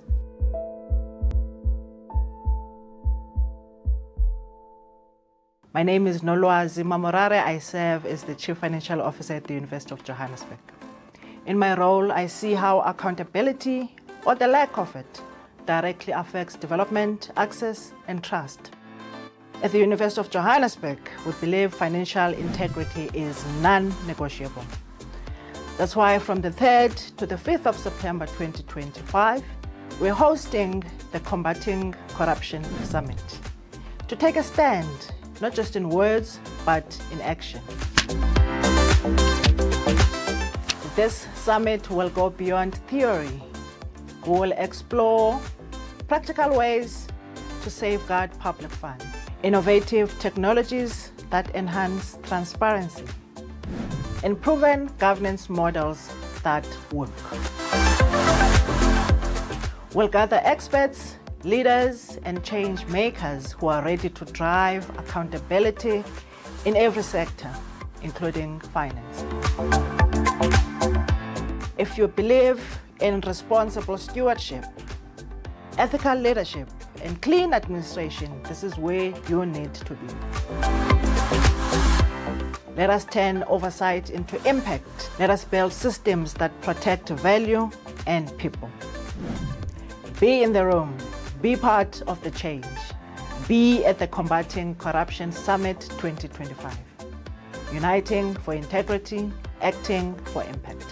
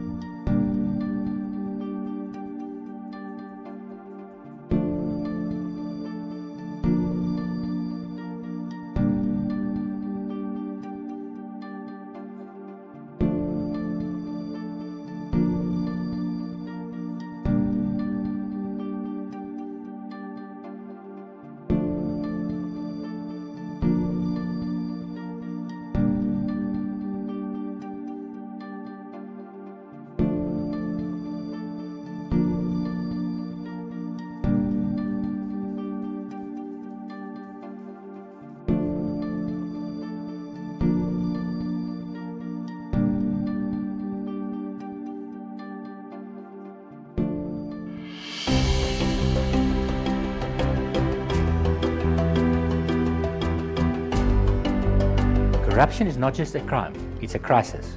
But what if we could take intentional steps towards combating this scourge? From 3 to 5 September 2025, University of Johannesburg is hosting the Combating Corruption Summit, where bold ideas meet action and integrity will take center stage. From whistleblowers to watchdogs, from blockchain pioneers to policy reformers, UJ will bring together the brightest minds and the bravest voices. Why? Because it is time to face corruption head-on, to expose how corruption manifests, share tools that stops corruption, and to compile and sign a pledge to show a united stance against fraud and corruption. This is your invitation to stand for transparency, justice, and to invest in a future reimagined. Be in the room, be part of change, be at the Combating Corruption Summit 2025. Uniting for integrity, acting for impact.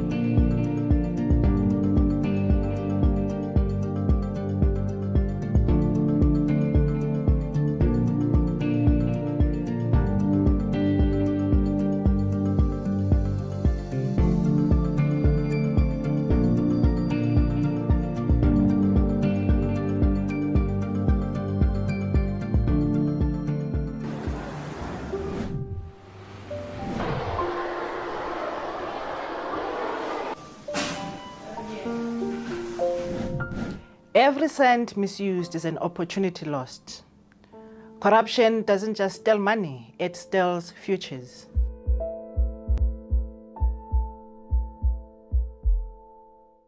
My name is Nolwazi Mamorare. I serve as the Chief Financial Officer at the University of Johannesburg. In my role, I see how accountability, or the lack of it, directly affects development, access, and trust. At the University of Johannesburg, we believe financial integrity is non-negotiable. That's why from the 3rd to the 5th of September 2025, we're hosting the Combating Corruption Summit to take a stand, not just in words, but in action. This summit will go beyond theory. We will explore practical ways to safeguard public funds, innovative technologies that enhance transparency, and proven governance models that work. We'll gather experts, leaders, and change makers who are ready to drive accountability in every sector, including finance. If you believe in responsible stewardship, ethical leadership, and clean administration, this is where you need to be. Let us turn oversight into impact. Let us build systems that protect value and people. Be in the room. Be part of the change. Be at the Combating Corruption Summit 2025. Uniting for integrity, acting for impact.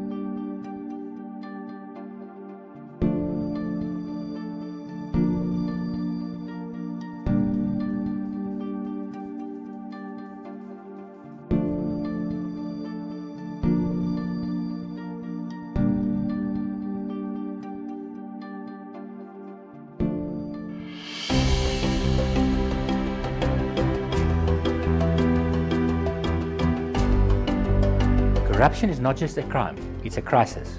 But what if we could take intentional steps towards combating this scourge?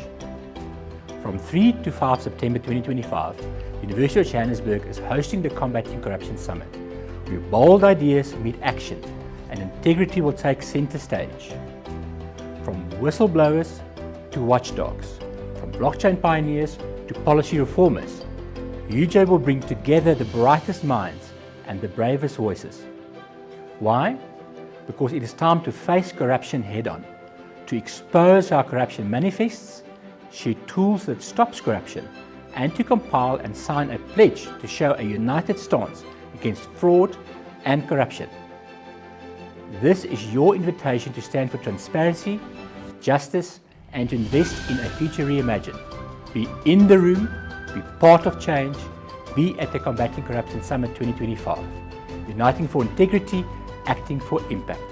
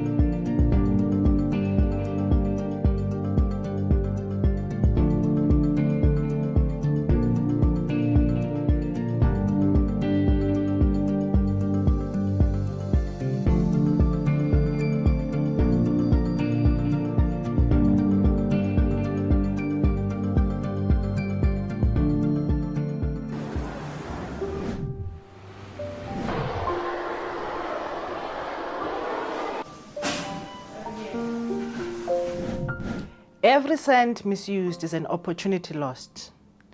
Corruption doesn't just steal money, it steals futures.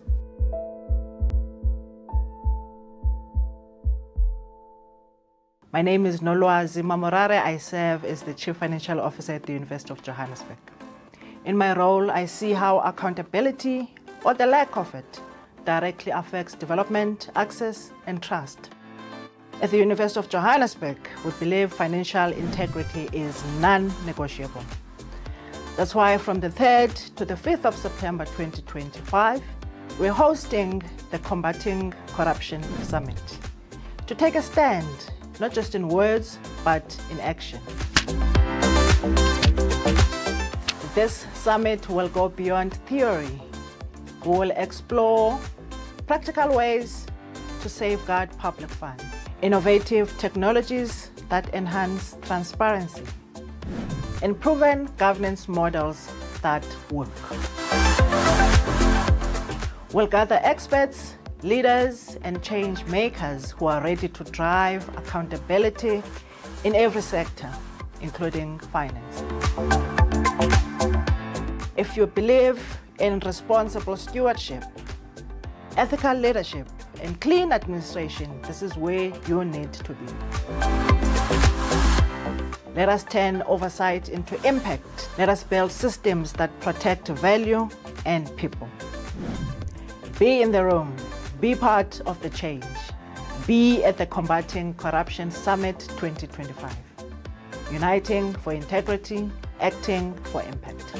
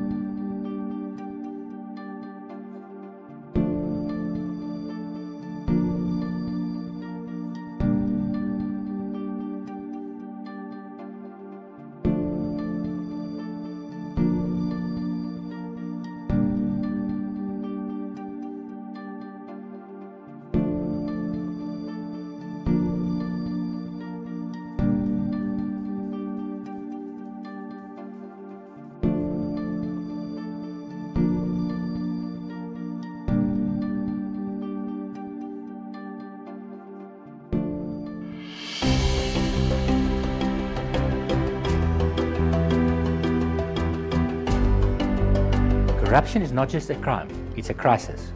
But what if we could take intentional steps towards combating this scourge? From 3 to 5 September 2025, University of Johannesburg is hosting the Combating Corruption Summit, where bold ideas meet action and integrity will take center stage. From whistleblowers to watchdogs, from blockchain pioneers to policy reformers, UJ will bring together the brightest minds and the bravest voices. Why? Because it is time to face corruption head-on, to expose how corruption manifests, share tools that stops corruption, and to compile and sign a pledge to show a united stance against fraud and corruption. This is your invitation to stand for transparency, justice, and to invest in a future reimagined. Be in the room, be part of change, be at the Combating Corruption Summit 2025. Uniting for integrity, acting for impact.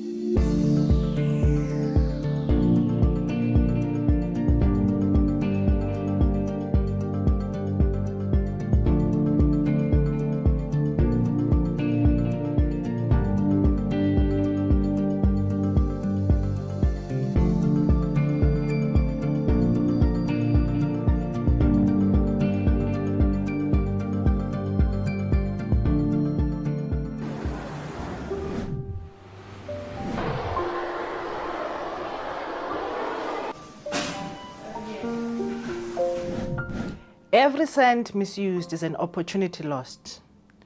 Corruption doesn't just steal money, it steals futures.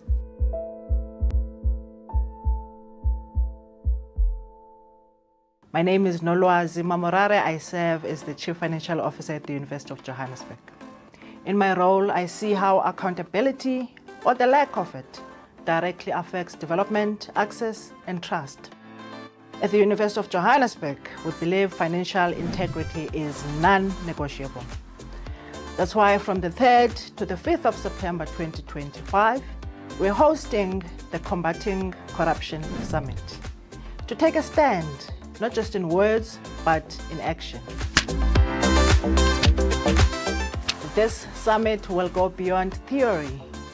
We will explore practical ways to safeguard public funds, innovative technologies that enhance transparency, and proven governance models that work.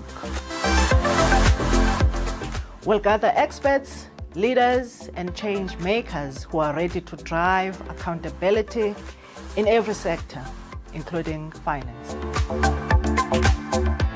If you believe in responsible stewardship, ethical leadership, and clean administration, this is where you need to be. Let us turn oversight into impact. Let us build systems that protect value and people. Be in the room. Be part of the change. Be at the Combating Corruption Summit 2025. Uniting for integrity, acting for impact.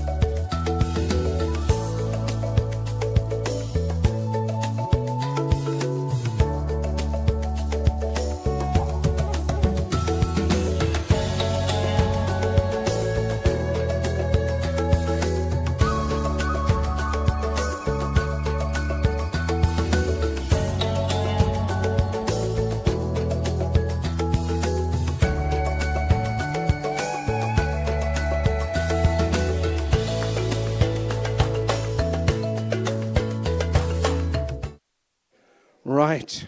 Welcome back. How was lunch? Delicious? All right. You're looking at me like I can't see you. This is not Netflix. I see you looking at me. This is real. This is us. And you are very brave, sitting there all on your own in the front row. You want to be there for the National Protector. It's very, very exciting. Now she's spoilt it because now she's upset the very empty seats. Now it's two of you. It's tremendous. You don't even know her. She could be very close. This could be a start of a beautiful relationship. We don't know. We don't know what's going to happen.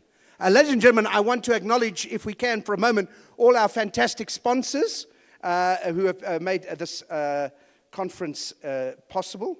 And so, please, if you will, we thank Evershed Sutherland, and we thank the University of Johannesburg Strategic Initiatives and Administration, Herbert Smith, Freehills Kramer. Then we've got a legal Interact from Contract Corridor, and finally Lawton's Africa. Give them a big round of applause. We are very grateful for their input in making this 3-day conference a possibility, a reality. We heard some fantastic input from the panel pre-lunch, and two things I wanted to pick up there. One was this idea of maybe language is so powerful, and the notion of a whistleblower has got now negative connotations. We should look at renaming it perhaps, and I thought that makes sense actually, because when I was on SAF Air flight yesterday, they talk about their streamlined seats, their thin-line seats, and I think what they mean is they're very small, but they make it feel very sexy, but it's not. It is so small, I was touching the person sitting 3 rows behind me. That's too small, is my feeling. And by the way, if you're on a SAF Air flight and you want some entertainment, get onto the plane nice and early and watch how fellow South Africans board the plane with what they are calling hand luggage. And then as they try and put it into the overhead compartments, because no one puts their normal luggage in the hold of the plane. They might never see it again. So they pretend their normal luggage is hand luggage. And sometimes they carry it on I've just got hand luggage. And it's 22 tons of hand luggage. And these people sit amongst us now, smiling. But you know who you are. And then you take 45 minutes to pack all your luggage. I saw a lady with 3 bags, 2 scarves, a hat, a fold-up, a trampoline, a cartographer's tube, and a Renault Quid gearbox that she was delivering, and it was extraordinary. She took 2.5 hours just to pack the overhead compartment. There's always an elderly lady in her 80s who's about 3'4", and her bag is double her size. She can't even get it onto the seat, never mind the overhead. And then a tall man will help her. He will pick up the bag and her luggage and put it into the overhead compartment. And then we don't hear from her again. Halfway through the flight, you just hear very quietly, "Chicken, please," but it's too late. It's a pleasure. A lot of audiences in the past have laughed at that as if it's a joke, but you have taken it as a post-lunch sleepy piece of information, and I think that's much better. Congratulations. I can see you just want the public, but you don't care about me anymore. Shall we get her on? All right, I'm going. Don't give me that judgment. Look, I'll not suffer it. This is all very exciting. And by the way, the notion of ethics versus legality, I myself last week got caught on one of those speeding cameras, and I'm very particular about photography, and I wasn't happy with the look at all, so I doubled around and went back through it again, and only on the second attempt was I happy with the look. So that's also just a piece of advice that I share with you, but you don't care. Right. Ladies and gentlemen, our next speaker, we are delighted to have her here. Advocate Galeka's professional journey spans over 2 decades of service in the criminal justice system, government, and oversight institution. She began her career as an aspirant prosecutor back in 2004 and went on to serve as Senior Deputy Director of Public Prosecutions at the National Prosecuting Authority. Her career subsequently broadened into governance and policy reform, where she was appointed Special Advisor to Ministers in the Departments of Public Service and Administration, Home Affairs, and Finance. Today, of course, as the Public Protector of South Africa, she leads one of the most crucial constitutional institutions dedicated to investigating and preventing corruption, maladministration, and abuse of power in state affairs.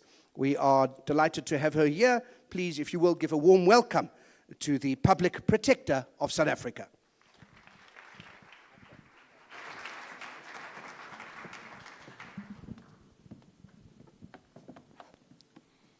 Thank you very much, Alan.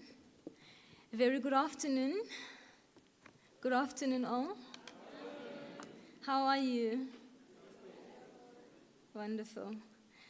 Allow me to pass my greetings to the leadership of the University of Johannesburg, council members, distinguished guests present here, and thank you very much to you, Jay, for putting together this conversation, that we're able to put our heads together and see how really do we look into a very critical aspect of restoring integrity, strengthening institutions, and reclaiming public trust. Basically, we are having the conversation and saying, how do we make amends, right? Because it is obvious that what the public and the people expect of us is that we ought to conduct ourselves as a country in an ethical manner. We ought to have strong institutions, and the public ought to have trust in those who are entrusted to serve the public. However, we found ourselves as a country a bit at the back foot of the people, and thus it is important that we take up this conversation. Now, in a presentation to stakeholder workshop hosted by the National Anti-Corruption Advisory Council on the 26th of May 2025, on the current status of NACAC, the Office of Public Integrity Research, The Lamina research team, under the leadership of Professor Matthias Seller, highlighted the following impact of systemic corruption, because that is what we are dealing with as a country. We cannot run away that colonialism was characterized by corruption. Apartheid was characterized by corruption. And unfortunately, in the present day, our democratic dispensation is characterized by corruption. Now, the following impacts were highlighted. Corruption affects all sectors of society, weakening governance and public trust, disproportionately harms vulnerable communities and perpetuates poverty and social injustice, severe decline in public services such as healthcare, education, infrastructure development, and unreliable access to essential services. It has eroded our key state-owned entities, and they are severely weakened, resulting in the rolling blackouts which we see in respect of Eskom, reduced productivity in respect of Transnet, thus affecting our economy. Billions of rands are being lost annually due to corrupt practices, undermines infrastructure development and essential service delivery. Estimated 500 billion to 1 trillion lost during the time of state capture. And by the way, it continues to be lost. Further contributes to high unemployment, as at 31.9% as of Q4 of 2024, and I guess even higher now. Erodes investor confidence and stifles economic growth, with youth unemployment at the record highs, declining confidence in government and democratic institutions. Basically, what does this say? It actually confirms the statements by the IMF and the World Bank on South Africa that its failure to implement reforms actually contributes to corruption. But further, painstakingly, the outcomes of the Sustainable Development Report, that unemployment, poverty, and inequality are deepening in South Africa. 30 years into our democracy, we would actually expect an improvement in this, and that is not the case. Now, what does it say about the scale of the crisis we are in? Trust in institutions is a fundamental requirement for the proper functioning of society, particularly in a democracy. Trust in public institutions manifests itself when citizens assess them as promise-keeping, accountable, efficient, competent, fair, and honest. When individuals have trust in a public institution, they expect their interaction with authorities to have a positive outcome and rather not be detrimental to them. Conversely, a lack of trust in public institutions can lead to a range of social, economic, and political challenges for a country. A decline in institutional trust is linked to a rise in societal fragmentation. We gather at a defining moment for our country and its constitutional democracy. The evidence of eroded public trust is stark and undeniable. Recent surveys reveal trust levels in our institutions have reached alarming lows, with 28% of citizens expressing trust in Parliament. Court trust stands at 43%. The 2025 Endowment Trust Barometer shows only 38% of South Africans believe that public institutions have a credible vision for the future. This trust deficit didn't emerge overnight. It is the cumulative result of years of institutional weakening, most reportedly during the period of state capture, that the Zondo Commission so thoroughly documented. And by the way, I stand here proud that the Zondo Commission is as a result of the remedial actions of the Public Protector. Now, the consequences for democracies under such a picture is that the ongoing global debate about democratic viability focuses not merely on electoral processes, but increasingly on effectiveness of oversight institutions and their ability to ensure accountability and governance. When corruption undermines good governance by wasting public resources and impeding effective institutional functioning, it creates what researchers term, I quote, vicious cycle, I unquote, where corruption and bad governance reinforce one another. When governance and accountability, and consequently the relationship between citizens and the state is weak, this may lead to an opt-out strategy by the citizens, with citizens withdrawing from state services. In that situation, there's no accountability relationship, and the poor state services perpetuate. By the way, there's a direct relationship between bad governance and corruption and poor service delivery. Another form of opting out occurs when communities decide to take the delivery of services into their own hands rather than claiming it from the government. Within such dysfunctional relations, citizens may experience such levels of frustrations and loss of trust in the governance structures that they totally opt out of the democratic accountability processes and mechanisms that underpin our democracy. From talking to ward councillors, complaining to and engaging institutions supporting democracy such as that of ours as the public protector. These unmet expectations likely have contributed to a section of society increasingly articulating their needs and demands through unconventional political participation activities such as signing petitions, demonstrations, boycotts, sit-ins, rent and tax strikes, traffic blockages, and also violent strikes. Researchers have noted that political participation declines in the context where poverty, inequality, and corruption increase, where citizens become increasingly skeptical and distrustful of political parties and institutions. What often results, in essence, is mutual distrust and antagonism and no constructive way forward. I mean, the last elections in our country are a crucial example where we had a much lower voter turnout. Now, what then becomes the role of institutions such as the Public Protector? And what is this institution called the Public Protector? The Public Protector is a Chapter 9 institution. It is a constitutional institution which operates with the broadest mandate amongst institutions designed to support and strengthen constitutional democracy. I normally boast and say that our country has the most progressive law when it comes to the establishment and the functioning of the Public Protector in the globe.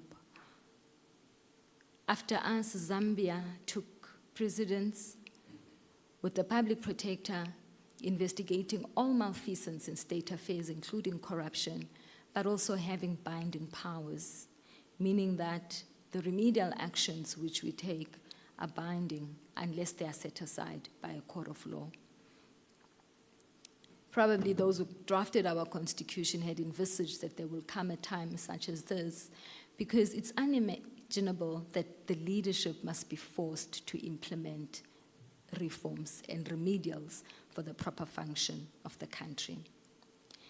Our mandate has evolved significantly since 1994, where we have a multiple mandate agency covering maladministration and dispute resolution, executive ethics enforcement, anti-corruption investigations, whistleblower protection, access to information regulation, and also specialized oversight investigation.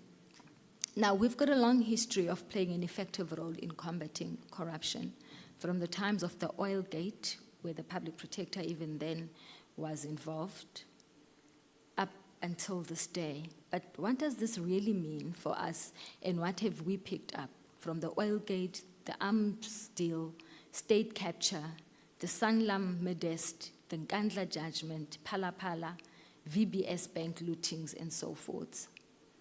Is that it is important to have a collaborative model where we jointly work with the Auditor General, Public Service Commission, the SIU, and other law enforcement agencies, and share data. Investigations that are data-centered are very important so that we strengthen ourselves as institutions.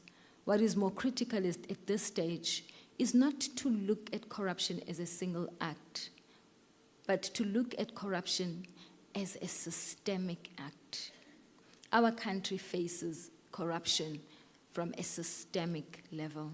And it is then important that institutions which are entrusted with these kind of investigations approach the fight against corruption in a systemic manner. What have we done to strengthen our own institutions? When I took over the Public Protector, we actually signed a pledge where we reinforced and reaffirmed our commitment to serve the people of South Africa without fear, favor, or prejudice. But also, we had to strengthen our own systems, ethics systems. We've got a case management system where it makes it impossible for anyone to load any data in the system without it being able to track who did what and when. Because human beings are fallible, and it is important that when we strengthen institutions, we strengthen the systems. But what we are also busy with, and which we've already submitted, is the amendments to the Public Protector Act. It is important to have a legislation that is grounding. I normally say is that you need to have policy legislation and systems that even protect you as head institution against yourself. Now, what does this mean even externally, the proposed amendments to the Public Protector Act? They also seem to give powers to the Public Protector broader than those that are given to us by the Protected Disclosures Act in terms of whistleblowers. Because at this stage, we are unable to make direction or enforce any protection to whistleblowers during the course of our investigation. Now, the challenges that this brings is that it doesn't guarantee non-interference with evidence, but also it doesn't preserve the whistleblowers. It doesn't protect the whistleblowers, which really affects reporting as well as investigation of cases. How do we look at institutions such as the Public Protector as architects of good governance? Historically, we have focused on addressing individual complaints against public administration and ensuring procedural fairness. Our role should indeed, as it has evolved, serve to provide for citizens a more accessible forum that will deal with challenges in a more systemic manner.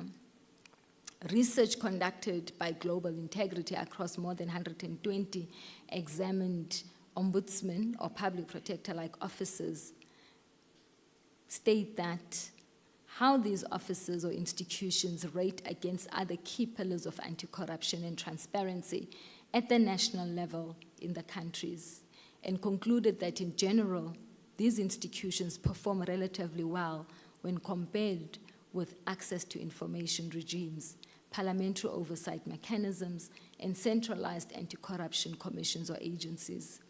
Research suggests that effective governance accountability institutions are associated with stronger national integrity systems, contributing positively to overall anti-corruption efforts. By addressing maladministration and corruption, these institutions contribute to more effective and efficient government operations, reducing waste and improving service delivery. In fact, these institutions are supposed to be preventative institutions. I heard earlier on that we are speaking about having more people who should be arrested because of corruption. But by the time of people being caught, and this is probably the distinction of ethics versus the law, you must have transgressed a prescription. And by that time, how much of your conduct or your character in terms of ethics would have eroded the system, would have caused the waste, and the money would have disappeared. With the over 500 billion, which we have lost as a country, during the state capture times, just under 10 or so billion has been recovered. But we see that very clearly in our infrastructure, delivery of services, but also in the outcomes of reports on the governance, but on the state of service delivery and the economic state of our country. If you look at our metros, they are deteriorating. Johannesburg is no longer viable to do business. Pretoria is a challenge.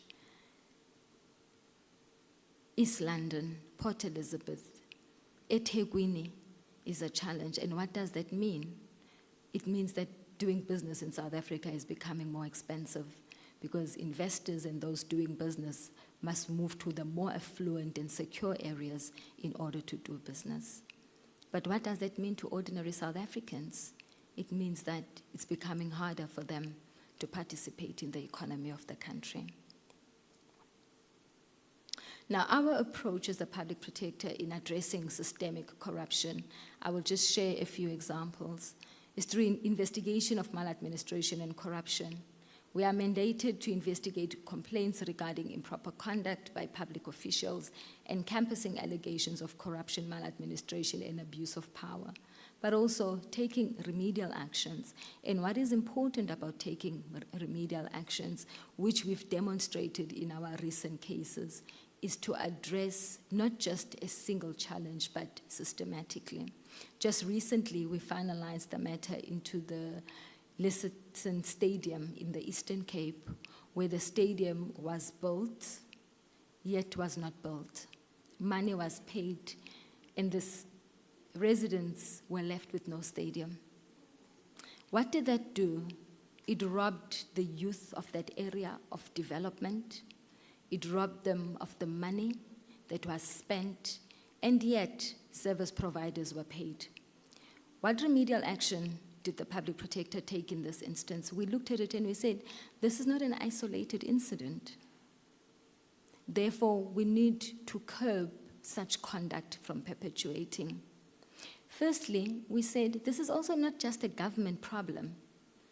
It is a challenge in the relationship between the state and business. And more often, we do not want to talk loudly about the role of business in the corruption in our country. The remedial actions that we've taken is that in the procurement regulations, which the Treasury is currently busy with, we do need to have an integrity test for business doing business with the state. Now, that's a remedial action. If the Treasury doesn't take that up, they're going to have to take us to court on review. We issued the report around May. To this date, we haven't heard that they will be taking that aspect on review. And what does it mean on the integrity test of business? From what we found in this investigation, we actually saw that more times business that's been contracted doesn't even have the ability and the capability to deliver. They wouldn't have funds. The funds would be the funds that come from the state, but the records would show that none of that money would actually go into the work that's being done. Cash is withdrawn. Nobody knows where that cash goes to. Now, why should business not account for cash withdrawals? If you are a legitimate business, in line with the laws of this country, the employers you employ should have bank accounts. It should be very clear where the material is bought, who is paid for any subcontracting. But in this instance of this stadium, we found none of that information in the banking statements of that business. But further, we continuously see, for instance, the RDP houses that have been built, how many of those stand incomplete in our country? Yet those businesses have been paid. And some of those businesses continue to do business with the state, and yet they've not delivered, but they've received the state money. Now, those are the kind of things that the integrity test that we want the National Treasury to implement should look at when business is going to do business with the state. Furthermore, There needs to be a support for democratic governance. As an independent institution dedicated to democracy, the Public Protector further reinforces NACAC's objective of fostering good governance and integrity within public institutions. By investigating complaints and addressing misconduct, the office aids in building trust in government processes. But what is important, the last panel that spoke here spoke about ethics. And how do we measure ethics? Because this is not prescribed, it's not the law. We know that Aristotle says ethics is merely human beings' character. It's their conduct. How do we measure that? And where do we start measuring that? More often not spoken of, it should start to be measured from the political leadership of the country. Those who are deployed into state institutions must be human beings of high integrity. Those who lead administration, we need to have recruitment processes that test integrity. In the very same report of Lesserton Stadium, we actually picked up that most of those officials who ran that procurement process had worked in former municipalities, had adverse audit findings against them. Some were even being prosecuted, but yet they were still being employed and promoted in other state institutions, which means that we do not have an integrity test in our recruitment processes. So we need to ensure that we see that. Now, in restoring institutional integrity, we require the recognition of the work that these institutions do. It is critical that if somebody is going to employ an accounting officer, they would want to know how have they handled institutions before? What does the Auditor General's report say? Has there been a Public Protector report against this person? Has there been a Public Service report, Public Service Commission report rather, against this person? But also, what do we require as an ecosystem? We need to be a tighter ecosystem in order to achieve broader accountability. The Auditor General looking into financial and performance audits, parliamentary oversight, prosecution, civil society and the media, and also international governance systems. We need to work in collaboration and not in competition with one another. We need to share data. The Auditor General and the Public Protector actually have an MOU where we refer cases to one another, where the AG continues to audit and see no outcome on the implementation of the recommendations of the AG. She refers those matters to the Public Protector, because the more there's challenges with system, we see that there's maladministration, ultimately the governance systems erode, and there is corruption within those systems. Now, ethical leadership must be a foundation if we want to restore, we want to make amends. We need a leadership that idealizes influence, that's inspirational and motivational, but that's intellectually stimulating, because if you've got a leadership that itself doesn't know what it's doing, those officials who are corrupt are going to do as they please, because they know that they've got a leadership that will not be able to hold them to account. We also need individualized consideration, supporting professional and ethical development at all levels. I'm actually glad to hear that UJ also has ethics as a course for students, because it is important. Looking into state capture, those who committed those acts were not falling short of qualifications and experience, but they fell short of a conduct and a character that was suited for those positions. The other challenge is consequence management and accountability. And what is accountability without consequence management? It is not sufficient to respond and answer and take responsibility. But what is required, there needs to be timely disciplinary processes to prevent the furtherance of the actions. We need the regular lifestyle audits and monitoring. We have about 2 reports which we've issued where we've made observations against the National Treasury, where we say that Municipal Finance Management Act, as well as the Public Finance Management Act, makes it mandatory for the Treasury to monitor, to assess, to investigate. But what does this mean in terms of action to stop instances of misuse of funds? We need to look at budgeting differently.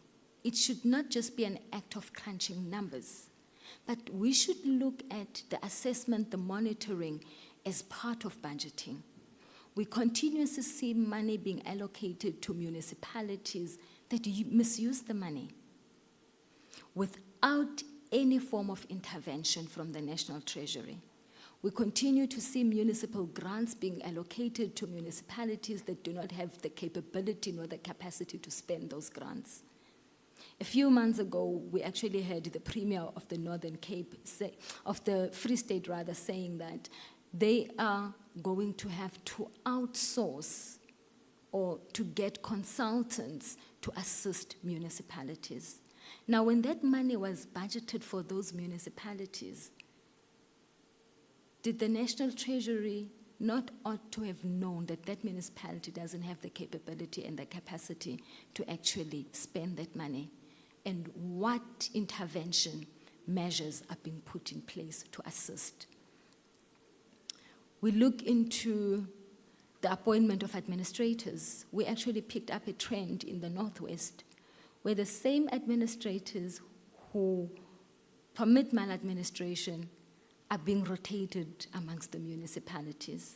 There was one who was even imported from the Free State to the Northwest.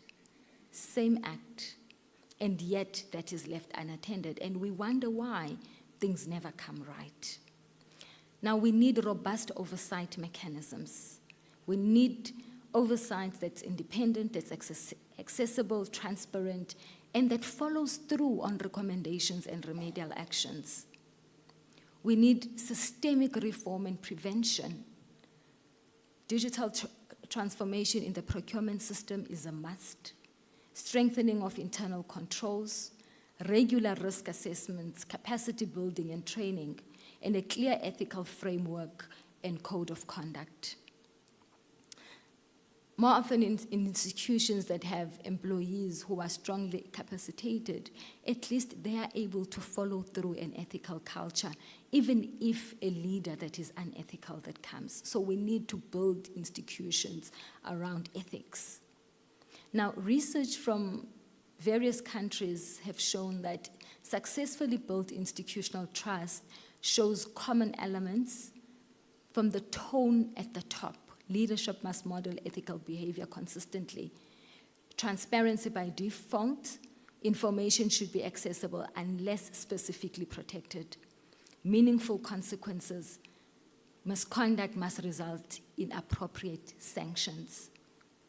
We had a situation in one of the departments where the person was merely shifted from one department to another. What does that say about meaningful consequences? Public engagements, the citizens must be engaged on what has been done. They must be partners in accountability and not just passive recipients of information.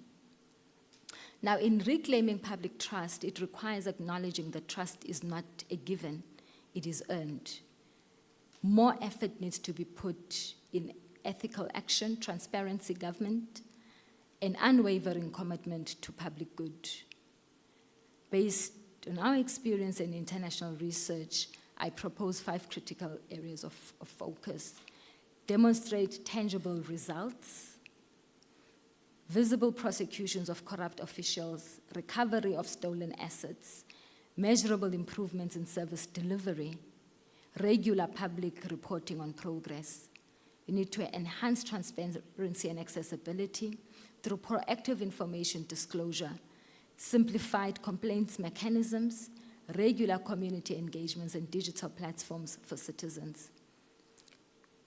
Then strengthen institutional resilience through diversified oversight mechanisms, strong internal controls, clear succession planning, regular institutional health assessments, and capacitating employees.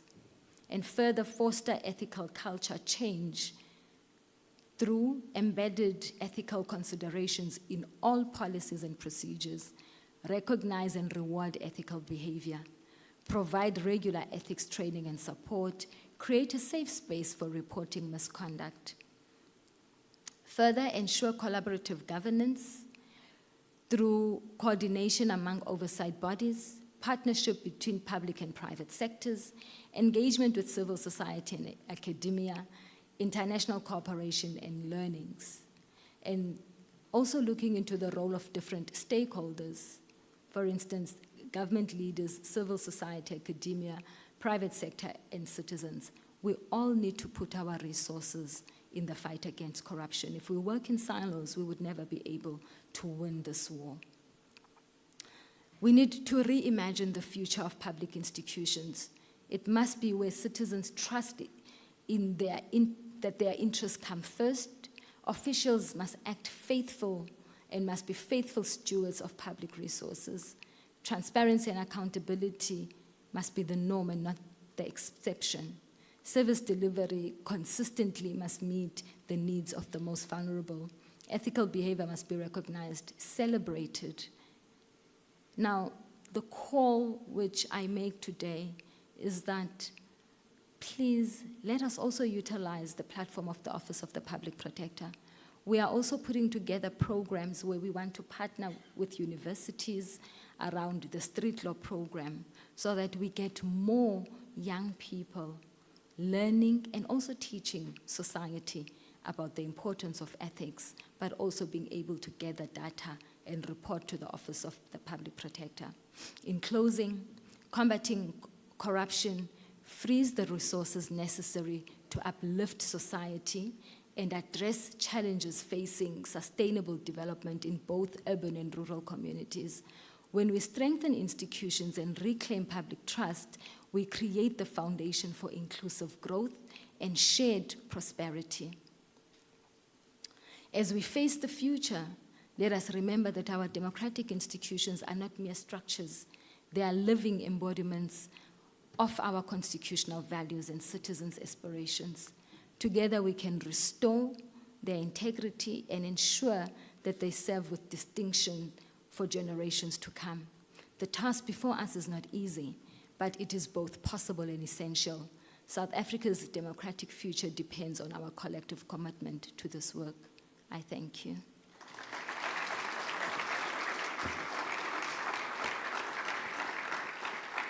Thank you very much, Advocate. Can we ask you for a photograph if you'd like to go to center stage and onto the carpet? We'll get General Counsel to join you.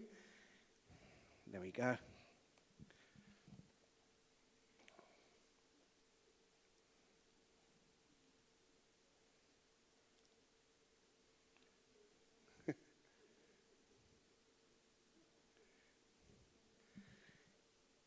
The advocate's looking at that gift as if, am I allowed to take that gift? I don't, she's wondering.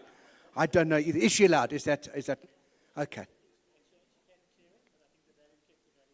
Kept the value low. Yes, you told me that as well. You just gave me the box. There was nothing in my box at all. You said it was worth the ribbon, which I thought was interesting. Advocate will now sign the pledge from earlier today.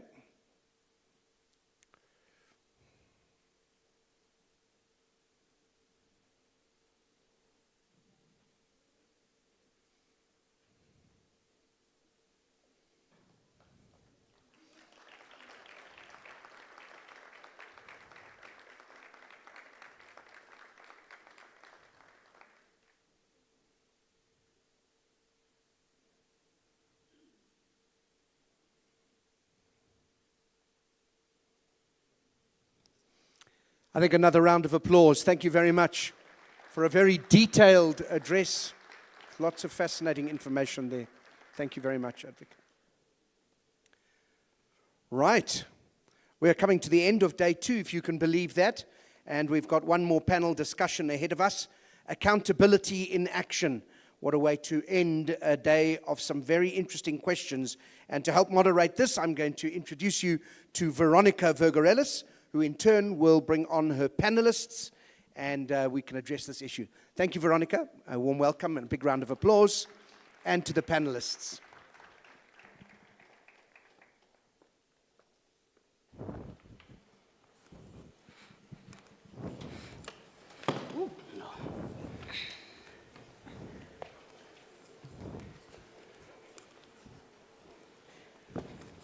Oh, have we already lost our first speaker?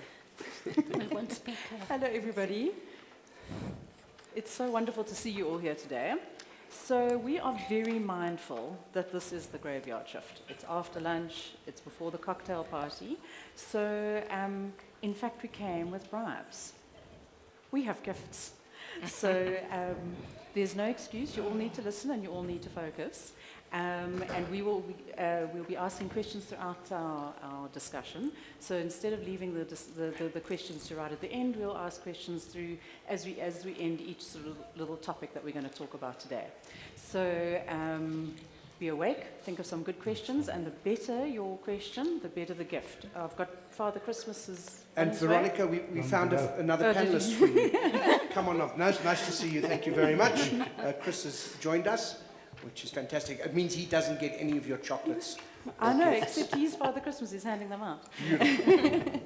So today we're going to be talking about accountability and action, building transparent systems to combat corruption. And I must thank the great University of Johannesburg for this topic, because it's a really great topic. It's actually something quite tangible, something we can talk about, and I'm hoping that by the end of our discussions today, we've got some ideas of things that we can take home with us and apply in our everyday lives.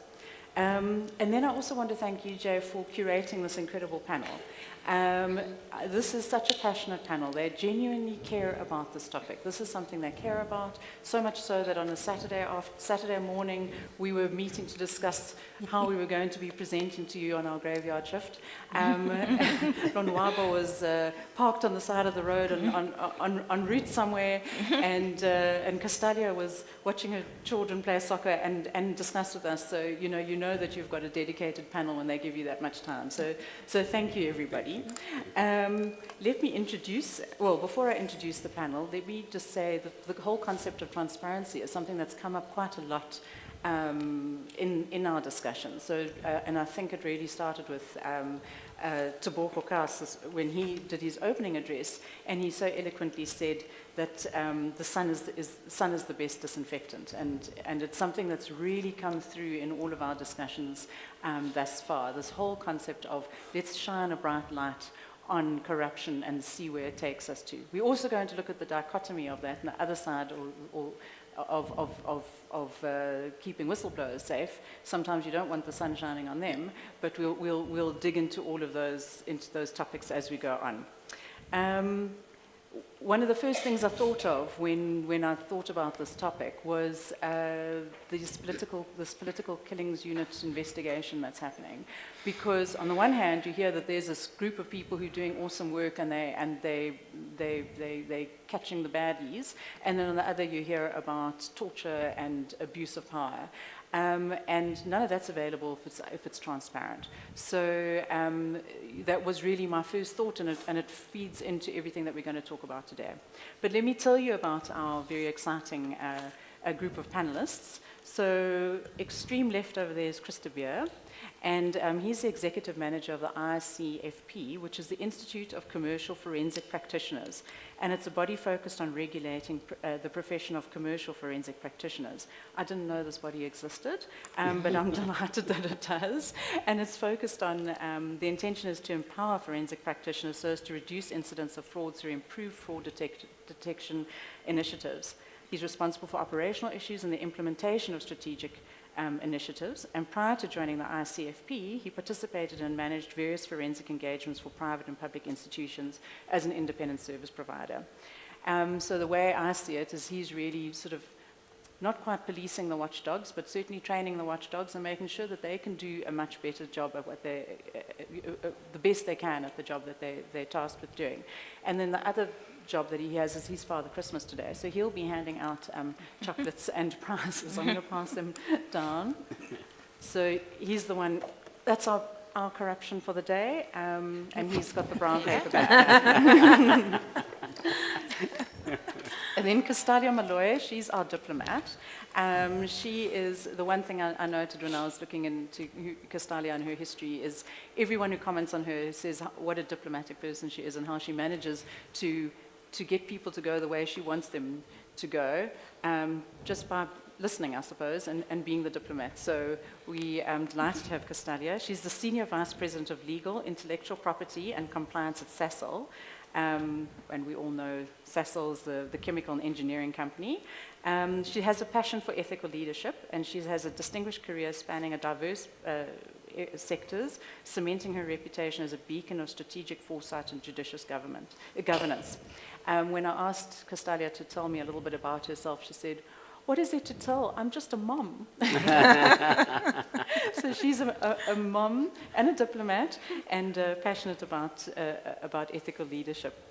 And then to my left, I've got Christelle Fall-Moret. And one of my first questions to Christelle was, is it Christelle Moret, Christelle Fall-Moret? She says, please don't forget the fall, because there are other Christelle Morets, and once somebody else got paid instead of me. So we don't want to forget that one. That was corruption or not? So she is an executive director at Lucidum, and this is a network of thought leaders, advisors, and subject matter experts providing governance, risk, ethics, compliance, and sustainability support. She's involved in the implementation of risk management strategies to public and private corporates, small, medium enterprises, and non-profit entities. And then finally, but not least, we've got Lonwaba Kulati, and he is the Chief Executive Officer of Good Governance Africa, regional office in South Africa. He's got a strong history of leading international NGOs and driving organizational growth, effectiveness, and profitability. He also has expertise in strategy development and execution, leadership coaching, fund development, stake management, and advocacy and partnership cultivation. And importantly, he is also the author of A Gap in the Clouds, which is a book providing insights and inspirational and personal leadership resilience. So I was very touched when I saw that he was on our panel, and it felt quite serendipitous because I had just been reading an article in the Daily Maverick where his name came up as one of the panelists. So there I'm reading the Daily Maverick, and there's this article that I'm so intrigued about, and then I see his name, and oh, it's the same person, oh my goodness. So that's a really fantastic way to actually start our discussion today. Lonwaba, I'd love you to repeat the story that I was reading in the Daily Maverick about your experiences in the Eastern Cape. Thank you so much, Veronica. Good afternoon, everyone. It's such an honor and a privilege to be here this afternoon. And so the article that I wrote was inspired by watching the video of the IDC CEO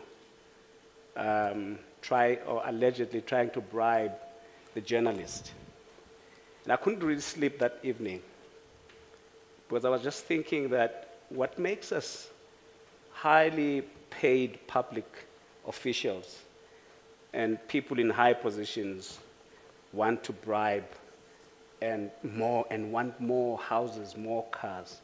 And I just couldn't sleep, but one story got stuck in my mind, a story of when I was growing up as a young boy in a small town called Port Alfred. Anyone knows Port Alfred here? All right. I was born there.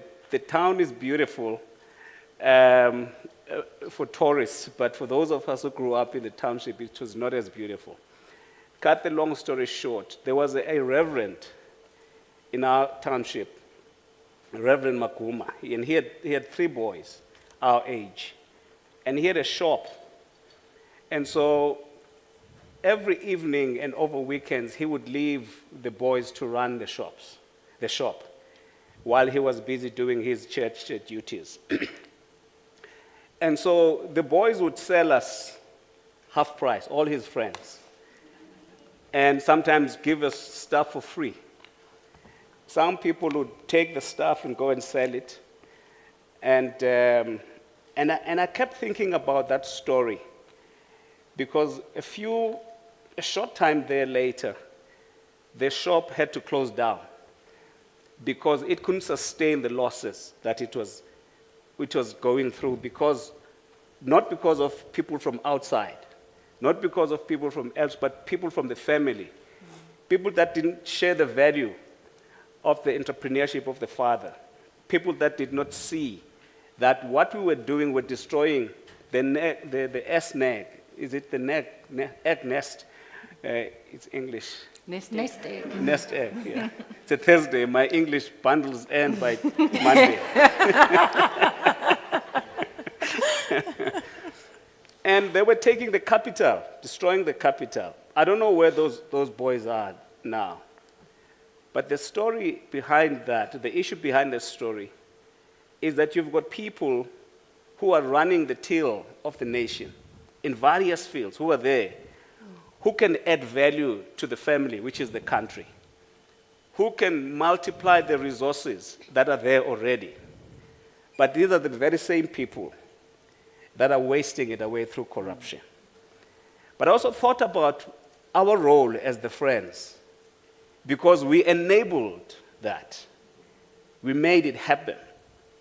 But also there was the father who got distracted by other things.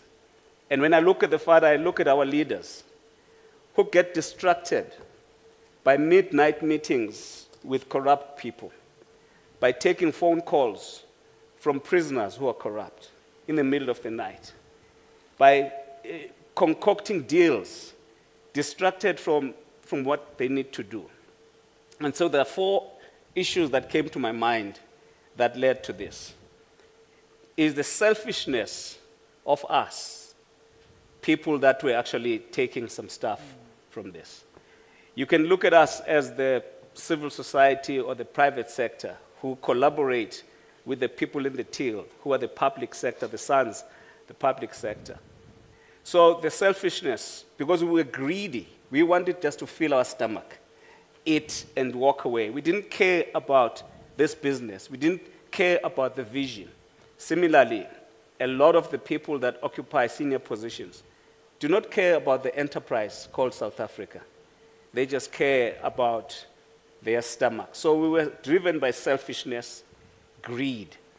But they were driven by short-sightedness because they couldn't see that if we sustain this pot that we all have long enough for multiple generations to be to benefit from this, many more generations of the revenant would still benefit from that even today. And the 4th one is the distraction of the father, meaning the distraction of our leadership class.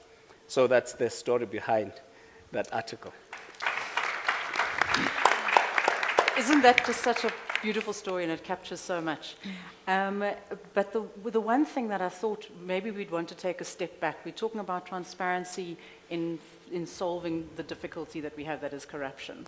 And listening to the story where we say, this is all about feeding me, this is all about me, and being short-sighted, I thought maybe the step we've got to go back to is why, bearing in mind that it's obviously not going to work in the long run. What is the thing that feeds corruption? What is the thing that feeds us wanting to be greedy?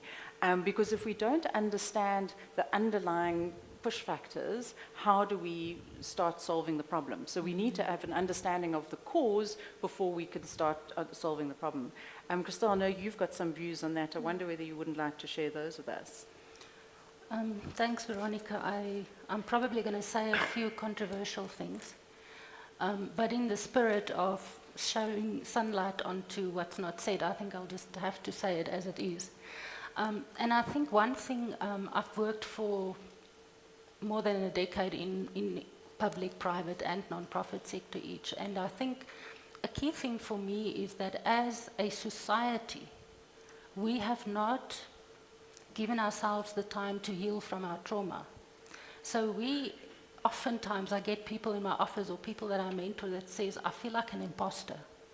I don't feel like I'm living up to what people think of me. And I think that is a key driver of some of these things, because you get people like Lonwabo was saying that earns a good salary, and this guy will do something for 50,000 bucks or 60,000 bucks, and you wonder why people do that. And I think we need to locate ourselves again. Prof. Mpedi wrote a brilliant book, The Baobab and the Mosquito. I think they talked about it yesterday. A mosquito lives about 2 weeks, I think, right?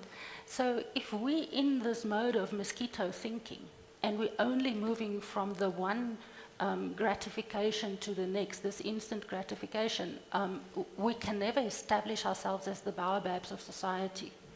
And unfortunately, we all have access to to the media, and we think the opposite of poverty is to live like the Kardashians, but it's not. You can be not poor and still not have what the Kardashians have, and I think it is a way for us to compensate for the fact that we feel like imposters. And I must be honest with you, I did some mentoring last night after our sessions here, and I said to the one girl that asked me this, I said, but if you think that, then that's proof that you're not an imposter, because you are alive to what drives you. And I think that's what we all need. I don't know if I can share what you said earlier. It's about if we as society all create a solid baseline where things like this is not possible, then the fish can't rot from the head. The rest of the body is healthy and it keeps us safe. So from that perspective, I think we all need to locate ourselves and understand that we have value as a human being. It almost sounds like I'm being a mom and talking to my child, but I think that's how we should raise our kids and how we should, each one where we live, try and be as transparent as we are. Those are such good points. It's because I think that corruption is founded in your own insecurity or the need to be something or this perception. Castalia, as a mom, how do you deal with this whole society that wants us to be blinger, brighter, faster, cleverer? How do you train your children not to be aiming for the things that shine?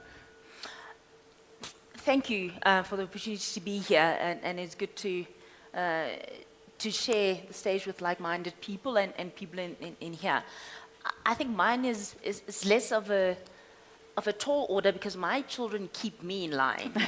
So I say I have two bosses and it's them. My employer just pays my salary, but they are my true bosses.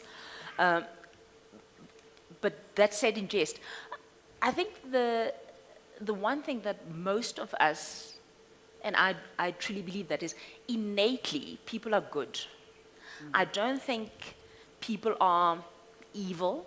I think circumstances might turn a whole lot of us.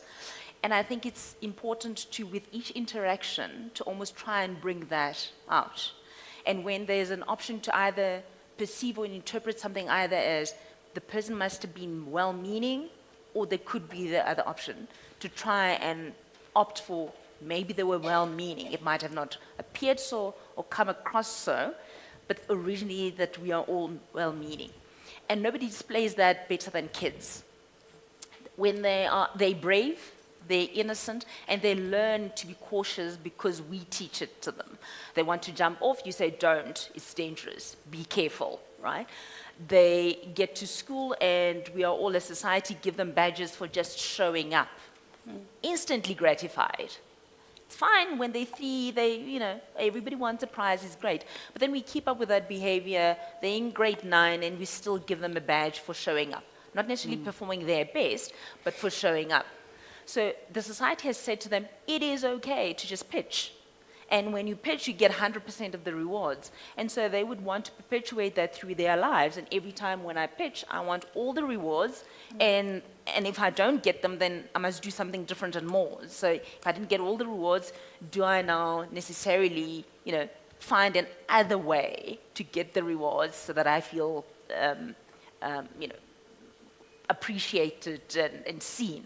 And so for me, the conversation with my kids is always that there is somebody who is almost always going to be better than you. Faster, cleverer, give a better answer. They are likely to come from a different home. Their mom is going to drive a better car, that is for certain. But there is somebody who has less than you. And that one that has less than you did not do anything wrong. They were born in the circumstances that they are. So be grateful for what you have, because you have so much more than what many other people have. And that which you have, to the extent that you can share it, bring somebody in to share in that, to have joy in that, that's what we should all be striving for. And I think if we are innately of that mind to say, but there are so many people who have worse and less than me, it means I've already won the prize. My instant gratification is here because I have a meal. And to almost ingrain that with them, that if you already have won the prize, because whoever has less didn't do anything wrong, much like you didn't do anything right. you were just there, fortunate and blessed. And so I try and ingrain that in them, because I look at them and say, they're cute now, but one day they're going to be somebody's husband, wife, somebody's manager. They're going to hopefully occupy a position of influence, and that is not positional influence, just by being, right? They could play tennis, whatever it is that they do, but it'll be a position of influence. And to take that responsibility and act with absolute respect for the people they're going to encounter, but also to appreciate the gravitas that position would be, whether it be a janitor, whether it be serving somebody. There is something that you can mean to somebody. It doesn't have to be positional power, but that they appreciate they've been put in a place for a reason, to appreciate that, and to make people feel positive rather than negative, not necessarily by rewarding them, but how they interact with them, the respect they show, the humility they show, the appreciation they show, that they can make a difference. I love that. What I take from that is gratefulness. If you're grateful for what you have, maybe you're not necessarily going to be striving for that you don't have. And I think that's always a very good starting point. So that's a beautiful message. Thank you, Castalio. And maybe I want to ask the audience, what do you think are the drivers of corruption in South Africa? What do you think is the reason that we have such rife corruption? Is it because people don't have, or is it because people want more? Is it because they're not sufficiently grateful? What are the push factors for that? I think we have some mics around.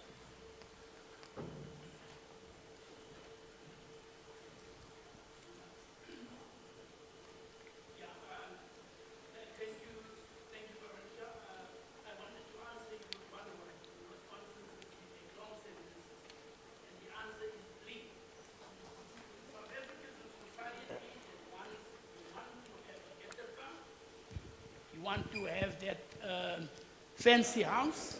I think Patrick has said it. What makes officials be able to want that more, already earning that? So I think, and I want to go back to the days of apartheid. Back in the day, as black people earned X amount, 2,000 rand a month. During liberation, many salaries, MMCs, you became political office bearers, you jumped from 2 to 20. But you had that 20, and on top of that 20, there's also opportunities there in government with this tender system to make more.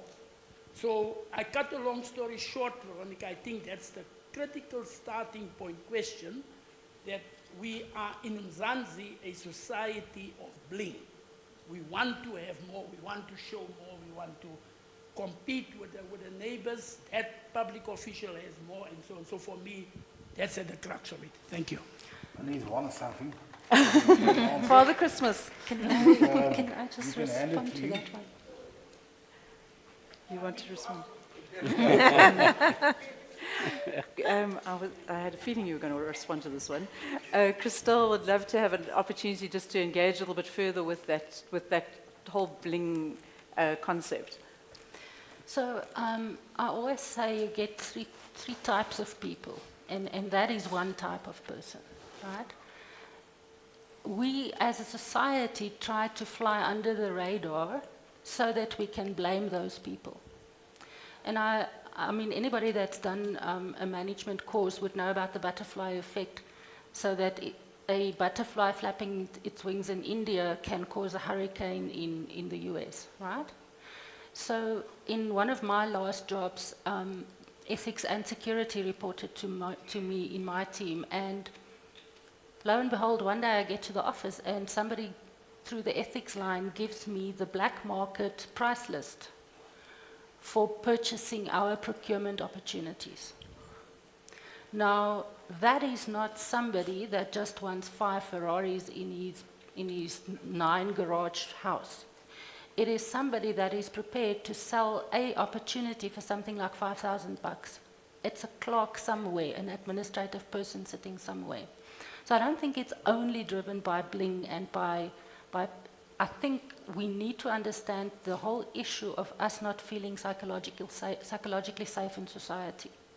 And we can put all of our pledges up and all of our policies out there, and we can be as compliant as we want to be, but ideologically, you cannot eat ideology. And then we implement compliance requirements and we think now we've performed. But back at the ranch, there's still a number of people that once the bling, there's the other people that will enable them, and then there's the third group, and that's the largest group. And that's the people too scared to fit into either one of the other classes. So good people have this humongous conundrum that they're dealing with to say, but how do I fit in and how do I make the stand so that I become the butterfly who can now disrupt this whole corrupt society, if that's what we call it, South Africa being for sale, right? So I do think we should stop saying it's the people up there that is doing this, they must lead. We need to lead.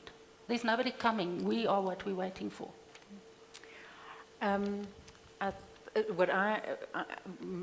messaging is self-respect. So much of that is so important. You respect yourself, and you respect those, and you treat people with respect. You end up avoiding so many of these issues. Your respect is not premised on your car or your clothing, but in fact, who you are as a human. And we all owe each other that kind of self-respect. I think there was one more question. Yeah. It's actually an answer to the question you raised earlier. I think it's because of lack of prosecution. In South Africa, we have so many cases that have shown that corruption exists. The investigators do give information to the prosecutor, but because of lack of prosecution, because someone else was not prosecuted, I will remain doing the wrong things that another person did. So if ever we prosecute and it becomes evident that we don't tolerate corruption, until then, we are still going to be faced with corruption in South Africa. That's so true, and I think it's a perfect segue into Chris's Father Christmas, Chris. Father Christmas. We've got a present runner. Oops. And it's a perfect segue into something that Chris feels very passionate about, and that the fact that in South Africa we know who the corrupt are, but we don't seem to do anything about it. There's been the entire Zondo Commission, and what have we have to see about it? So, Chris, that's something you feel so passionately about. Yeah, just before I go to the Zondo Commission, and a question of why. So, before I started my life with the ICP, I had my own practice, and before that I was Chief Audit Executive of a financial institution. And I had the habit of asking people, but why did you do this? And I've done hundreds of investigations. And all but one was greed. I don't know, but I wanted this vehicle, I wanted this house, I wanted this. Instant gratification, instant rewards. So, just want to share this one story of the one person that didn't committed fraud, but the reasons were medical. The son were ill, was busy dying. She stole exactly the amount that the doctor needed, but she still went to jail. But for her, it was worth it. So we look at all of them. If you look at it, why they did it, there was opportunity, first of all. And there was no financial pressure. The greed was the financial pressure. I want to share a sad story. I've been working with another CEO of another institution, and we've been working on developing a framework for the protection of whistleblowers and witnesses. And while we were doing that, and it was last year, also end of last year, I did not know that he had his hands in a cookie jar. I only realized it 3 weeks back.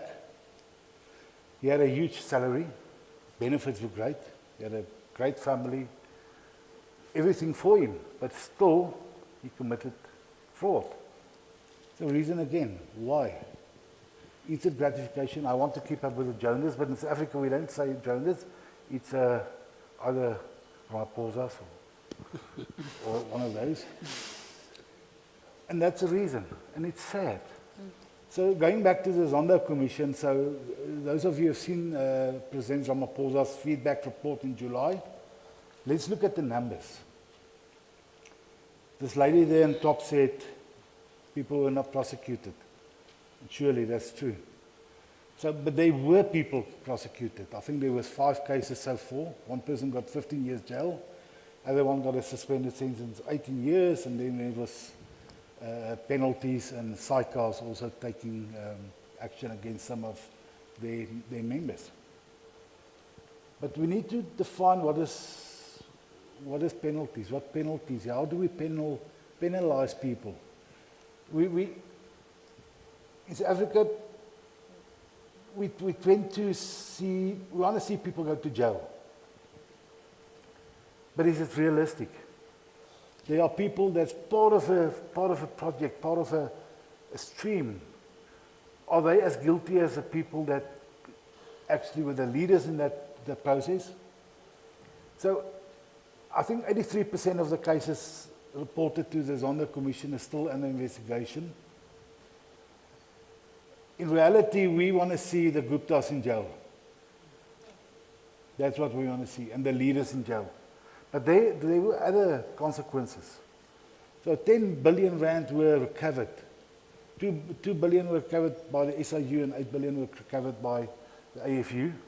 There's another 10 billion that was placed on retention. And okay, that is the companies like Bain, McKinsey, SAP, and so forth that repaid money. So there's a difference between corporate state capture and individual state capture. So we want to see the individuals in jail, and that's not happening. I think everybody sees that. So interesting thing. If you look at the number of corruption cases reported throughout before and during Zondo and after Zondo, there's a definite decrease in the corruption cases during the Zondo trial, Zondo Commission. Why? Because of awareness. Every day it's in the news. People know about this. And maybe that is one of the things we should do if we talk about that. Yeah, you raised something interesting in that story about the person who stole just enough for the medical costs. I mean, your heart breaks. It's still wrong, but your heart breaks. And we were talking, Castalia, about this catch-22 in corruption. Sometimes it feels like you're in an impossible position if you don't do something, and are there circumstances where you need to be a participant in this corrupt behavior? I know we were talking about it. What are your thoughts on that? Right. So part of the joys in my job is I have legal, and I have compliance, and then I have ethics. And in one of the operations outside of South Africa, there was a bit of a situation. So we've got a plant, and there was some unrest, community unrest, nothing to do with the actual facility, but unrest. And it sort of turned worse and worse as the days went by. And of course, some people thought, well, if we want attention, we want something to be done, let's go to the plant and either protest there, attack it. And so it was an imminent concern for us, because the plants are inherently, not the friendliest, because it's chemical plants. And as a result of that, we then, our colleagues contacted the police for help. And the police were quite mindful of what was happening. They said, we know this is happening, but help us to help you. Now, one would have thought, no, I place a call and I say, I need help, please come do your job. But they had a long list of what they needed, and it was from we need airtime to we need supplies, and while you're there you can buy a cool drink. But these are things that have truly nothing to do with the core of what they should be doing, right? So now you almost faced with the situation: do I ignore all their requests for help, and maybe they don't pitch, and there is a dangerous situation brewing? Or do I enable them and give them something, and then they get to do their job? So these are real life situations, and a call gets placed, it's like, what do we do? And from a policy perspective, you can write it down and say, thou shalt not succumb. It's easy, we've now got the policy. But now it's people that are working there who've got families, and we always say we want to keep them safe, and they must each, like they came to the work, they must go home safely, right? So that's the reality. I'm here, so I'm safe with my family, but I have to pay mind that they need to go home safely. It's assets, and so what do you advise the people on the ground to do? And they're not doing anything. They're saying, well, somebody must sign it off. Do you say we should buy the stuff and give it to the police, or do we say no, we don't succumb to that, and you take the chance? So it's not theoretical. These are the things that happen more regularly than we'd like to think. And somebody makes the call, and you have to say, well, evil it shall be, which do I choose? Yeah. Right? Do I choose the lesser one or the bigger one, and which one is bigger, which one is lesser, right? So I think if you're sitting in an office and it's air-conditioned, or you're in class, it's almost easier to write the essay and make the choices. But when you're faced with imminent danger, it is rather, in your face. It's true. It's like the movie said, clear and present danger. What do you do in those circumstances? And we were quite fortunate in the end. It didn't pan out to be as bad. And I think credit to a whole lot of my colleagues who really went out and had meaningful conversations with the community about really, if your gripe is elsewhere, this plant is not going to solve that. But how can we enable a solution? How can we help? And so they did a great job of diffusing the situation, but it could have as easily gotten out of hand. And I think it's important to also be mindful that we are those people that make the choices, right? I could have been the person that chooses and say, well, give them whatever they need. And then I can't turn the next day and say, oh, it's corrupt out there. Because then I clearly am part of the people that said, okay, give them a list. And I would have had, I suppose, justification in my mind for doing it. But I think if you ask a whole lot of people about why they do it, they would have a justification, whether it's right or wrong in your eyes. In that moment, for them, there was a reason to have acted in the way that they did. So it's not far-fetched, it's not out there. It's me deciding to give a Coke, yes or no. It's me deciding to enable the police to do their job, yes or no. So it's every day with us, and the choices that we make are not so far-fetched. It's not somebody else. It's me, and it's the calls that I make, and I can give a reason, I can justify it, but it would ultimately have been, if I had made the call and said, well, give them what they want, ultimately it's corrupt behavior. Me enabling it, or the institution for which I work enabling that. Yeah, and that comes to that point of you can have the most beautiful policies on paper. We don't eat paper. Yeah. We've got a problem to deal with right now, and this real, catch-22. Nonwabo, you say in your training, I mean, when you're dealing with guiding senior professionals, how do you guide them through these sort of ethical dilemmas? Okay, I'll come to that. I just want to start off with the question that you asked about the why.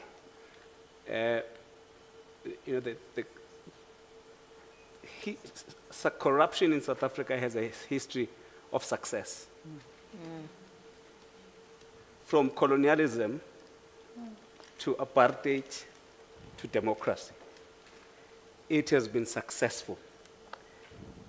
People, for successive governments not being held accountable.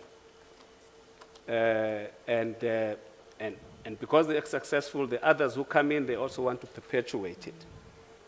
The difficulty with the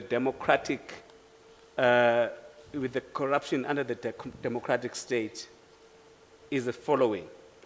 When I was writing my book, I needed someone to write a foreword for it.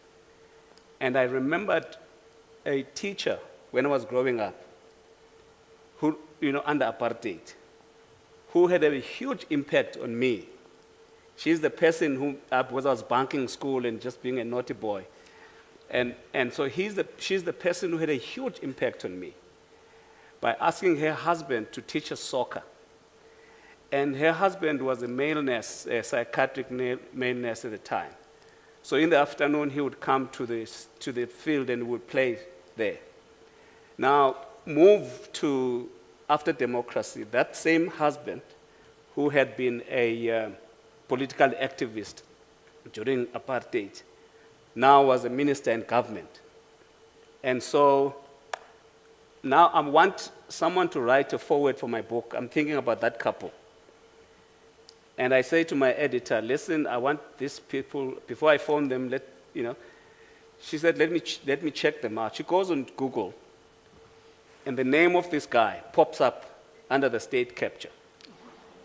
And now, that is the betrayal of corruption done by the people who were fighting against the apartheid corruption.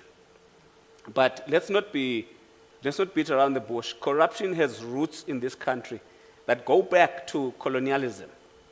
And we were all expecting that the democratic class and the elites who have grown under apartheid, who have seen the poverty, who know the struggles, and who would be the ones who turn the situation around. But the betrayal for the majority of us is the fact that those people on whose shoulders our hopes were put were the ones who perpetuate corruption under democracy. And so I think for me, we are a betrayed nation.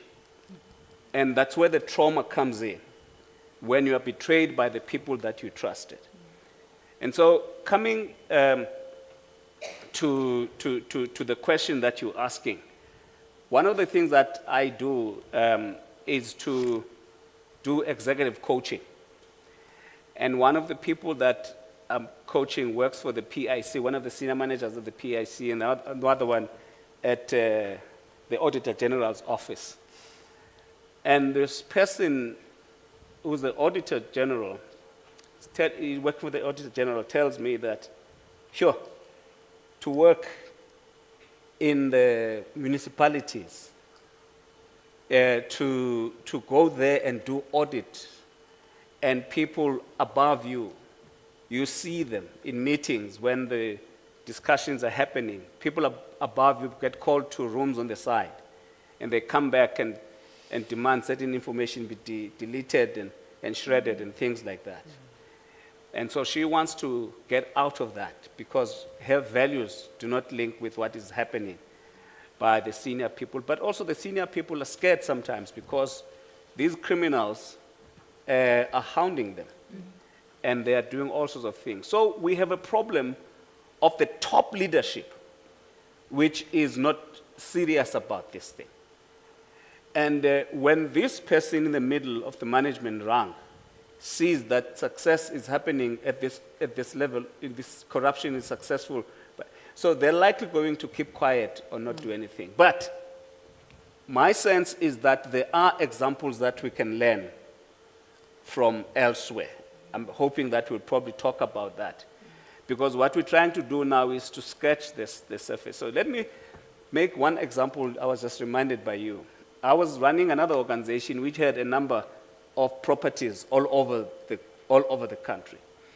And so, I won't mention the province, but so we had this property where there was a guy, neighbor, he was running a B&B. And apparently he had a plan to actually improve it to becoming a hotel. And so during the years, he would just, be a good neighbor. So it turns out that he got advice that if you want to, to invest into a hotel, into another level, you need to get parking and things like that. Now, the land for parking was the facility that was belonging to the organization I was working for. So if the guy, the architect says, or the people that, he said, speak to the owners of this land to give you a portion of this land you can buy or whatever the case may be. So I say to him, and then he phones me up. And I say to him, listen, we're going to look at this. The ExCo is going to discuss it. I'm going to take it to the board. Give me a proper, a proposal and all of that kind of stuff. To cut the long story short, he sends me a letter thinking that this was a genuine businessman. I take the thing and I ask someone to just check in the team, to check the municipal bylaws and all those kinds of things. What does it mean and all of that kind of stuff.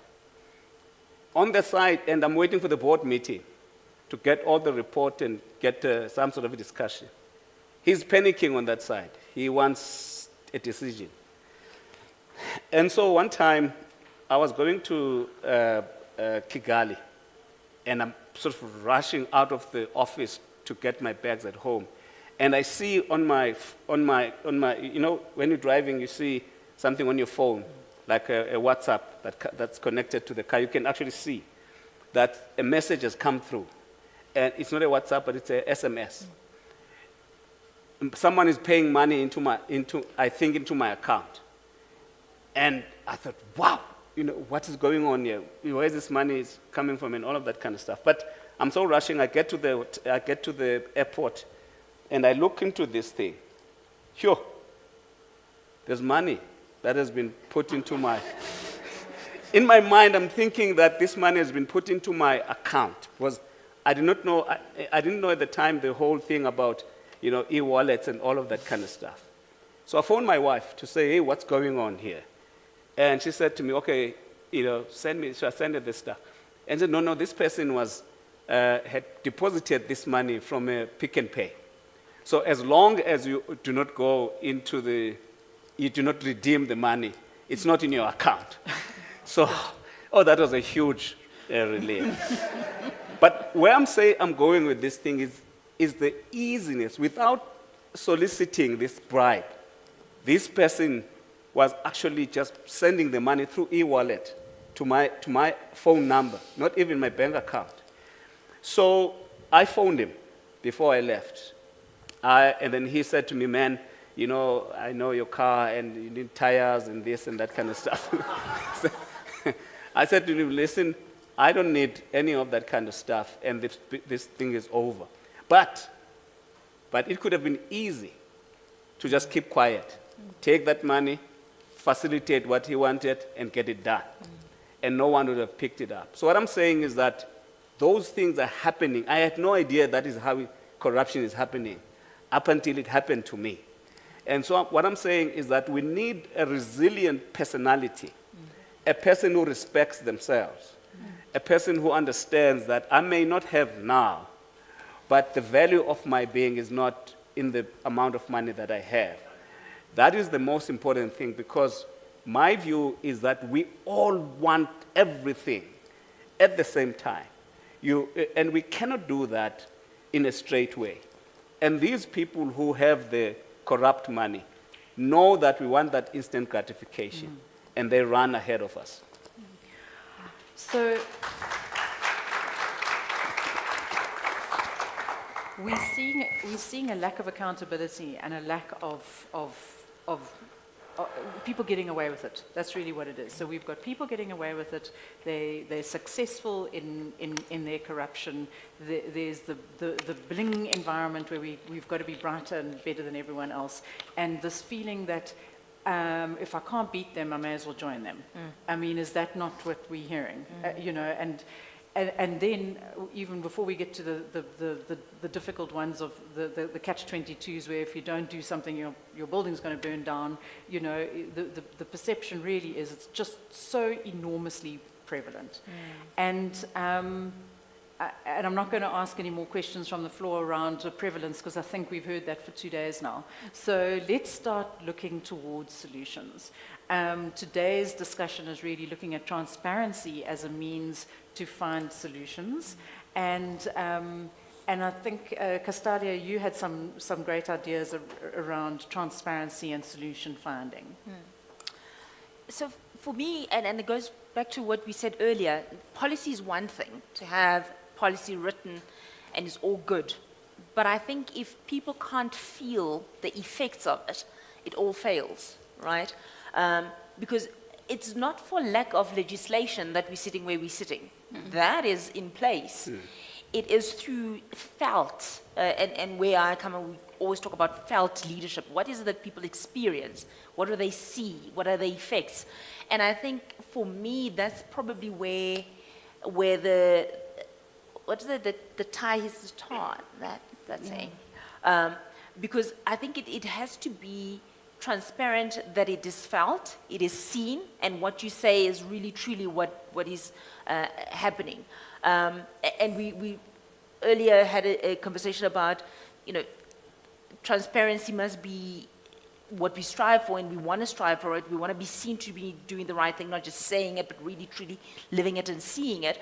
But similarly, as we do that, we have to protect the other side. And I have the joy of also running, or at least having the ethics team reporting to me. And part of what we try and get from that part of the team is, one is, from the legal side, I can say, these are the right things, this is what law says, and then my ethics team come and double checks me and say, by the way, it's not just about law, there's a higher standard. So it's not just doing the legally correct thing, it's just when you're in a dark room, nobody else is there, what do you do and what choices do you make?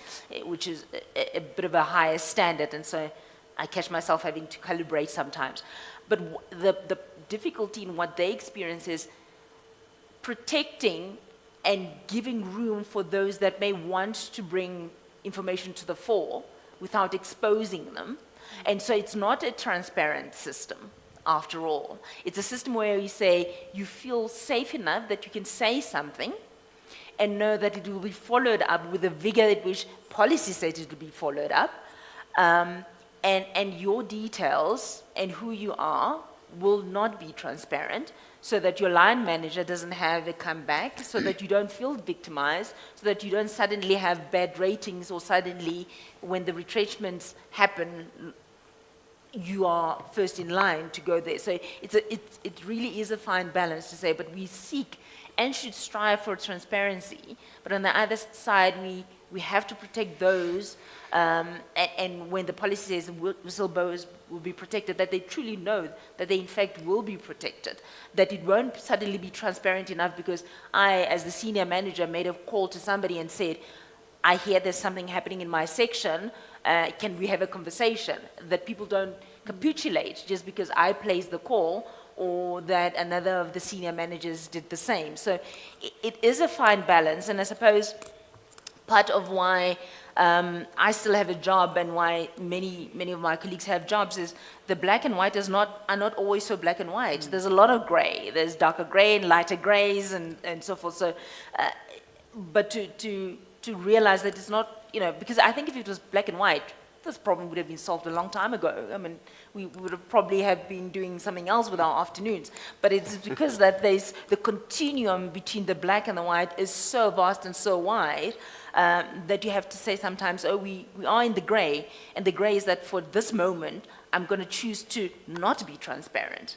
But that I ultimately hope that the result was all worth playing in the gray so much. So I don't think it is seek transparency at all costs, but it's rather sometimes trying to do the right thing and being okay just in a little bit of the murky waters where I am in the gray, and I'm not going to seek transparency because I do want the information that badly that it gets into the system, and I hope that sort of for this moment justifies my decision to be okay to play in the gray. And that's so true, because the world is not ever black and white.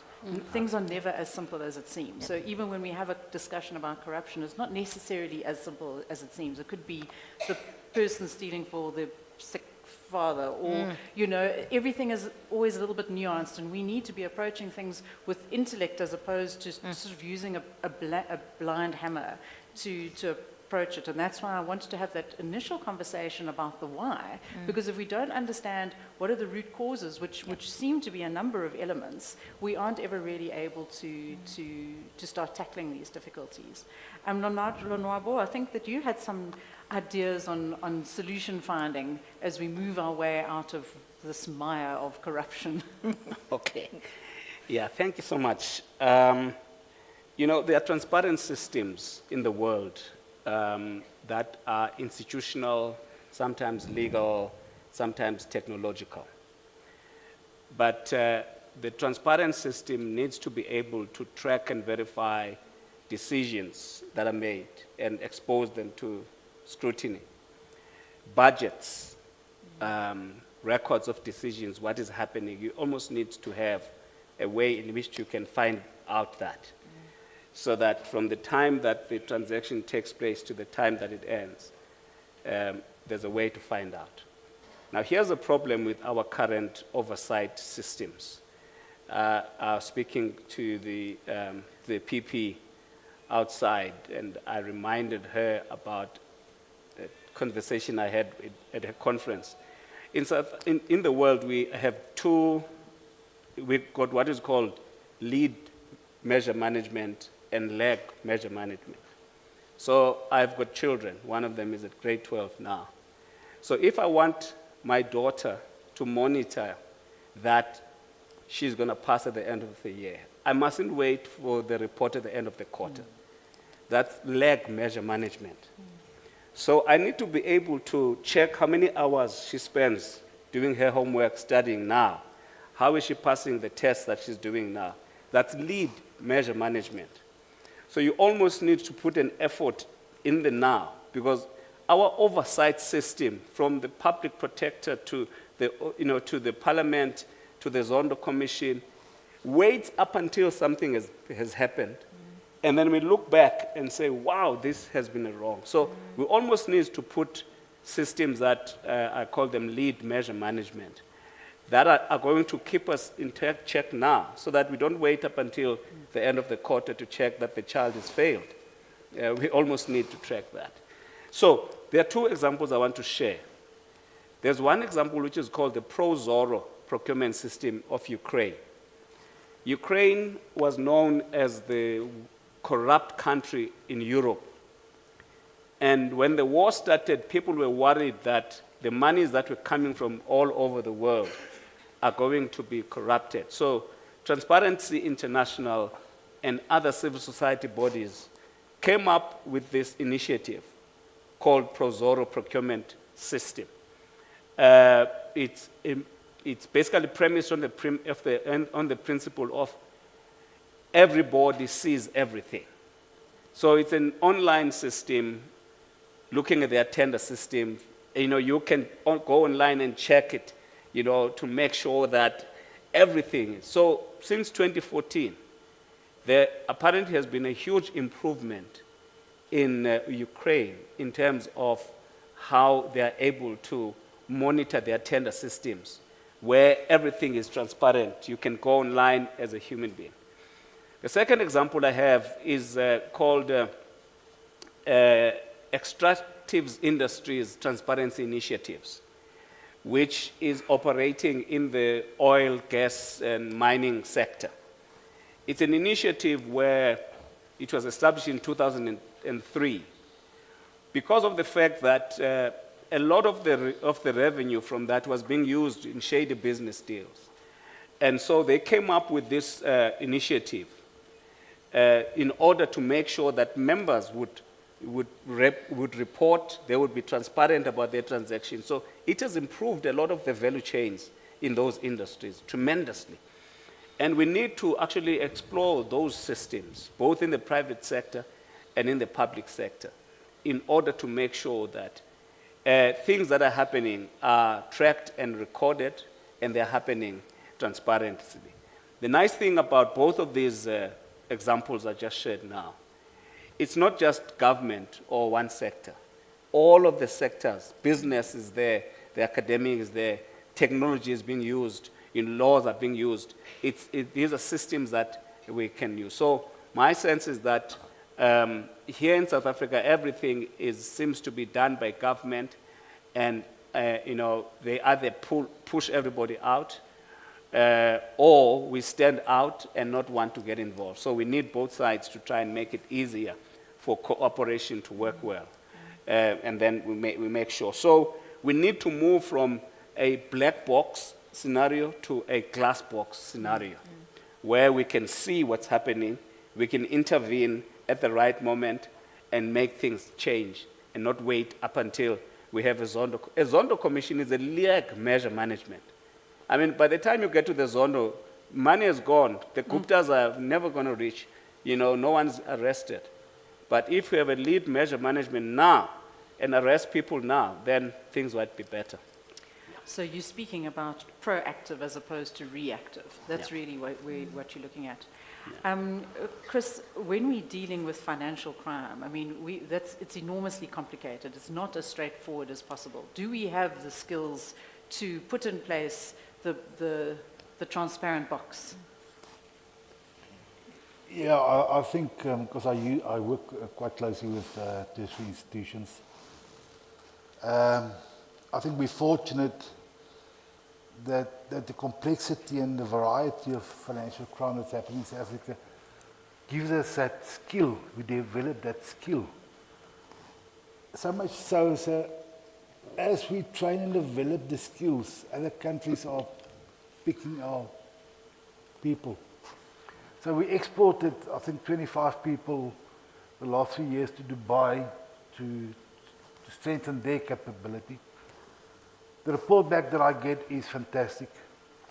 Even the Americans are just speaking highly of our skills that we have. And I mean, if we look at the university institutions that's developing these courses, is not many. So currently in South Africa, we've got Northeast University, got an undergrad and a postgrad. Then UNISA has now got a postgrad and they're developing an M for forensics. Turkey's, he's got a postgrad as well. And we as the guidance giver, look at the outcomes of those courses. We align that with what industry requires. And we look at the shortfalls within the industry. What do we need to train the kids on? And I think we are the world leaders. This is one of the good stories that we have to tell. But unfortunately, currently we only have 104 forensic accountants in South Africa. We need to train more of them. It does cost a lot of money to do that. And not everybody's an accountant. Accounting skills are a rare skill. It's difficult to study accounting. And to enter university and study accounting, you need to be on the top level of schooling. Forensic accounting is actually more difficult. You do not only study accounting, you study law. You can either, after your course, become a lawyer or a CA. You spend 6-7 years before you can enter the industry. And that's what makes it so difficult. But yes, I think we're in the forefront in terms of developing those skills. But we need to do more. We need to spend more money in development in this industry. Okay, well, as we start winding down, I know there's so many questions that people still want to ask, but it's also 4 o'clock and there's a cocktail function to go to. I'm going to ask each of you to, maybe end off with a recommendation, a suggestion, a way ahead to get us out of our corruption morass that we seem to have been in for the last 2 days. I'll start with you, Christelle. Sure. One of the things I've been involved in for about a decade or more is South Africa's National Risk Report. And I think to Lonwabo's point and you saying we need to be proactive, often risk managers are seen that we are pointing fingers. But if you look at the Public Sector or the Public Finance Management Act and the Companies Act, both of them are promoting the fact that you need to look at your risks proactively. And if you look at the storyline of South Africa's risks this year, at the root cause of it all is a lack of leadership and institutional capacity, right? So what makes people competent? Firstly, you need to be healthy, and secondly, you need to be able to deliver in this discipline that you're operating in. Now, unless we can educate people and we can keep them healthy, then the feedstock that we're putting into our systems is going to be insufficient to deliver what we need. And unfortunately, cohesive or disruptive politics is driving a lot of public discourse, so people do not think to make themselves competent in certain areas. And that leads us to a point where our infrastructure fails, and then the economy fails, and then there's no money for people, like we've heard over the few days. And why I'm saying that is I want to make it clear that each individual plays a role in this big system. There's a wonderful project, global project, maybe just go Google it. It's called Moral DNA. And it positions why people, or where people find themselves on a moral or an ethical scale. So firstly, you don't do the wrong thing because you think you'll be punished. That's when mommy gives you a hiding when you take from the cookie jar. Once you elevate to that, from that, you get to a point where you say, okay, but now I'm doing the right thing because I will be rewarded. Mommy says, okay, it's fine, you can get an ice cream because you did the right thing today. And the next level is where we say, now we want to be accepted in society, so I'm doing the right thing so people will like me. Only after that do we get to the point where we say, I'm doing it because the law requires it and I buy into the law. And the very last level is, I'm doing it because I have a social compact with you. And I believe so strongly in my relationship and my compact with you that I'm doing the right thing. So there's and I'll close down with the story. There's a clip from the 2023 Springbok World Cup campaign where the Springbok team sits in the dressing room and it's in the halftime break of the match and everybody is tired and it's stressful. And Peter Steph du Toit says, why are you not tackling? You guys need to tackle and hold on to the guys and we've got this. And he says these words and it stuck with me. It says, and if you're scared, tell me, we'll make a plan. And I think that's my message. There's so many good people in this country. For some of us to be scared and not find one of those good people is almost a failure of leadership right there where you are. I know it's dangerous. I know you don't know who to trust, but there's people out there that will point you in the right direction. And I think at the time when Mandela was president still, there was this concept of the RDP of the soul. And we said we need to rebuild our moral fabric as a society. So what I'm closing down with is think about where you are morally and why you make certain decisions. And then decide how you're going to address it if you have a challenge and find a person that can back you in that. I think that's probably at an individual level the most important thing we can do. So lovely. And it links in with what we've been speaking about, self-respect all along. Chris, final comments? Yeah, so top attitude, leadership attitude towards financial crimes, I see in this way. So there's this company in KZN, a producer that produces the white stuff you put in your coffee. Now, there was huge financial crime at that organization. The leadership, and it's an accounting principle that you can realize income from a next period into this financial year. So the leadership committed this crime. Their answer to resolving this is to train all the staff. And that is South African political leadership is doing exactly that. As long as we show that we're doing something, then it's okay. And it's not.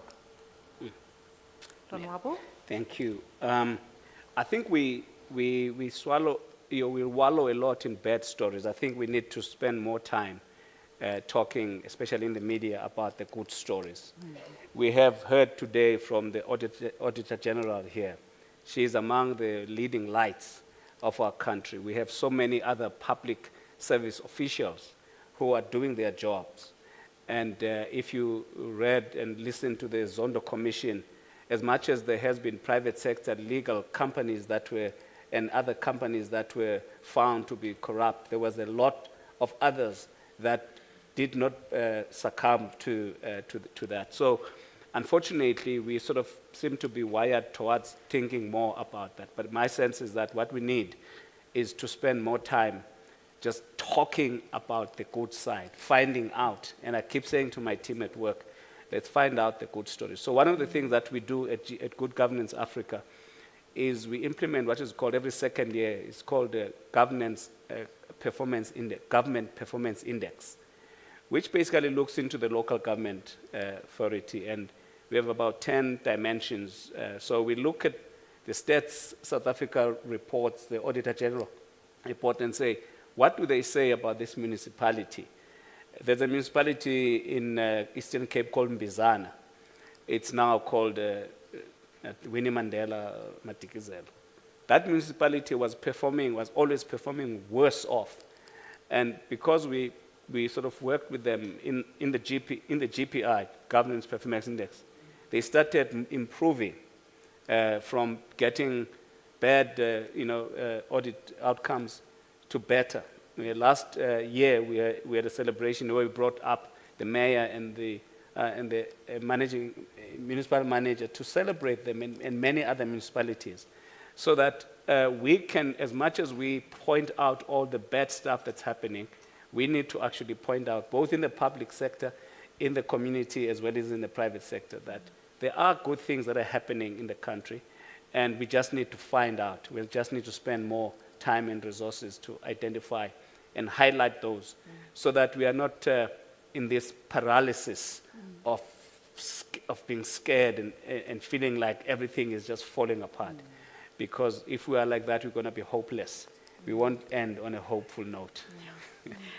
Thank you. And Castalia? Right. For me, I think it's important to realize you're the help you've been waiting for, right?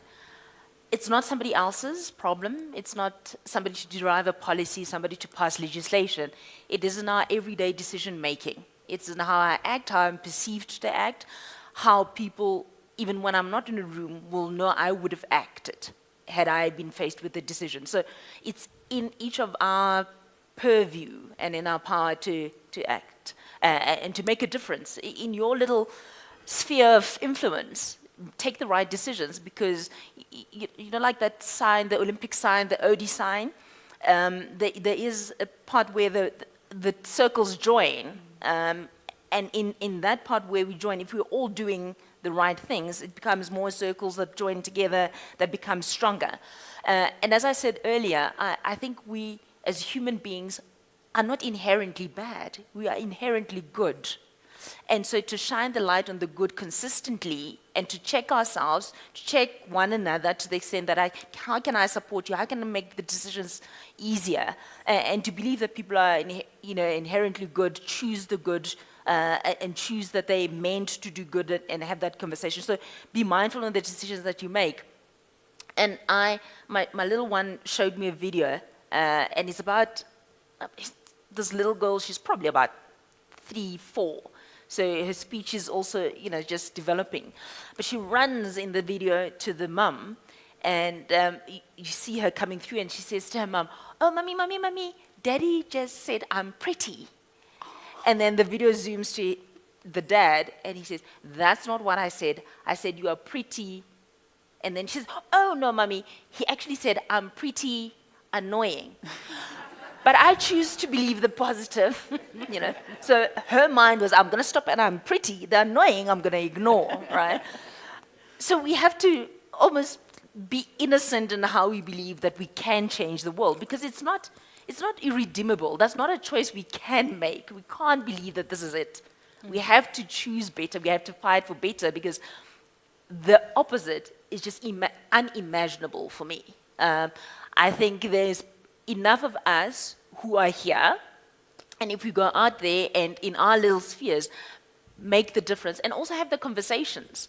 Because sometimes we don't have the conversations. You assume people will make the good choices given the opportunity. Don't assume it. Have the conversations with somebody saying, you know what, I got fined yesterday because when I got stopped, I was actually traveling at 90 in an 80 zone. And I took my fine, and I will pay my fine. Make that known, because that other person is going to think and say, well, it's probably going to cost you 300 Rand, and it would have cost you 20, but you were prepared to pay the 300. There's something to be said about that. And so you have the conversations. It might be a little thing, and it's not just like, oh, praise me, see what I do, but have the conversations about making the right choices every day at every opportunity given, because if we don't do it, who else is going to do it? Well, thank you. And thank you, everybody. This has been such an incredible conversation. We started the conversation thinking of something very tangible, and we ended up actually realizing that maybe the solution sits inside of each of us. It's not somebody else's problem, it's our own problem, and it's not somebody else's problem to solve, it's our own problem to solve. So thank you so much, each of you. It's been really inspirational, and thank you for the rest, and enjoy the rest of your evening and afternoon. Thank you. Thank you, Veronica, and thanks to the panelists. We're going to invite you, if you're keen to, please sign our pledge.